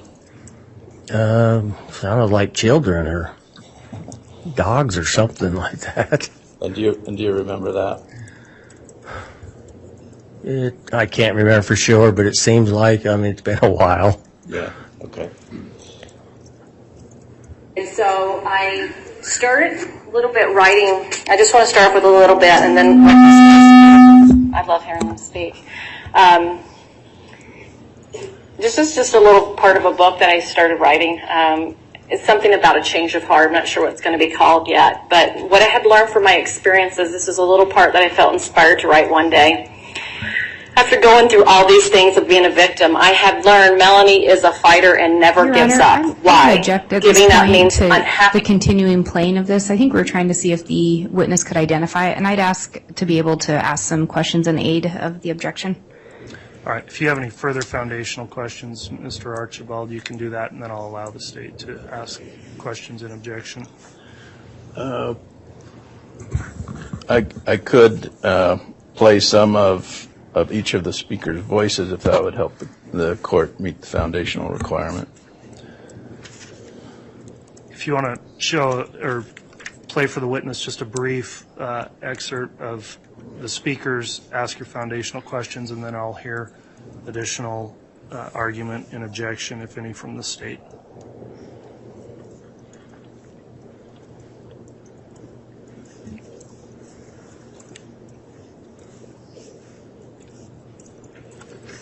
And, Your Honor, I would actually object to him hearing the additional voices and ask if I may conduct voir dire in aid of objection. That's overruled. This is still just foundational for the witness. The jurors are not here. I'll allow Mr. Archibald to lay foundation.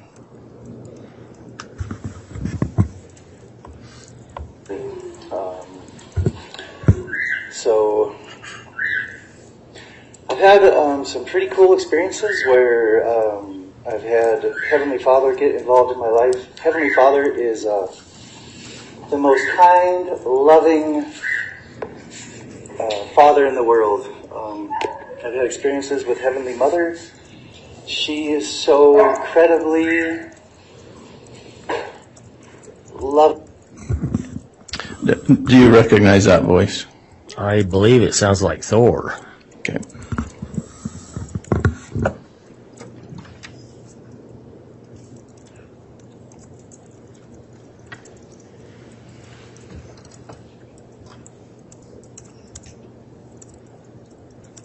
The youth battalions of the Israelites were finally allowed to enter into Canaan, and Joshua was at the helm. And their first job, their first responsibility was to purge Jericho.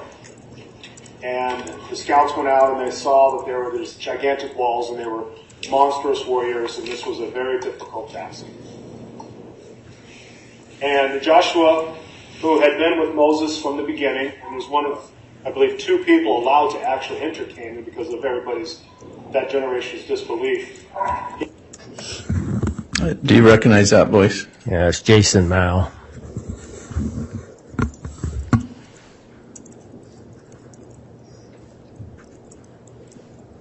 It was designed to distract, to destroy, but lead. Jesus Christ is to wake up the women warriors. Because I too have gone to the bottom edge, just like Thor. I'm a witness of his testimony. I'm a witness of your testimony. I too have seen the resurrected Jesus Christ, and he has told me my mission, and he has sent me to help people and lift them in their missions.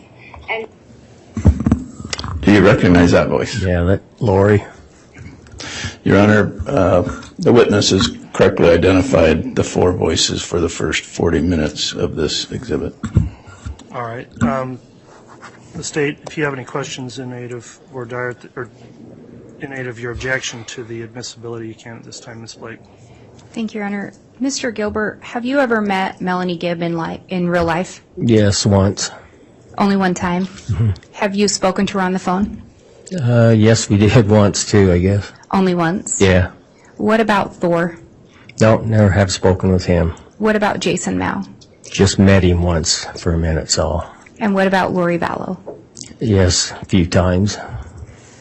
Have you listened to more than one podcast? Yes. Have you listened to other, do you know what date this podcast was made? Not for sure. Latter end of 2018. Were you present when the podcast was made? No. Do you recall what media or how you ended up hearing the podcast, what you listened to that through? It was off a website, but I can't recall what it was. Do you have any way to know if what you heard was altered in any way? I guess it could have been, but I remembered it as I was hearing them, but that one. Oh, sorry. That one anyway. And are you...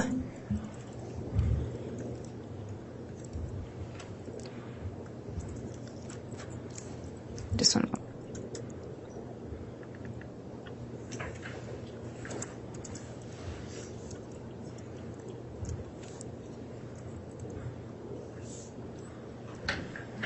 Do you recall the length of the podcast that you reviewed or that you had listened to?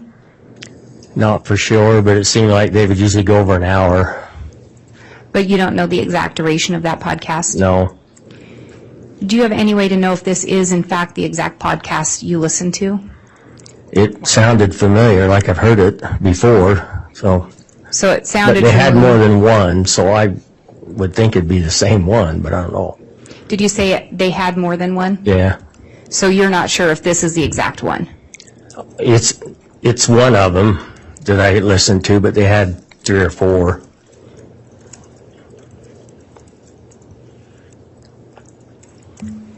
Are you able to tell if this is a complete copy of what you would have listened to before?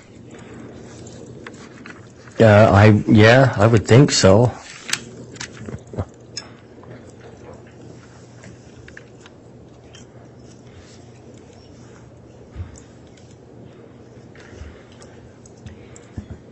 Your Honor, the state would renew the objection for lack of foundation. We would also renew our objection regarding relevance.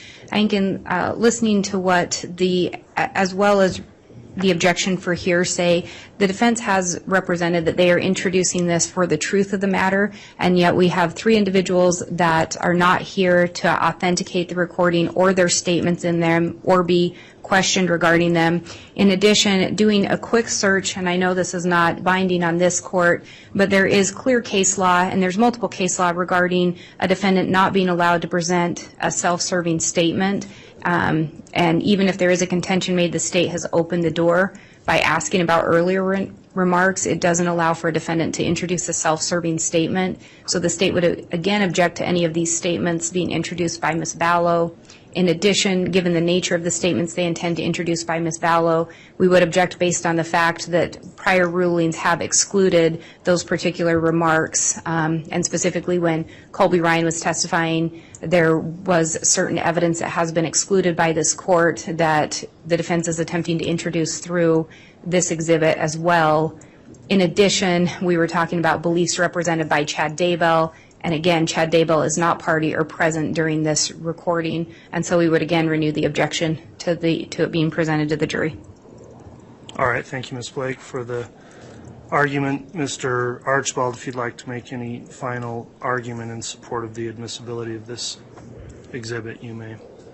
Your Honor, I think sufficient foundation has been laid. I appreciate Mr. Gilbert telling us the truth that, yes, he's listened to this, he's identified the voices, and I'm willing to just play the first 40 minutes rather than the whole hour and 49 minutes. I believe the state did open the door to this issue with Mr. Gilbert indicating through the state's case in chief that he had listened to podcasts. So I think I think the sufficient foundation has been laid. I think the jury should be able to listen to the first 40 minutes. All right, the court's considered the objections here made by the state to the admissibility of proposed defense Exhibit E. As a starting point, I do find that this witness has laid a substantial and significant enough foundation for that hurdle to be overcome on foundation, where he identified clearly at least 3 of the 4 voices here, recalls having listened to the podcast previously. The record before the court is that the defense received the exhibit through discovery from the state, so concerns about any alterations or other inaccuracies, I think, are overcome by that.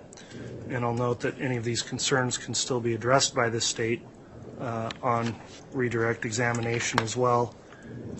In terms of the contents of this, the theory of this case has delved into religious ideology throughout. It's considered one of the charged overt acts in the indictment. It's been central to the case. There, even in this podcast, a material witness who's already testified on religious issues also included in this podcast.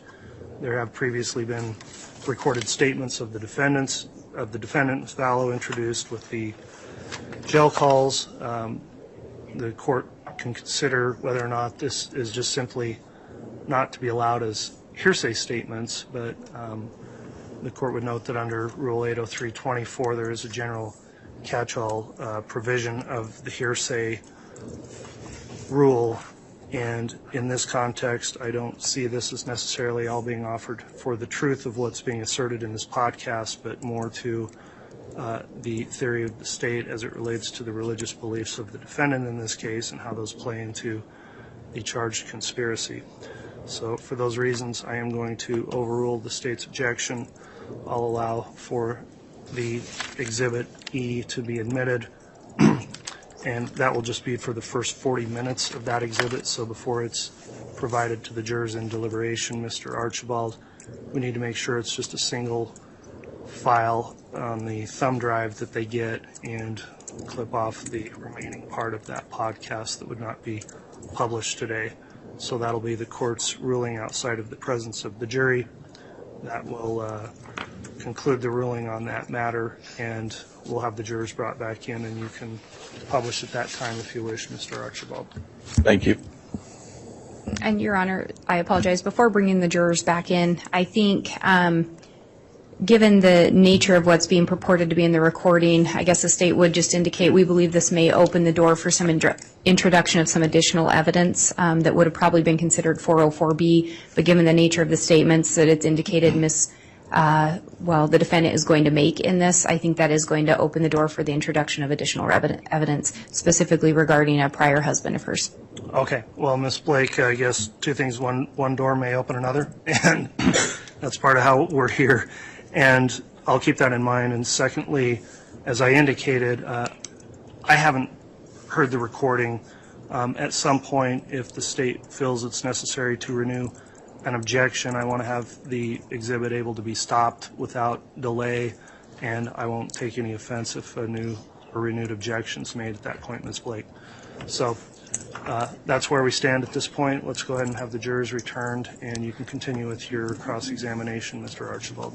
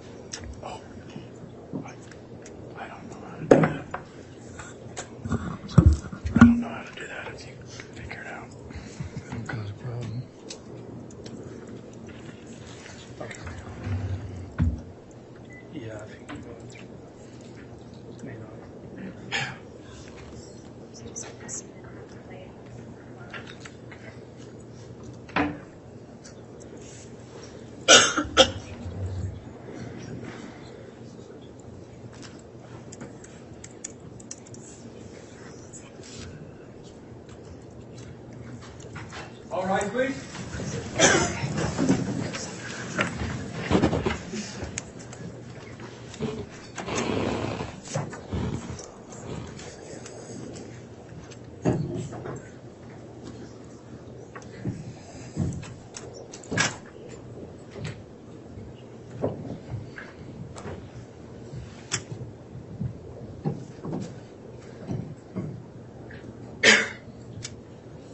Jury's all present, accounted for, Your Honor.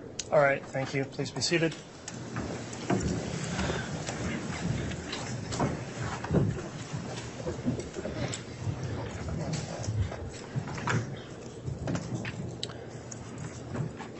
All right, outside of the presence of the jurors, then we took up a motion to allow for the admissibility of an exhibit, which was Defense Exhibit E. The court did allow it to be admitted partially, which would be the first 40 minutes. And Mr. Archibald, if you'd like to continue with your cross-examination, you can do so. All right, thank you. So, Mr. Gilbert, this podcast that we just played portions of, you've been able to identify those voices? Yes. All right. And may the first 40 minutes be published to the jury? Yes.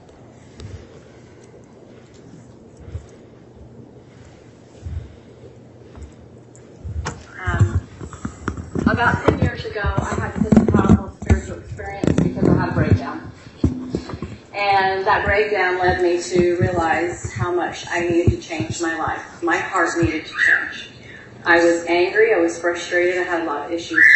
And I didn't understand what it looked like to completely be accountable for self. And so as I spent a little less than a year praying and praying and praying in my closet, something happened that was so marvelous that it changed my heart forever. And I was filled with love from the top of my head through my whole soul. And the love was so powerful that I knew Jesus Christ could do it all. I am a testifier of his power of changing hearts.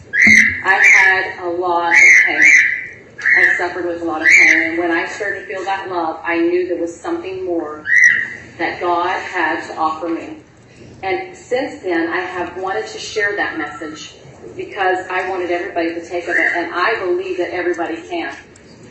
It's just a decision of desire to want to, and to be willing to look in the mirror at yourself and not those around you. And when you're able to do that, everything changes, and the Lord will have love and mercy on you. And so I started a little bit writing. I just want to start off with a little bit, and then I love hearing them speak. This is just a little part of a book that I started writing. It's something about a change of heart. I'm not sure what it's going to be called yet. But what I had learned from my experiences, this was a little part that I felt inspired to write one day. After going through all these things of being a victim, I had learned Melanie is a fighter and never gives up. Why?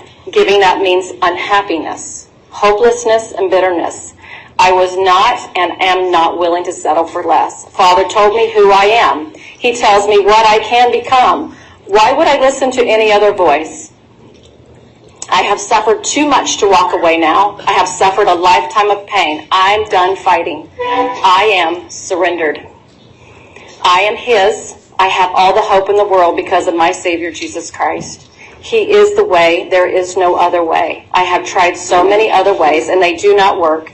I will follow him. I will love him forever. He changed me. He snatched my soul from hell and brought me to his bosom. He filled me with his love that would change me forever. He can do it. He has done it, and he will continue to do it for eternity. He is my God, and I am his daughter. Yes, a daughter of the living God. I know whose I am. I know who has my back. He is magnificent. He is to be praised forever. He overcame the world, a world of sin who betrayed him, yet he partook of the bitter cup and drank for us. Why would you not choose Jesus when it is a choice? Why would you not choose the most powerful being in the universe, the God who created heaven and earth, the creator of our souls? We are his. And this is what came to me as I was writing and the Spirit filled my soul, is I knew that I am his. And he has changed me forever. Does that mean I have challenges too? Yes. I want you to listen to my friends also because their experiences are so powerful that it gives me hope of what journey I'm on because they have unique experiences. And I am blessed and privileged to know them. So, and please feel free to ask questions as well. Thor, do you want to kind of start a little bit? Sure. Thank you. Yeah. In order to keep the time, should I just be like 15 minutes or something? Kind of a little bit, 10, 15. I'll try to be quick, but also to the point where... So, my prayer is that my story will impact somebody's life. I pray that the Holy Ghost will flow through me to speak to you on a spiritual level, and my prayer is that you would act upon some of the things that would change your journey. So I've had some pretty cool experiences where I've had Heavenly Father get involved in my life. Heavenly Father is the most kind, loving Father in the world. I've had experiences with Heavenly Mother. She is so incredibly loving that it has changed my life. Jesus Christ is a big part of this. The angel Michael to become warriors. But I just wanted to give you a prelude before I started my story. So anyways, when I was 12 years old, I grew up on the Indian reservation, and the culture on the Indian reservation was that everybody smoked and everybody drank. So by the time I was 12, I was a smoker and a drinker, and that was the culture. So everyone did it, and there really wasn't any rules that you weren't supposed to. So I started drinking and smoking, and that was part of my life. And then as I became more of an alcoholic, by the time I was 18, 19, 20, I started falling into a lot of pitfalls. So one of the unique experiences, as I tell my story too, is that I see the spirits coming into the room to actually coax people into what they're doing. So when we hear about spirit prison, it's very real. And that Satan is here and his minions are here. So as I started drinking and falling into the traps, you could see the spirits of people that were deceased around the people that were about to drink alcohol and different things, and would help them to lure them in. And then as they did, then you could see the spirit kind of fading. It wasn't as bright. So anyways, to get into when things really started to change for me was near the end of my drinking. I had gotten to a point in my life where I really didn't even care if I lived anymore. The drinking and drugging just gets to the point where it just suppresses your spirit so much that you could care less if you're alive. So I had planned it all out that I was going to end my life. And Satan had always been around me, kind of in the back drifts of different things, kind of watching over me. But on the night that I decided to end my life, there he was with me. And he was like, just do it, just kill yourself. And I pulled out a 12-gauge shotgun, I pulled it up to my head, I was ready to blow my brains out, I was ready to end this life. And I guess there was a different plan for me, because that was the night that Heavenly Mother came into the room.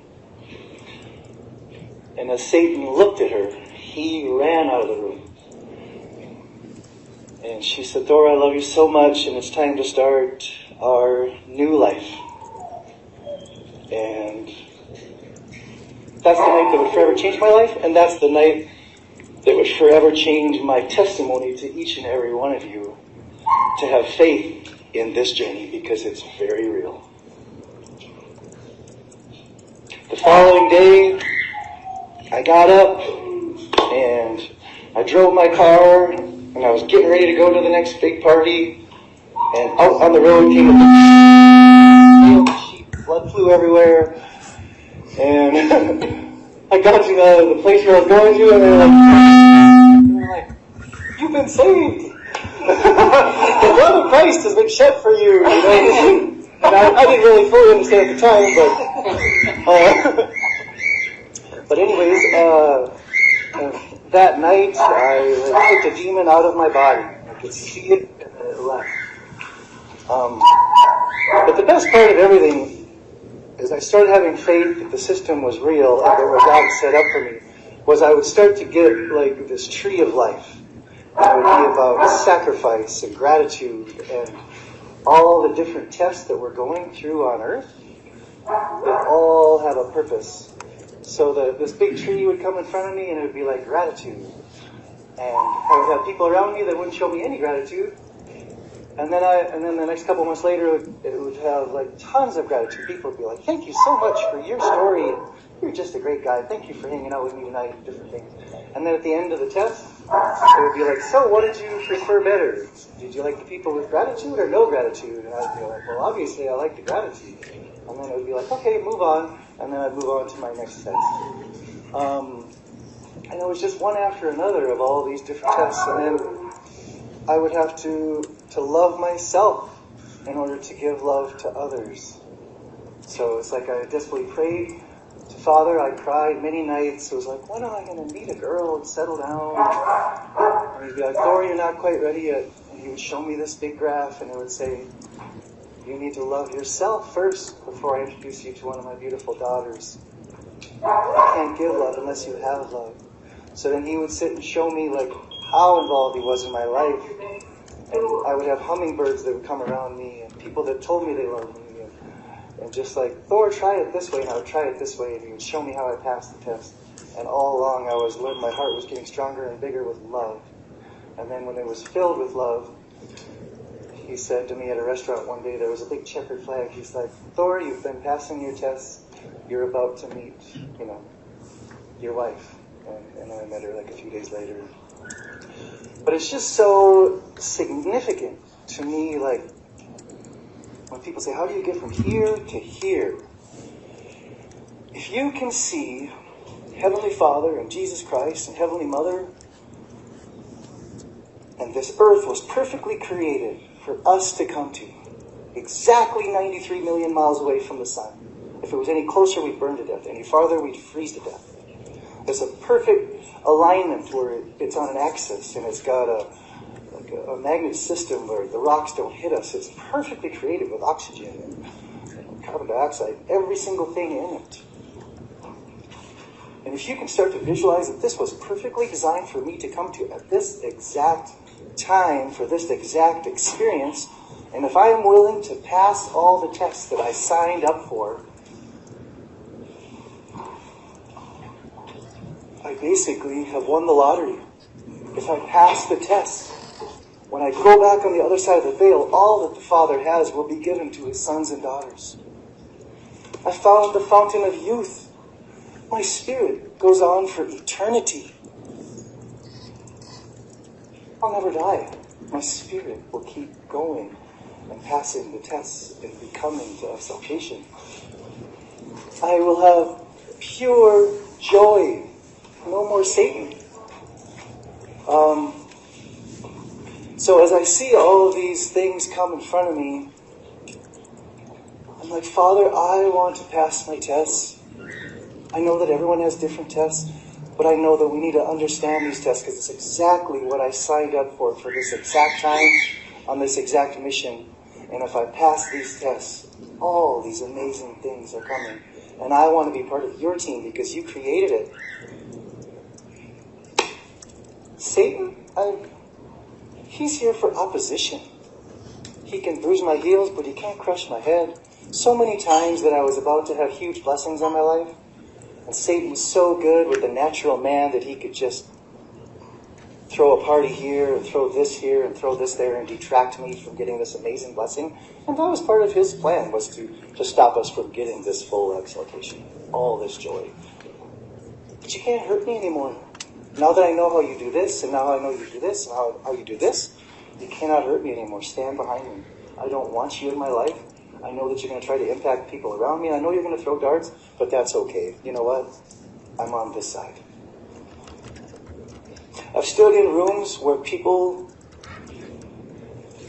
are sitting there,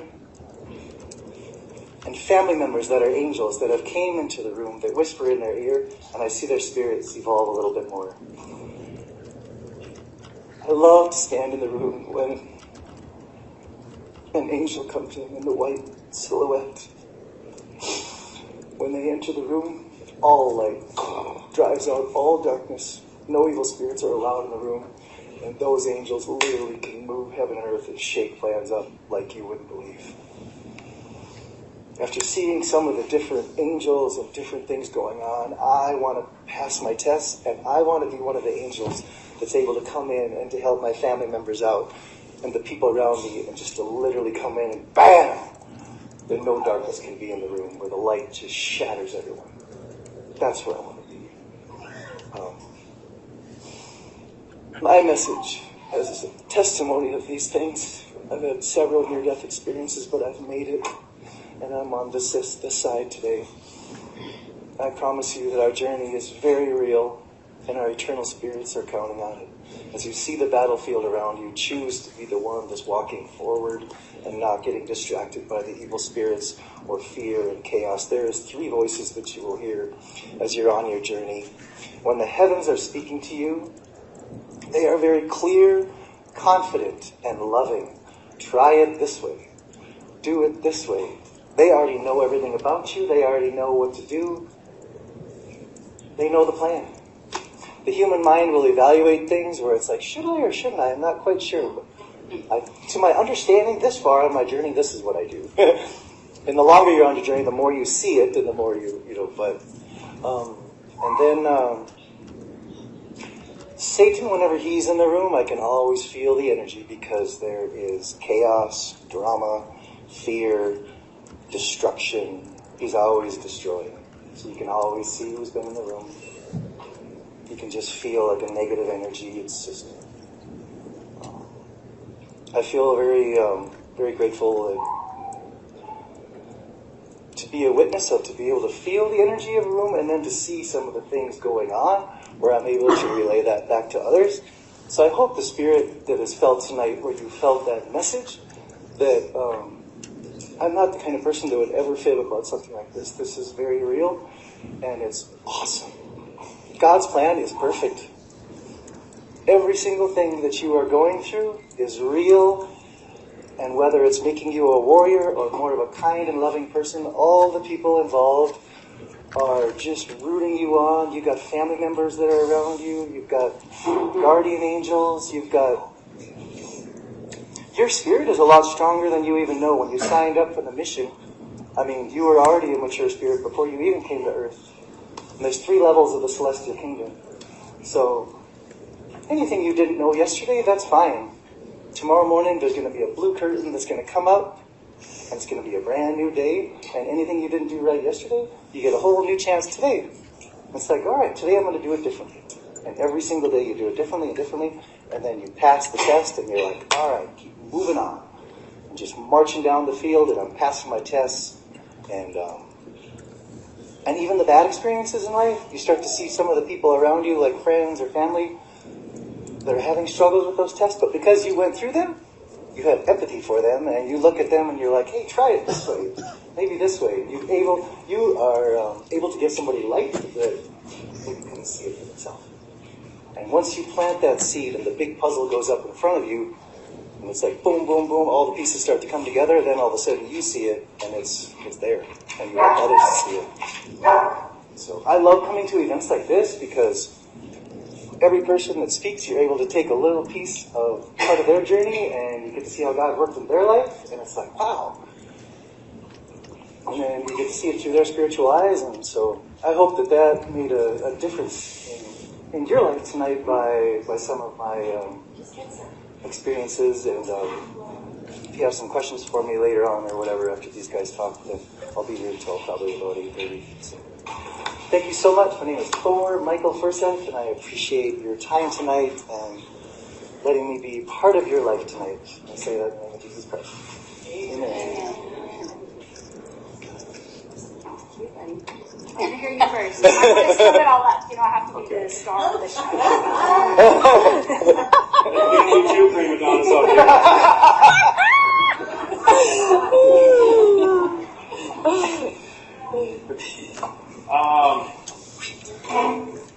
The Israelites were finally allowed to enter the cave, and Joshua was at the helm.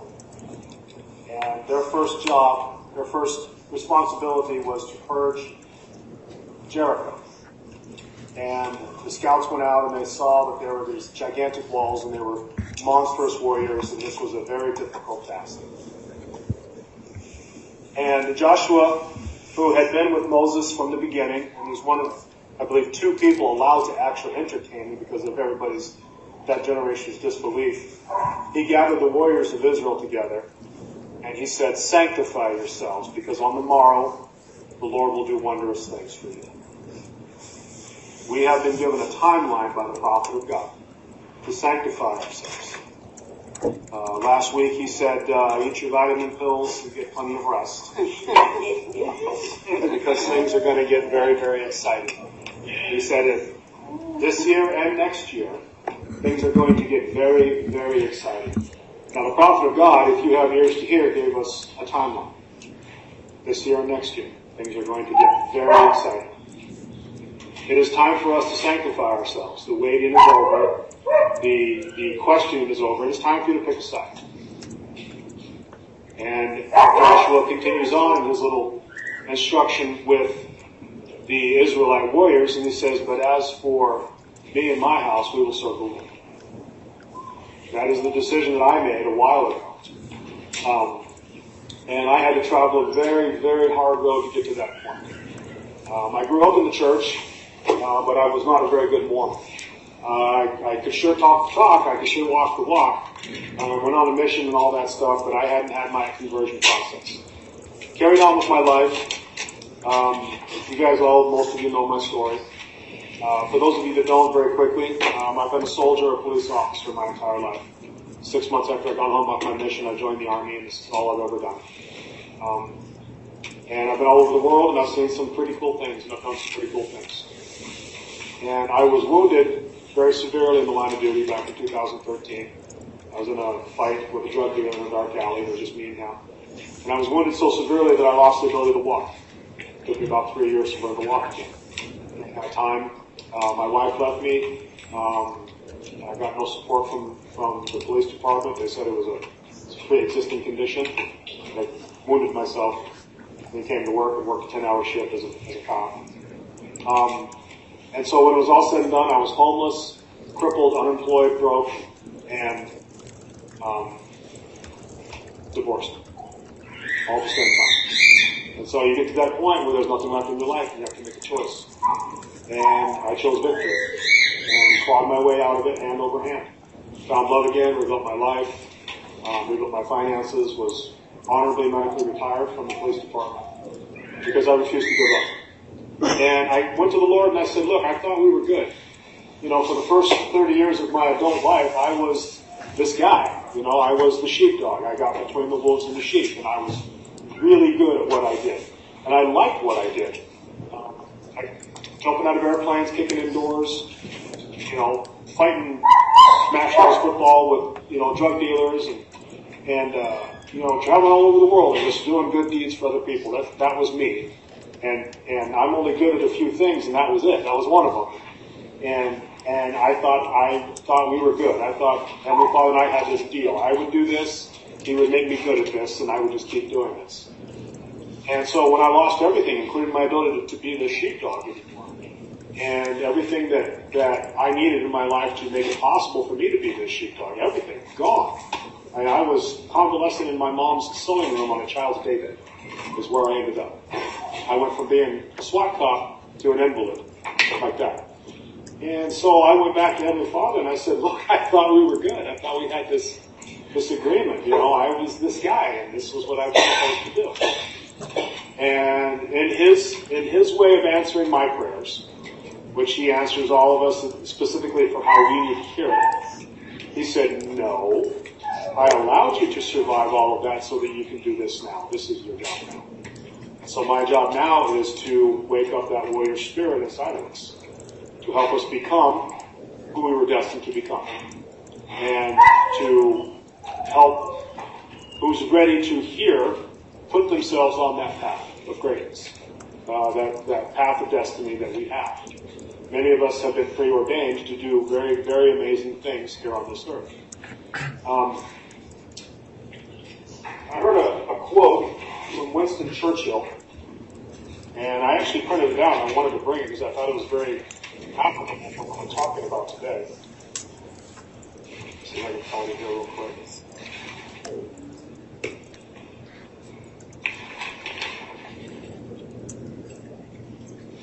Winston Churchill, during the height of World War II, was trying to inspire the British people. Most of you know the story about the Battle of Britain and how they were being almost overrun by the Nazis. To every man there comes, and I say man, I mean mankind.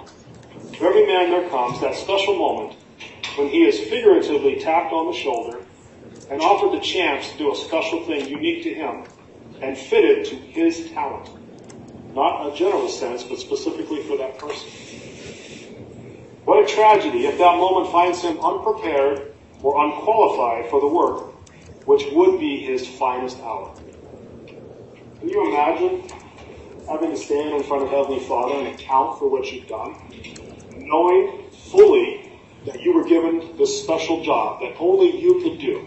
This would have been your finest hour. You at that moment in time would have been the most important thing in His kingdom, because you and only you could have accomplished this mission, and you failed Him. because you didn't take the time to figure out who you are, you didn't sanctify yourself, you didn't prepare yourself, you didn't trust in our Heavenly Father.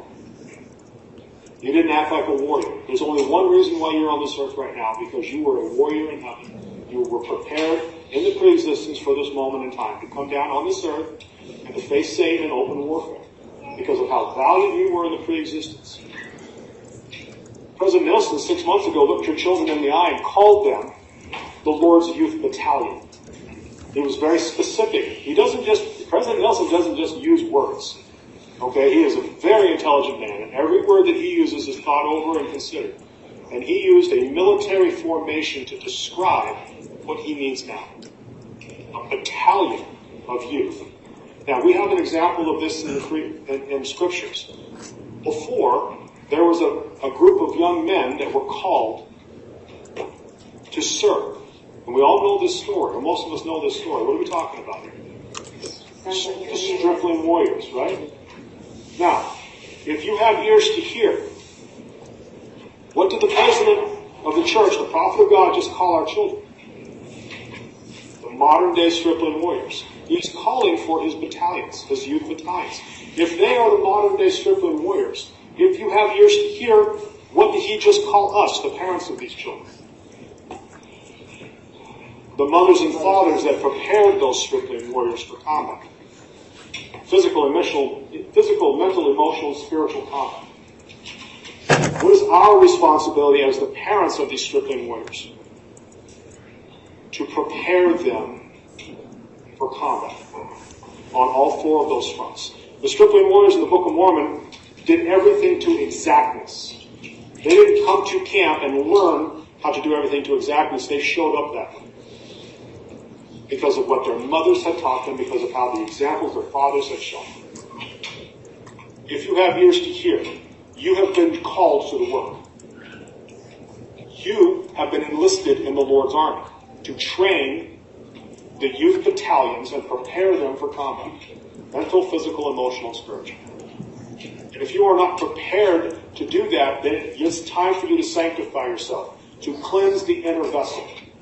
Because it doesn't matter what you want to do in this world, if you don't have that personal connection with our Heavenly Father, if you are not prepared, like President Nelson said, to receive personal revelation in your life, then you will not survive spiritually. Those are his words. And if the parents of the stripling warriors, the modern-day stripling warriors, cannot survive spiritually, where are these children going to learn to fight? Are they going to learn it from school? Are they going to learn it from the government?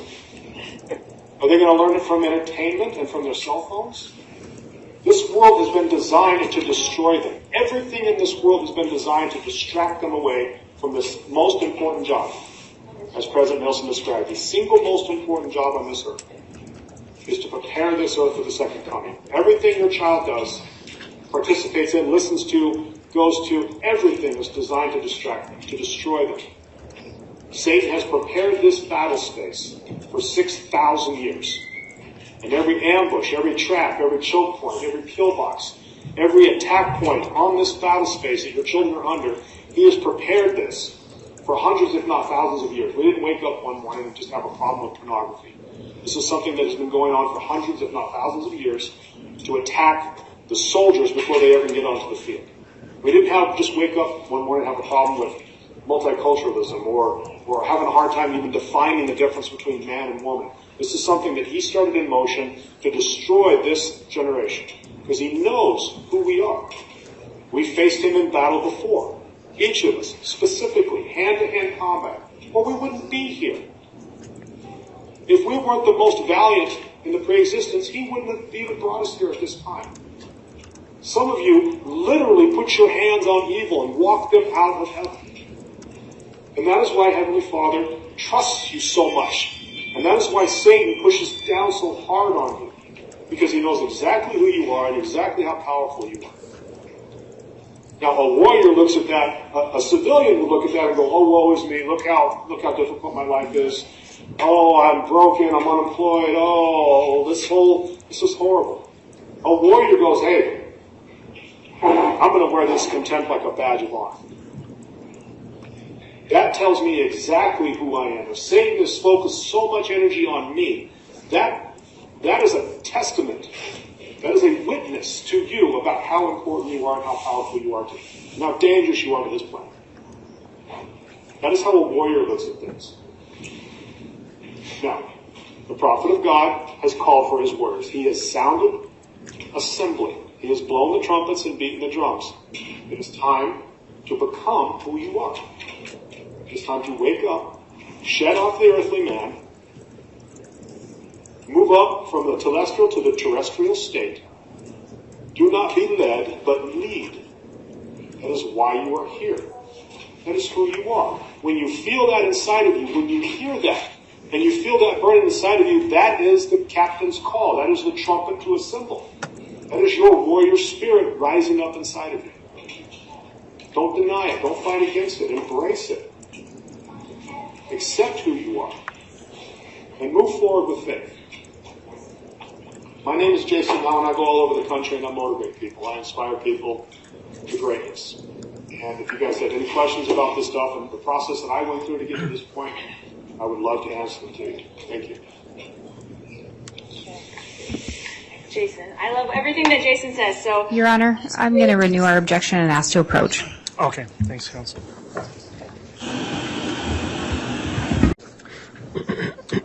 All right, thank you, counsel. After the sidebar, there's a continued objection. The court needs to make an in-camera review of this next part of the podcast before it's published to the jurors. I understand that it's approximately 10 minutes worth of audio. I'll be listening to that. We'll take a mid-afternoon break so we can do that. I'll advise the attorneys at the end of the break whether we want to put further rulings on the record before the jury returns or do that after the jury's returned. But for that reason, we do need to take our mid-afternoon recess at this time, so we will take that break and let you know when we're ready to rejoin. All right, please.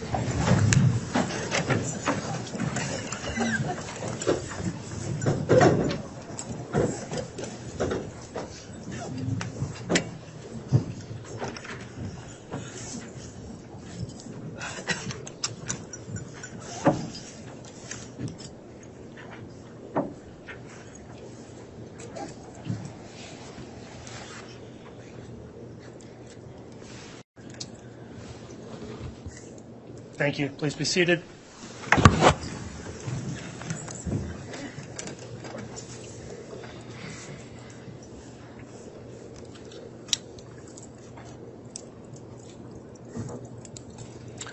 Okay, we are back on the record on CR 22-21-1624. We took an afternoon recess. The court also reviewed in camera that portion of the podcast that's at issue. The state's raised an objection. I did review I believe it's about 8 or 9 minutes of the podcast on the break. And just to confirm, this would be the portion of that podcast where the defendant is making statements. And Mr. Archibald, is it the defense intention to introduce that part of the podcast as part of the evidence in the case? Yes, Your Honor, we believe that it explains what this witness listened to without playing the entire hour and 49 minutes. We believe the first 40 minutes is relevant. All right. And what's the objection from the state to that remaining part of this podcast that we haven't heard yet where the defendant is speaking? And Your Honor, the objection on that, well, there's several objections. One is we still don't believe it's relevant. Again, I think any religious matters that have been talked about, and specifically through this witness, already the podcast has not addressed those and is not in accordance with those. We don't believe the next ones that are purported to be presented by the defense would comport with any of that, either to be relevant, that would be on the scope of direct. While a podcast is mentioned, I don't think the scope of direct would cover all content of a podcast simply because it's mentioned, where there was not significant testimony regarding that. And then specifically to the portion that we are at now, I think case law is clear. Looking at 2 Ninth Circuit court cases, both Cisneros v. Paramo, which is 2015 U.S. District Lexus 168978, and also U.S. v. Singh, and that's a 2020 U.S. 2021, U.S. District Lexus 1572220. Those are both Ninth Circuit courts that hold a similar or make a similar finding, essentially that a defendant in a criminal case may not introduce hearsay evidence for the purpose of testifying while avoiding cross-examination. And then also looking to U.S. v. Marin. We're getting the citation right now. That is 669F273, and it is a Second Circuit Court of Appeals case. And the language out of that case as well, when a defendant seeks to introduce his own prior statement for the truth of the matter asserted, it is hearsay and it is not admissible. When the defendant offers his own statement simply to show that it was made rather than to establish the truth of the matter, the fact that the statement was made must be relevant to the issues in the lawsuit. In looking at this case, the state is aware of the content of the recording. We were able to locate our report on that since we did not know until just before it was introduced that there was going to be an attempt to introduce it. We've been able to locate our report and at least review that. The statements absolutely, in the state's opinion, would fall under hearsay. We do not believe that they meet any exception. I think they would be excluded under 801D2. They do not meet any exception. They could, parties' statements can be introduced by the opposing party, but a party is not allowed to introduce self-serving statements simply to avoid the potential for cross-examination. These appear to be self-serving statements that would be used by the defense in trying to make an argument regarding that. So for those reasons, we believe that this should not be allowed in.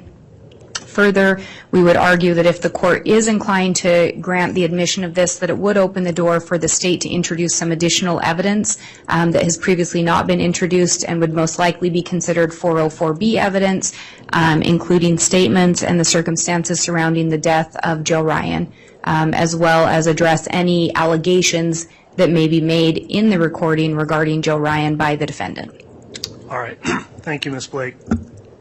And to be fair to the state, I know you're reviewing a report on what's said here, and I guess the issue I'm kind of zeroed in on at this point before I make a final ruling is the question of whether or not this section of the podcast does in fact contain self-serving statements, because I listened to the podcast and I guess I'm not entirely sure that what I've listened to comports with the information you've got in the report there. There was no mention whatsoever of Joe Ryan in that section.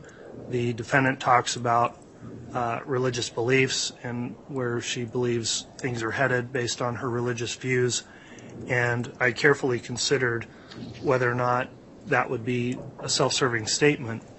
I do agree with the state that the case law is pretty clear on the issue of introducing a previously recorded self-serving statement not being admissible. That is not an admission against a party opponent, so it doesn't fall outside of that 801 exception. What we have here, as I listen to it, it does not appear to me to be expressly self-serving in nature. It talks about her espousing certain religious beliefs. We looked at some of the case law about what is a self-serving statement. There's the State versus Ogden case, which is 526 P3rd Idaho 1013. It talks about a self-serving statement, and that's a factor to be weighed, whether it's a product of reflective thought rather than a spontaneous reaction.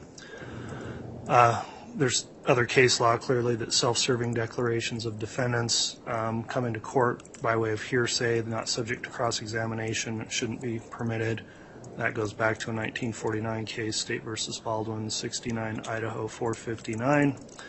And so, first of all, on the question of relevancy, that State versus Ogden case, again, 2023 case, talks a little bit about what is relevant evidence and says relevant evidence is admissible unless the rules or otherwise in the courts of the state provide otherwise, and talks about whether it goes to a fact of consequence. And it says whether a fact is of consequence or material is determined by its relationship to the legal theories presented by the parties. And in this case, the court would note that right in the overt acts of the indictment, there are allegations about espousing religious beliefs during the very time frame that this podcast is purported to have been made that are the subject of the conspiracy counts. So I do find that it brings up a relevant issue in the case. Further, in considering whether or not there's a hearsay issue, again, in listening to it, I haven't found what I think are clearly self-serving declarations that relate directly to any of the theories in this case of what's been charged in the indictment. I don't believe that these are tailored declarations or statements that would tend to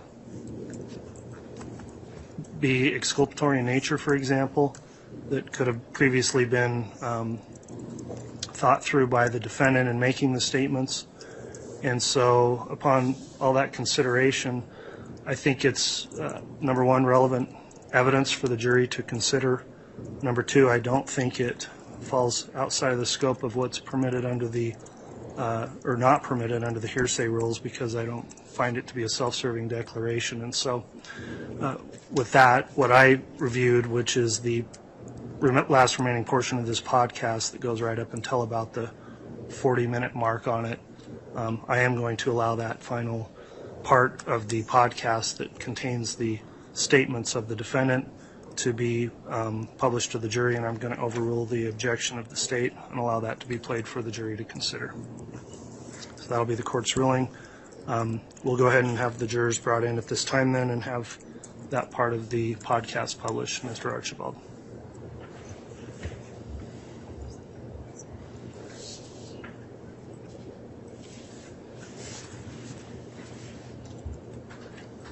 All right, please.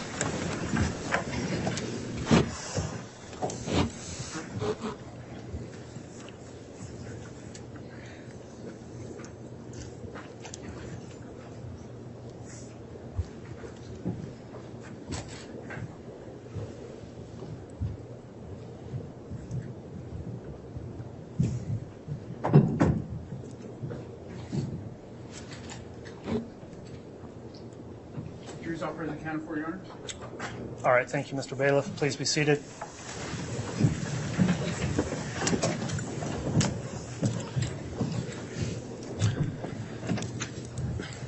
All right, Mr. Archibald, based on the court's previous ruling, your exhibit's been admitted, and you can publish that remaining part that will be provided to the jury for evidence. Very good, thank you.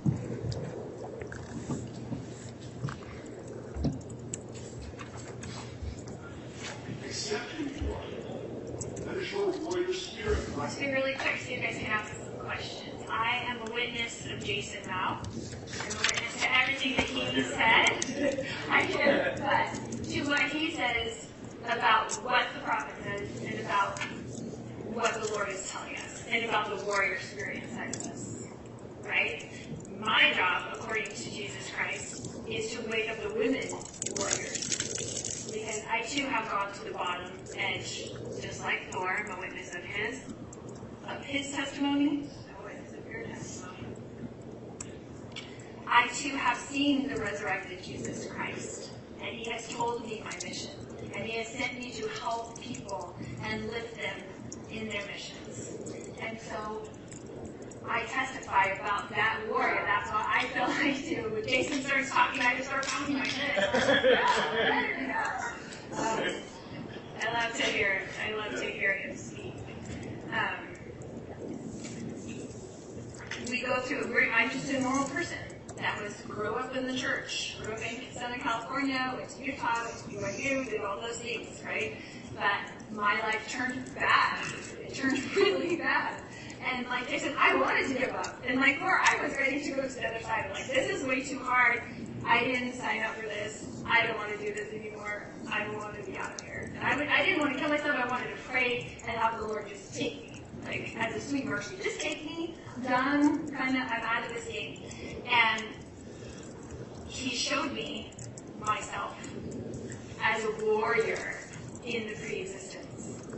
As a warrior, like a beast. Like, I fought with Satan. He hates me. I did all these things. And so he showed that to me so that I would quit lying. I was crying in the temple all day long in this lesson, bawling my eyes out. People coming up like, are you okay? No, I'm not okay. Just are crying the whole time. But he showed me so that I too could be the warrior that he sent me here to do. And do I want to go back and say, I can't do this, it was too hard, I didn't do it? No, none of us want to go back and do that. We came here to fight this war, and what I know directly from Jesus Christ and angels from on high who have come to minister to me. Okay? The time is now. And this war is on, and it has started. And what Jason gave us about a timeline is accurate, true, and correct. These things will start happening in the next 2 years, and things are going to change, and we need to be ready for that change. And how we do that? We sanctify ourselves. We turn our lives completely over to Christ, and we let him build the warrior from within. And I will say that in the name of Jesus Christ. Amen. You guys can ask questions. I like them. Yeah. It's right. We ran into each other.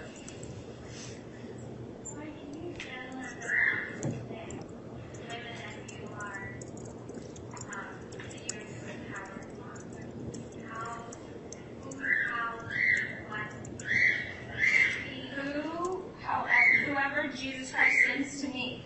So I pray who he wants me to go to, and he sends people to me through various means. A lot of times at the temple. So that's the story of Jason and I. So I have some women that I know. That is obvious. Jason, I was sent to the temple on a certain day that there would be a message for me from Angel Moroni. On a certain day, go to the temple on this day. And I went to the temple on that day, and fully expecting the Lord to send me a messenger because that's what he told me. So I went to the temple, and we had done the initiatories, and I went to the celestial room, and I was with my friend who was also like me and aware that we were waiting for a message from the Angel Moroni. And Jason Mao walked into the celestial room, and I didn't know who he was. Although we had been in the same ward before a long time ago. He walks in, and my friend goes, oh, that's that guy who writes books about Moroni. And I was like, So my spirit is just like burning within me, right? Like my whole spirit is just like burning. I'm like, oh, we're gonna have to go talk to people. I hate to go talk to people I don't know. And not like to just walk up to people and interrupt them in the celestial room while they're just pondering and those things. So I just wasn't gonna do it. So I told the Lord, I said, if we're supposed to talk to him, then make him come talk to us. You send him to us. We're supposed to talk to him because I don't like to go up to men in the celestial room and just say hi or whatever. So I didn't talk to him, but he had recognized Nicole, who he knew was my friend with me because they were there. And so as he gets up to, and it was super funny because we went in and we sat in the celestial room, and we never sit on that side. And then we're sitting in this chair, and the Spirit told me, it's like, move to the couch. Right? I'll move to the couch. Like, I don't know why it makes a big difference. I'll move to the couch. Like, not that I'm not used to hearing these things already, and I don't know why I even thought it, right? So I just moved to the couch. And Jason had walked just right past us on the couch and sat right next on the chairs next to us. So he got up to leave, and he didn't know I needed to come to the temple that day, but someone had sent him to the temple that day. So I didn't let him tell that part, but he just got up, and we got up to shake his hand, and I'm like, hi, and you have a message for me from Moroni. So he was probably thinking, what is this crazy lady? And we started talking. And I got to hear his story and that kind of stuff. And then at the end of that, he's like, well, I need to get you with some like-minded people. I said, the Lord sent me because I'm supposed to find these women that he sends me to, or sends them to me. And he said, he sent me to Melanie. Good job. And that is how Melanie and I met. And he sent her my information. She emailed me that day. She said, I'm doing a class on this Thursday. You should come. It's at the church up in Mesa. I'm like, oh, so far away. Okay, Heavenly Father, I've got to get a babysitter. I've got to do all these things to go meet Melanie. And I did. And then I saw her. I knew that she was one of be involved with and stuff. And she knew it when she saw me. And she gave her a little talk, and it was so cute. I loved it. And then someone else got to speak, and she walked out to the culture hall, and I was like, and went out there and talked to her, and we were instant sisters because we knew each other before. And that's how the Lord works. So he sends me to people. He's building his army. And he is calling people. And he is calling people to do certain missions that he needs done right now. Like, it has already begun. And he is calling people to do these missions, and they're to go forward in faith. And this is what he tells you. This is how the Lord works. He doesn't tell you exactly what you're going to do. He said, go forward and I will tell you exactly what to do. So every day, I say, who do you need me to be? What do you need me to do? And I've sent all these women. They just come, and I'm able to share my experiences with them and share what the Lord has told me specifically about myself. And sometimes he gives me messages for them to help them in what their missions that they promised they would do before they came to this earth. And stuff they are experts at. And I love that one about Jason said, because, and what Laura says, we signed these contracts because we knew what we would be doing. We knew exactly what we would be doing. And the time is now to do those things that we promised that we would do. So that's for your question. She's actually the third person that this has happened.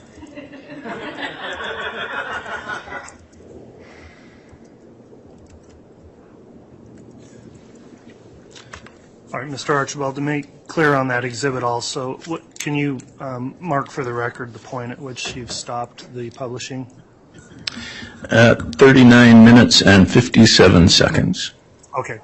We will ensure then when the exhibit's delivered to the jurors for deliberation, should they wish to review it again, that only that portion of this audio recording is supplied in the exhibit itself.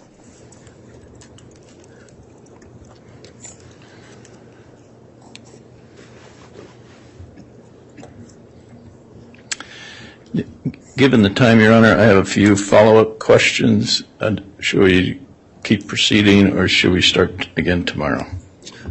Your Honor, I would ask, I would ask if at all possible that we proceed forward. We had this witness stay over and have already had to rearrange travel arrangements a couple times if it's at all possible. Okay. Why don't we continue through this witness then, Mr. Archibald? So just to clarify, that was a podcast that you listened to in November of 2018? Yeah, whenever that date was, but I remember hearing it before once. Okay. And the voices were Melanie Gibb, is that right? Yes. And Thor Furiseth? Yeah, I think that's how you say it. Yes. And Jason Mao? Yes. And Lori Vallow? Yes. Okay. And the purpose for listening to a podcast is to get lifted up, to feel good about what you're doing. Is that fair to say? Yeah. Yes. Okay.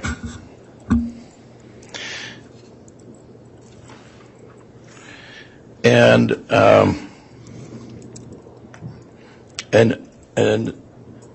what we listen to, would that be considered mainstream LDS belief?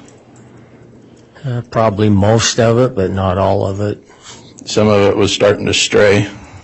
Yeah, a little, yeah. Okay. And when you would talk to Chad Daybell about his beliefs, was he also always mainstream, or was he starting to stray? He was starting to stray too.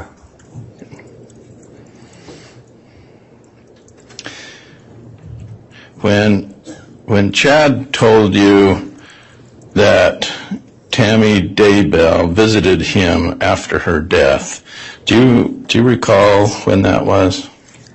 No, there was more than once. He just kind of mentioned it in passing that the kids were feeling okay because Tammy had visited him in spirit form and said that she was doing okay and that everything would be okay.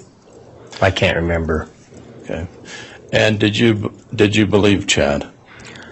I wasn't sure. I haven't had it happen to myself, And at that point, I didn't really doubt him, so I guess it could have done, is how I looked at it. Okay. And just one last question. You talked about I just thought it was funny. Does where you sit in church does it have an indication of your spirituality? Well, not really. It's just, I don't know, some people sit closer to the front, some sit to the back. Because I think you said, yeah, the Daybell family, they started to sit close to the front, and then they had moved to the back. So I was wondering what that meant to you. Well, it seemed like maybe they were trying to hide a little bit, I would think, from the way they were before. It wasn't that they were, I guess, more sinners than not, but... So if you want to hang out with the sinners, you sit in the back of the church.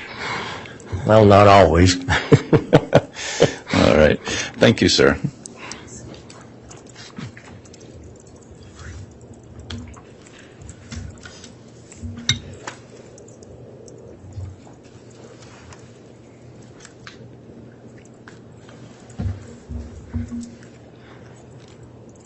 All right, Ms. Blake, redirect. Just briefly, Your Honor. Mr. Gilbert, could you tell if Chad Daybell was on that recording? I don't believe that I recognize his voice. Did you recognize the voice of Lori Vallow? Yes. Are you aware, and you were asked about an individual named Thor, and then Melanie Gibb and Jason? Would you stay there? Oh, you were asked about individuals named Thor, Okay. Melanie Gibb, and Jason? Mm-hmm. And you could hear them on that recording? Yes. Are you aware if any of their children were found buried on Chad Daybell's property? None of them that I'm aware of. I have no further questions. All right, thank you, Ms. Blake. That will conclude the testimony of this witness then. If he's here under subpoena, can he be released and excused at this time? We would ask that he be released, Your Honor. Thank you. All right, thank you, Ms. Blake. Mr. Archibald, any objection? No objection. Okay. That'll conclude your testimony then. The bailiff will help assist you out of the courtroom, and we'll just have you wait a moment, if you will, and we'll just...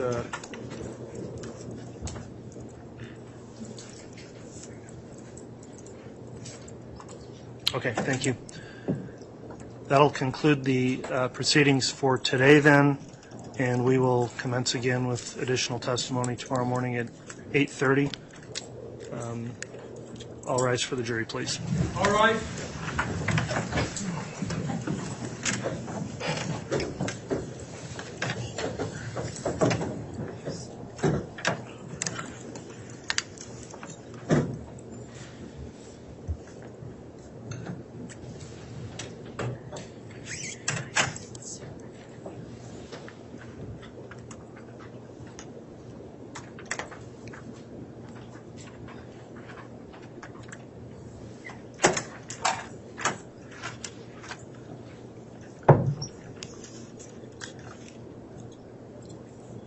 All right, thank you. We're adjourned until tomorrow morning.